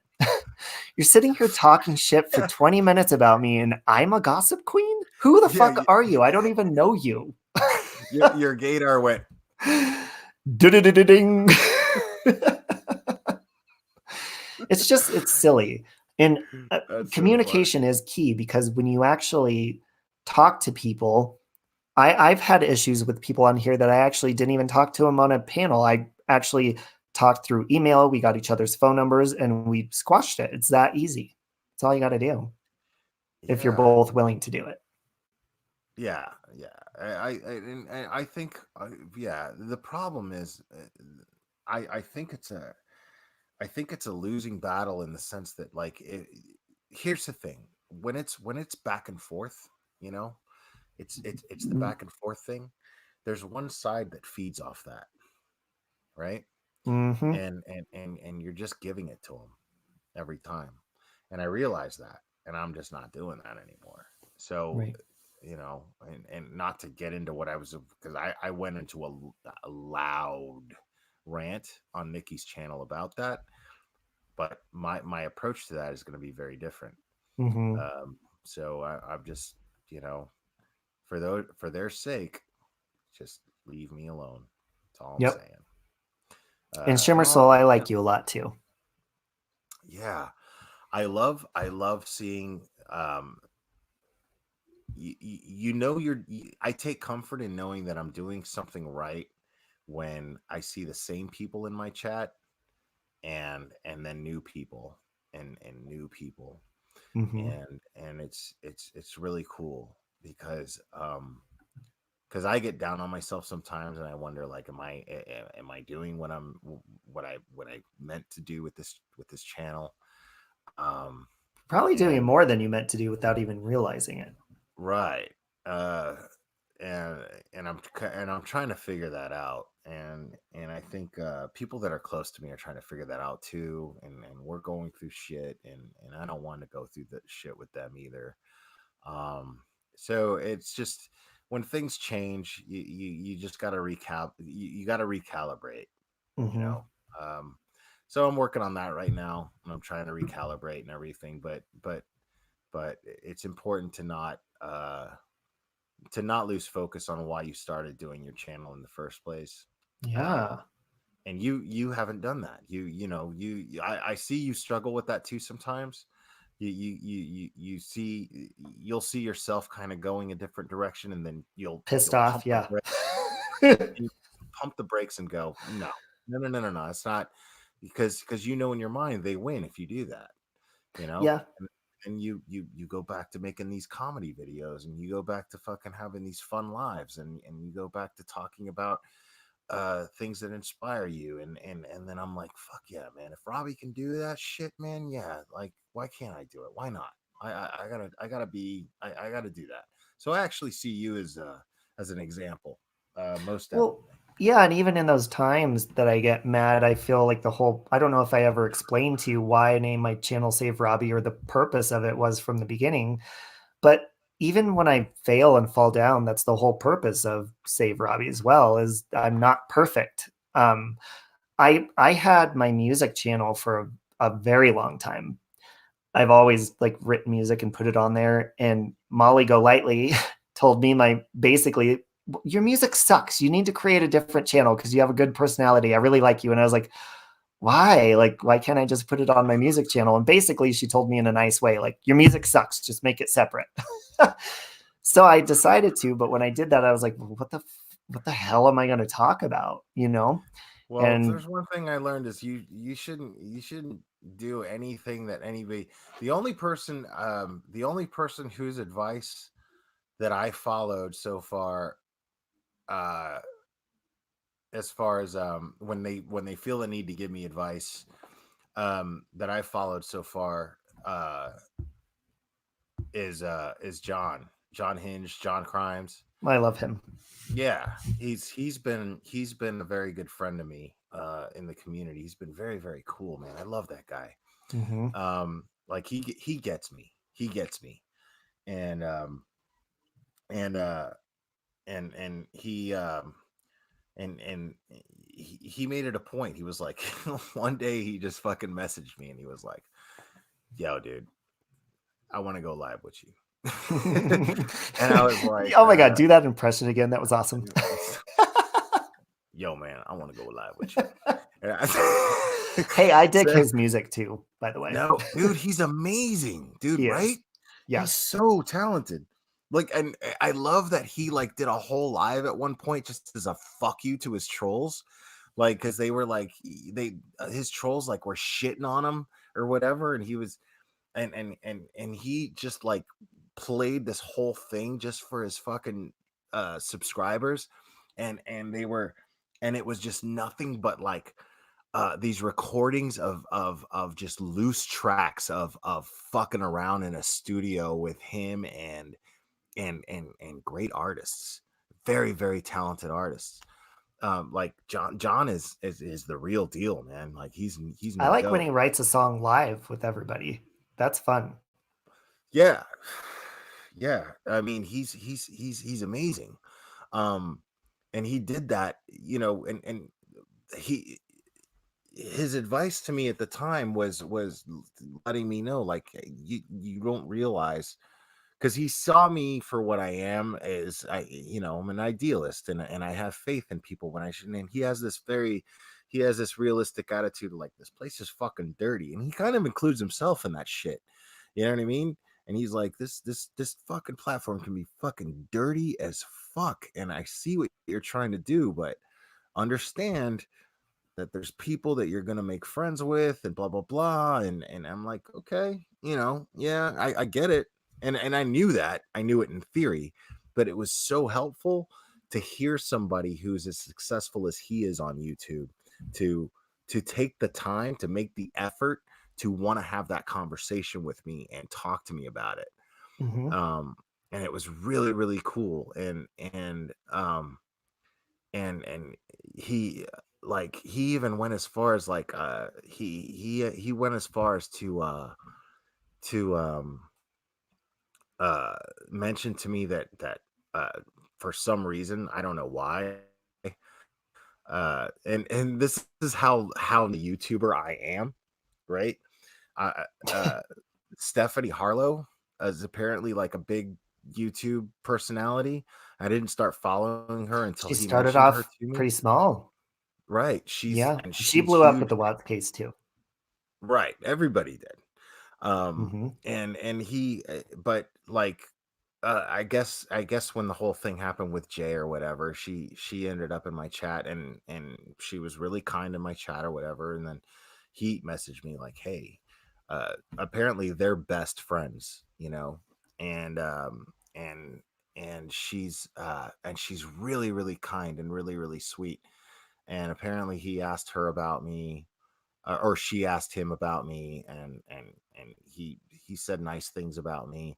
um and it wasn't for any notoriety or anything like that. I mean, I've never talked to her or anything, but it was nice that that people see what I'm trying to do and are like, cool, man, keep that going, who are experienced YouTubers, and I don't even see it. I just feel and it. are just Like you could just curious to feel it see. Yeah, and from they're your just channel. curious to see what happens. What's going to happen with the glare. Let's see what happens with the glare. So, Hmm. so that makes me want to just you know maintain my integrity, not go down the wrong road. When I see people who are doing good things with their channels and they see something in me to where they're like, hey, just keep doing what you're doing. And they're not out fucking trying to, and shit, I name dropped and I didn't mean to do that. I just realized that it comes off like You that. And that's bitch. fucking, yeah, God, I'm such a slut. I Oh, really please, didn't. people, you're not hashtagging names. You're fine. Right. But it was, but like, yeah, the point I'm trying to make is that John has been such a good friend to me, in that sense. And regardless of who he's cool, who he's cool with and who he's not. And, you know, me and him, man, we shoot these little messages back and forth. And it's just a cool little dynamic that I have with him that I'm just so grateful to have. Mhm. um and and all I have to do, all it does is remind me, just keep doing what you're doing, and the thing is, I could fall on my face at any given time. I could fall on my face at any given time, and I would be okay with that. Yeah. It wouldn't matter. I would be like, it was a fun run. It was fun. Well, and the uh thing is, too, I think a lot of people put a lot of pressure on being like, oh, oh, that person's going to lose their channel or we're going to strike their channel. You, first of all, I don't give people reasons to strike my channel, but you can shut my channel down. You could do all of that, but nobody will ever take away all of the encounters and all of the friends and the people that I stay in contact with that I've met that are crazy, amazing people. So if you shut somebody's channel down, it's just a channel. They can restart with the same people, and the important people are going to come back. So it doesn't yeah. even matter. Right. Yeah. I love having, it's funny because like I've made subscribers for the wrong reasons, and then I do what I do and then I lose a bunch of subscribers. Uh Yeah, I mean, and that happens. Yeah, it'll go up, down, whatever. cool, because like I want subscribers who understand me and what I'm trying to do. That's all I want. I don't care. Uh I consider my subscribers my friends, to a certain degree, and I want to keep it that way. Uh, and so that's Well, I it. don't know about you, but I have a very busy life and I only have time after work. You'll never see me getting on live before I go to work because I like to sleep in. So I don't have time to go visit family and friends when it's 2 o'clock in the morning, when it's late at night. And it's great to come on here. And I do have real friends that are on here and great people. And if I'm not on here, then I'm talking on Google Hangouts with somebody or having a good conversation. And yeah, it could be exhausting sometimes. Sometimes I'll turn off my phone and be like, enough. But it's nice to have that. Yeah. Yeah, like this conversation that you and I are having, like we might as well just be fucking having it on the phone, you Yeah, know? exactly. This is Because we're completely ignoring the chat at this point. Just kidding, pretty guys. much. Sorry. I haven't like highlighted a comment in forever. I know we've had Okay. Watts up on the screen. So being there has 880 subscribers. Right on. Being there And is fantastic. I don't know if am I subscribed to being there? Let me check real quick. Let me And check. the other thing too, is when you come across people and you see people arguing on here. I've known ever since I was a kid not to choose sides. I've done that and fallen on my ass doing it. How many people have you seen on here arguing that they end up making up a couple months later or a couple weeks later? I don't do that shit. So I'm subscribed to being there, but I just subscribed. But there's no recent activity. It doesn't show anything. Yeah, I don't know. She should have videos on there. But Unless there's no, sometimes, I mean, people hide their. it's her. But I don't know. I don't know who it, I don't know what I'm subscribing to. Mhm. But if I don't know if she keeps her videos private or what, and for whatever reason, but I'm pretty sure she'd probably have a shit ton more. Oh, you got to hit on videos. If you hit home, there's nothing, but if you hit videos on her channel, you'll see all her videos. Okay, She's a great person. And oh, here we go. Oh, there we go. Okay, cool. All right. good point, All Trudy. right. I am going to be watching that stuff. Okay, Yeah, being there you there, yes, I am going to be following you closely. Well, it's been great being on here. I'm actually going to work on some music before I go to sleep. So good idea. I don't know think if I'm you were gonna getting listen off to or some. you're what? I'm probably going to listen to some music. I don't know. Maybe there I'll you stay go. on. I don't know. Get your ass a copyright straight. You should have Being There come up here. She's a fantastic conversation. I should. Since She you lives in recommended her. Australia, and she is one of my good. I can call her one of my good friends on here. Her name's Madonna. Do me a favor and entertain the chat just for a minute while I take a leak. Can you do that? Okay, I'm gonna turn my camera on and strip, if that's okay. Just Please kidding. do. And I'll is getting off, dirty boy. Caleb, I like your sense of humor. You're fun. And Shimmer Soul, that's another person my goals on here. I want to do a duet with John Crimes, and I want to do a duet with Shimmer Soul. I just don't have that little fancy app that you have, Shimmer Soul. Oh, good night, Doodlebug. It's been nice chatting with you. Sorry, Will and I got off in a little conversation. I was still looking at the chat. I just didn't want to interrupt and read the chat because I didn't want to be rude. Yeah, Samara, I don't know if you checked it out on Lifetime, but it should be on there. The Watts movie. If you didn't watch that yet, you should go watch it. I need to go rewatch it because I had it on mute the whole time because we were commentating. Oh, Breakfast Club. We can totally do that. I'm down. Email me. We'll work it out. Maybe we could do a song from Breakfast Club. Wait, does that? This is a really stupid question, but I don't remember the soundtrack from Breakfast Club. Maybe if you name a song, I'll remember. Not really sure, though. I go on a live chat every day and we jam, then erase no strikes that way. Oh. Yeah, I've done my live chats, and the only time I'll play music on mine is if it's my own, because I can't strike myself. But I usually won't play videos or anything like that, just because I don't want to run the risk. I don't want to have to deal with all that stuff. Yeah, I don't want to. And then they say, but I do that's because what D Live's for. It's like D Live is shit. I don't even think I've ever been on D Live like at all. Like not. I don't even know. I know what D Live is because people mention it here on YouTube. But I'm such an amateur at this that I don't know. I don't know any of this stuff that everybody's doing.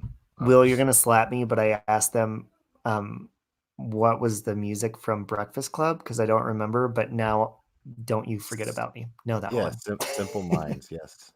See, I'm a Ferris Bueller fan. That's one of my favorite 80s movies, besides Romancing the Stone. That's one of the reasons I named my channel Save Robbie. Day Bow Bow. De Bow Bow? Day Bow Bow. Day Bow Bow? Day Bow Bow. What's Dave. that? Oh yeah. Oh, you the car. That's one of a classic Yeah. scene when that car just flies out of the window. I just totally manipulated you into reenacting a scene from Always Sunny in Philadelphia. It was so awesome. I'm a genius. Oh, I see, I didn't rule. even know it. I totally rule. That's awesome. Do you like Always Sunny in Philadelphia? I've never watched that. Oh my It's a TV God. show, right? Or is it Oh a my movie? God, Robbie, it's so funny. You have to watch it. No, it's a TV show. Yes. And Is there are that the girl from seasons. Scream 4 that dies in the parking garage? Maybe, I don't know. Dave Franco's wife? I think it is. I No, forget her no, no, name. no. No, no. The girl that's on It's Always Sunny in Philadelphia is married to one of the guys that's on there. Oh, okay. That's on the show. Yeah, these guys were like, think of these guys as YouTubers before YouTube came out. Like they Mhm. were just these amateur like friends that were amateur filmmakers or whatever, and they did comedy sketches, and then they pitched their shit to FX and got a show. Oh, And they're huge, like Charlie Day. You know who Charlie Day is, right? no. Maybe if I No. saw, I Horrible don't think so. Bosses. Oh my God, I love both of those movies. Okay, The the little sequel. guy. Oh my God, that isn't that the guy that what's the movie where he's with that little girl and she's like, "You don't want to fuck with me, little dumbass bitch, you ain't fucking with me." Do you remember in the talent show and he's up there with her? Yeah. The fight, the school fight movie. Yeah, that's Charlie Day. Yeah, Charlie Day he's famous from Always Sunny in Philadelphia. Anybody from that show that's in a movie got in movies from that show. Okay. Yeah. So you have to, like, if you have like Hulu or whatever, you have to watch It's Yeah, Always I Sunny, do. and you will love it. The first season's not that funny. Like it gets really funny in the second season and on up. It's so good. Holy shit, Will, can you highlight Caleb's comment really fast? Wow. He is an interesting individual. Hold on. Where I would He have would have had a threesome with Molly Ringwald and the jock tank top guy at Breakfast Club. That is awesome. I might have too. Who knows? That's funny. Okay. All right. Can we talk about his pick? Let me Can we zoom. Let me talk try to about? zoom in. Yeah. I can't zoom, but Is that Matthew Shepard? Is that you, Caleb? That looks like Matthew Shepard. It does, doesn't it? A little bit. I don't know who Matthew Shepard is. But The gay guy that's like, he's like the gay Jesus. He's the gay guy that died. What? He would live and come back from Denver back and forth. He got like crucified in Wyoming by these two men. This is a real guy? Yeah. You guys know, you're into true crime. Definitely check out Matthew Shepard. It's a very interesting hate crime. It's a huge, maybe it's just because I live in Denver. I don't know. But it was like a huge gay movement crime that happened, I believe, in the 90s. He was raped. I think they were on meth. He was tied to a barbed wire fence to basically die like Jesus did. Yeah. Wow. But anyway, right. Sorry, Caleb. That's a compliment, kind of, because he was kind of attractive. Oh. Yeah. Caleb. Yeah, it was a nightmare. There's a really good book that Matthew Shepard's parents wrote. And what I like about it is they don't make him look like an angel because he was into drugs, he was promiscuous, and they don't hold anything back. So they don't make him look like a total victim. Wow. Okay. But anyways, before I go, I wanted to say, I'll let you know when me and Zach Cherry, because I really want to do that horror movie talk, because I love horror movies anyways. They're fun. Dude, we're doing that. Like, and if can I post his link in the chat, because he has a cool little horror movie channel that he does like reviews and stuff. That way you could see who he is. The problem with that is I don't follow horror movies. Out of all the movies, I never watch horror movies. Oh wow! So see, I like mystery horror. I don't like gory horror. I like Scream. thrillers. I like psychological thrillers type. I like things that like genuinely would scare me. Like those like horror movies, things that aren't believable. They don't scare me. You Yeah, know, that's true. I like movies that like I'm like, holy shit, that guy could be like right next door. I like shit like that, you know. Yeah. Well, I'll But put him in there. You could check him out and see. He's a fun movie conversation. Probably more fun than I was. But he's great to talk to about like pop culture and all that fun stuff. yeah, I'm sure he's not just like restricted to horror movies. I'm sure that we could probably like talk about other things. Yeah. But yeah, I would love to. Let's do that a little bit. Let's do the idea of at least me, Making you, fun of and movies. yeah, at least me and you, and I would love to bring Bobby in Oh my on God, that stuff. yes. God, she's so funny. She's Um, so I could watch her all day long and be yeah, entertained perfectly fine. yeah, like it's blowing my mind that she isn't like that. Her channel isn't like blowing up right now. It will. I Yeah, mean, I know it will. all it I know takes it is will. like, the one person and then all of a sudden it spreads like wildfire. But I kind Yeah. of like it though, the way it is, because it's fun. Me too. Yeah, like it's so like it's such a small chill chat, It's you know. great. Yeah. Yeah. I love that. But like I want to see her like, if she's happy with that, then let's keep it that way. You know what I mean? But like if she wants it to grow, like I want to like have a fucking subscriber campaign for her at some point. You know what I mean? Well, She's she's fucking on like a great. level of funny, like those big YouTubers like Jenna Marbles. Like I think she's funnier than Jenna Marbles. Jenna Marbles kind of bores me now. She has it She's all. She really talented and does. funny Yeah. and beautiful and just a good person. I think she has the only problem she has is the same problem I have, which is I don't know how to work a fucking computer. I think that's all it is, you know. And but she's incredible. Like I every time like I watch her channel, I crack up. And the only reason I know about her is because you mentioned at one point that she was your favorite channel, and She's I was yep. yeah, and I was like, okay, well, Robbie's favorite channel, I got to check this out. And I was so glad that I did. I was so glad that I did. They're Uh, asking who she is, so I put Bobby's link in the chat. yes, please, yes, Bobby or Robbie, you have carte blanche as a wrench. Share whoever's link you would like in my chat. You're more than welcome to. Okay, Um, guys. Well, I'm gonna go visit Aunt Sally for a little bit and then work on some country music. tell Aunt Sally I said hey. I will for sure. Okay, guys. Well, I'll be listening for a little bit too. So All I right, will right talk on. to you later. Thanks for having me on. It was fun.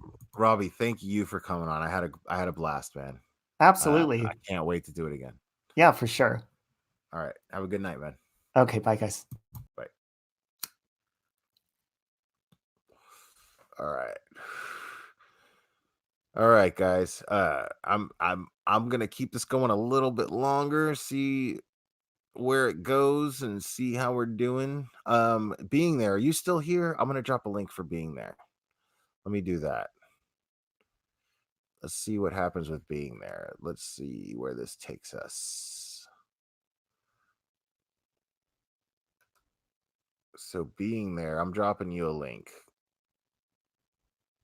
Because I gotta know what the hype is about.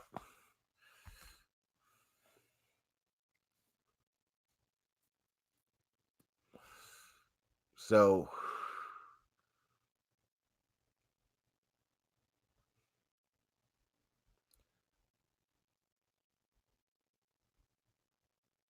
what's up, Plumy? So I apologize, guys. Like normally, like I'm really on top of everybody who's in the chat. So if I miss saying hi to anybody, I really apologize for that. It's just because like I'm usually up here by myself and I'm not talking to anybody, and then I get totally caught up in conversation, and then I miss people. Uh, who's in my chat? Yeah, Vamplifier. I agree with you. Realistic thrillers are the best. The only things that can possibly scare me, and I'm not scared easily by anything. But especially movies. Movies don't scare me. Movies are my best friends. So, yeah, so movies don't scare me. That's why I don't ever get into horror movies, really.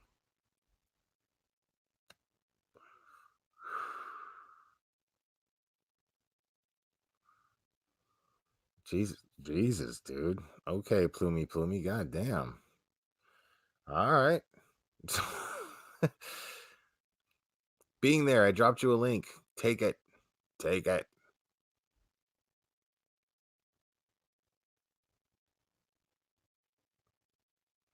There's nothing boring about sunsets and sunrises, man. That's fantastic. I love that shit. We're gonna get in a deep conversation. Watch.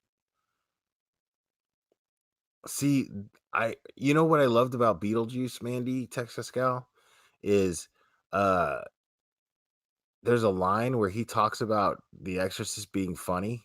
I laugh my ass off at The Exorcist. I crack up at it. It makes me laugh so hard.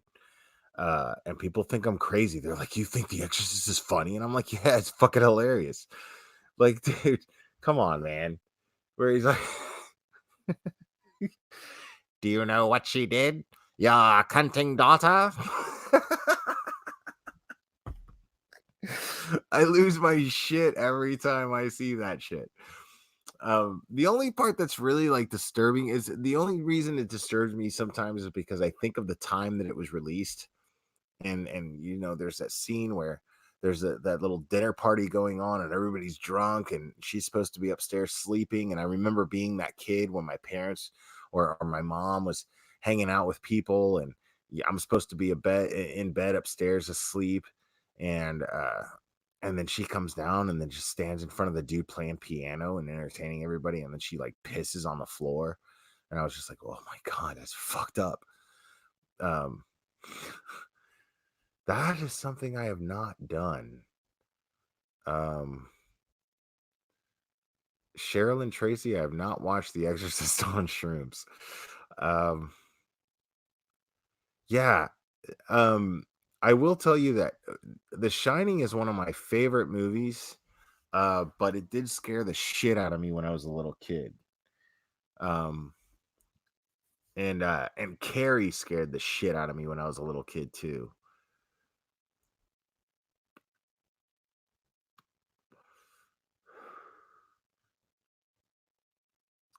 Right. I agree with you, Connie. I think people were more shocked than scared when it came to The Exorcist. Um, but I think being shocked in that manner was scary, you know? Oh, Beetlejuice on shrooms? Yeah, no. I can think of a million other things. Let me tell you something. All right. You guys want to talk about a shroom experience? This is anytime I ever eaten shrooms.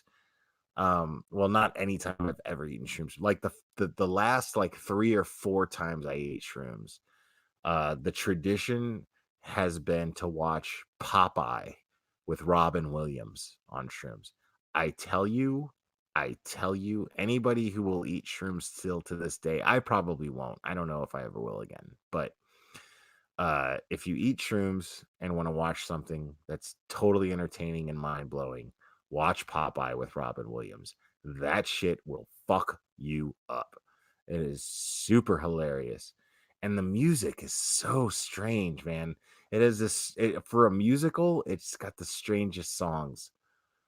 I mean, dude, it's so weird. And Shelley Duvall, it's Shelley Duvall played Olive Oil. Was there anybody at the time better to play Olive Oil than Shelley Duvall? Nobody. Nobody. There was nobody better to play Olive Oil than Shelley Duvall. She was amazing. Cause he's large and he's mine. He's large. He's mine.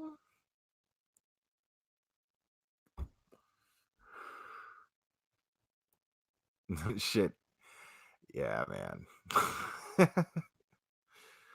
Oh man. Yeah, that fucking killed me. When I was a little kid, even it was is it on Netflix now? Oh man. Yeah, if you can get a hold of shrooms, go eat some and watch Popeye. Pop on Netflix and watch Popeye. You'll never be the same again.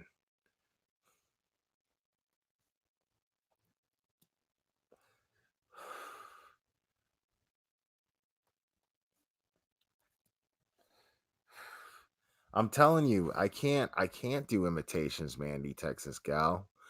I do those few, man. Do you really think you have a chance against us, Mr. Cowboy? That's it. That's all I got. I ain't got nothing else.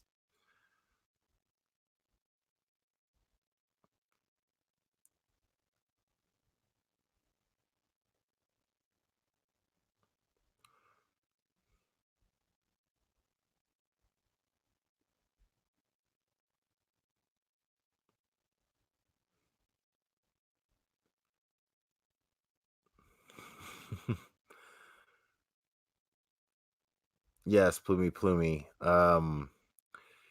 Breakfast Club has great insight. She's gonna do great things. I'm actually, you know what? Let me see real quick. I do a lovely olive oil. Okay. She was wild in that, man.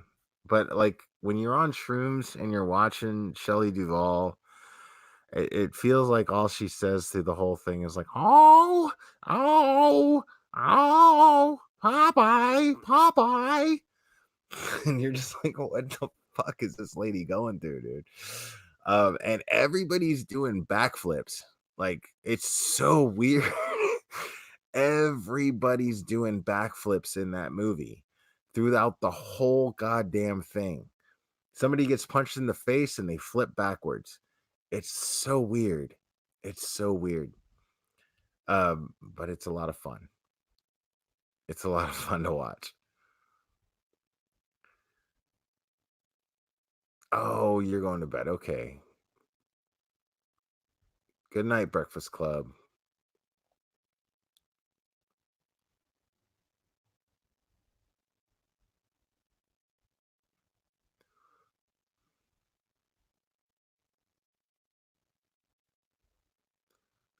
All right. All right, guys. It's been 4 hours, man. I think it's time to call it. Um I'm not going to go to bed just yet. I'm actually off tomorrow. Um but before I get all drunk and want to start like playing and I already drank a whole bottle of wine.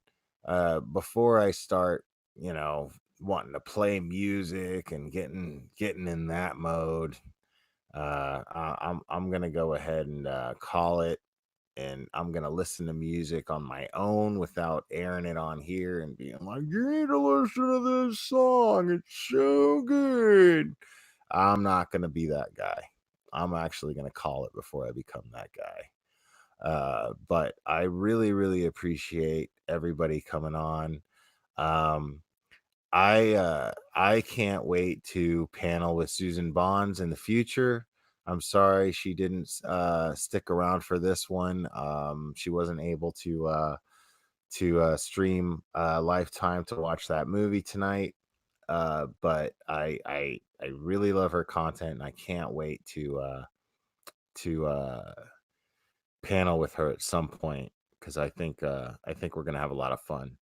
And I had a blast with Save Robbie. It was everything I hoped it would be. Um, Save Robbie, I love you, man. I hope you're still listening. Um, but I know you're gonna spend time with Aunt Sally and tell Mama Joan I said hi and good night. And oh, thanks, Shimmer Soul. We will, yeah, we will.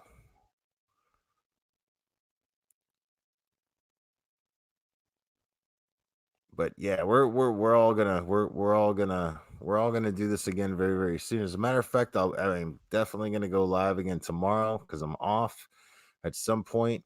Once I work out my hangover, uh we'll we'll definitely we'll definitely hang out again. Um and that's a very, very sweet thing to say, Ansi. Thank you. And us soul creators, the one thing that us quote unquote soul creators have is an appreciation and a sense of gratitude for our subscribers and listeners. So we're nothing without you. You guys are the best. So thank you so much for listening and hanging out.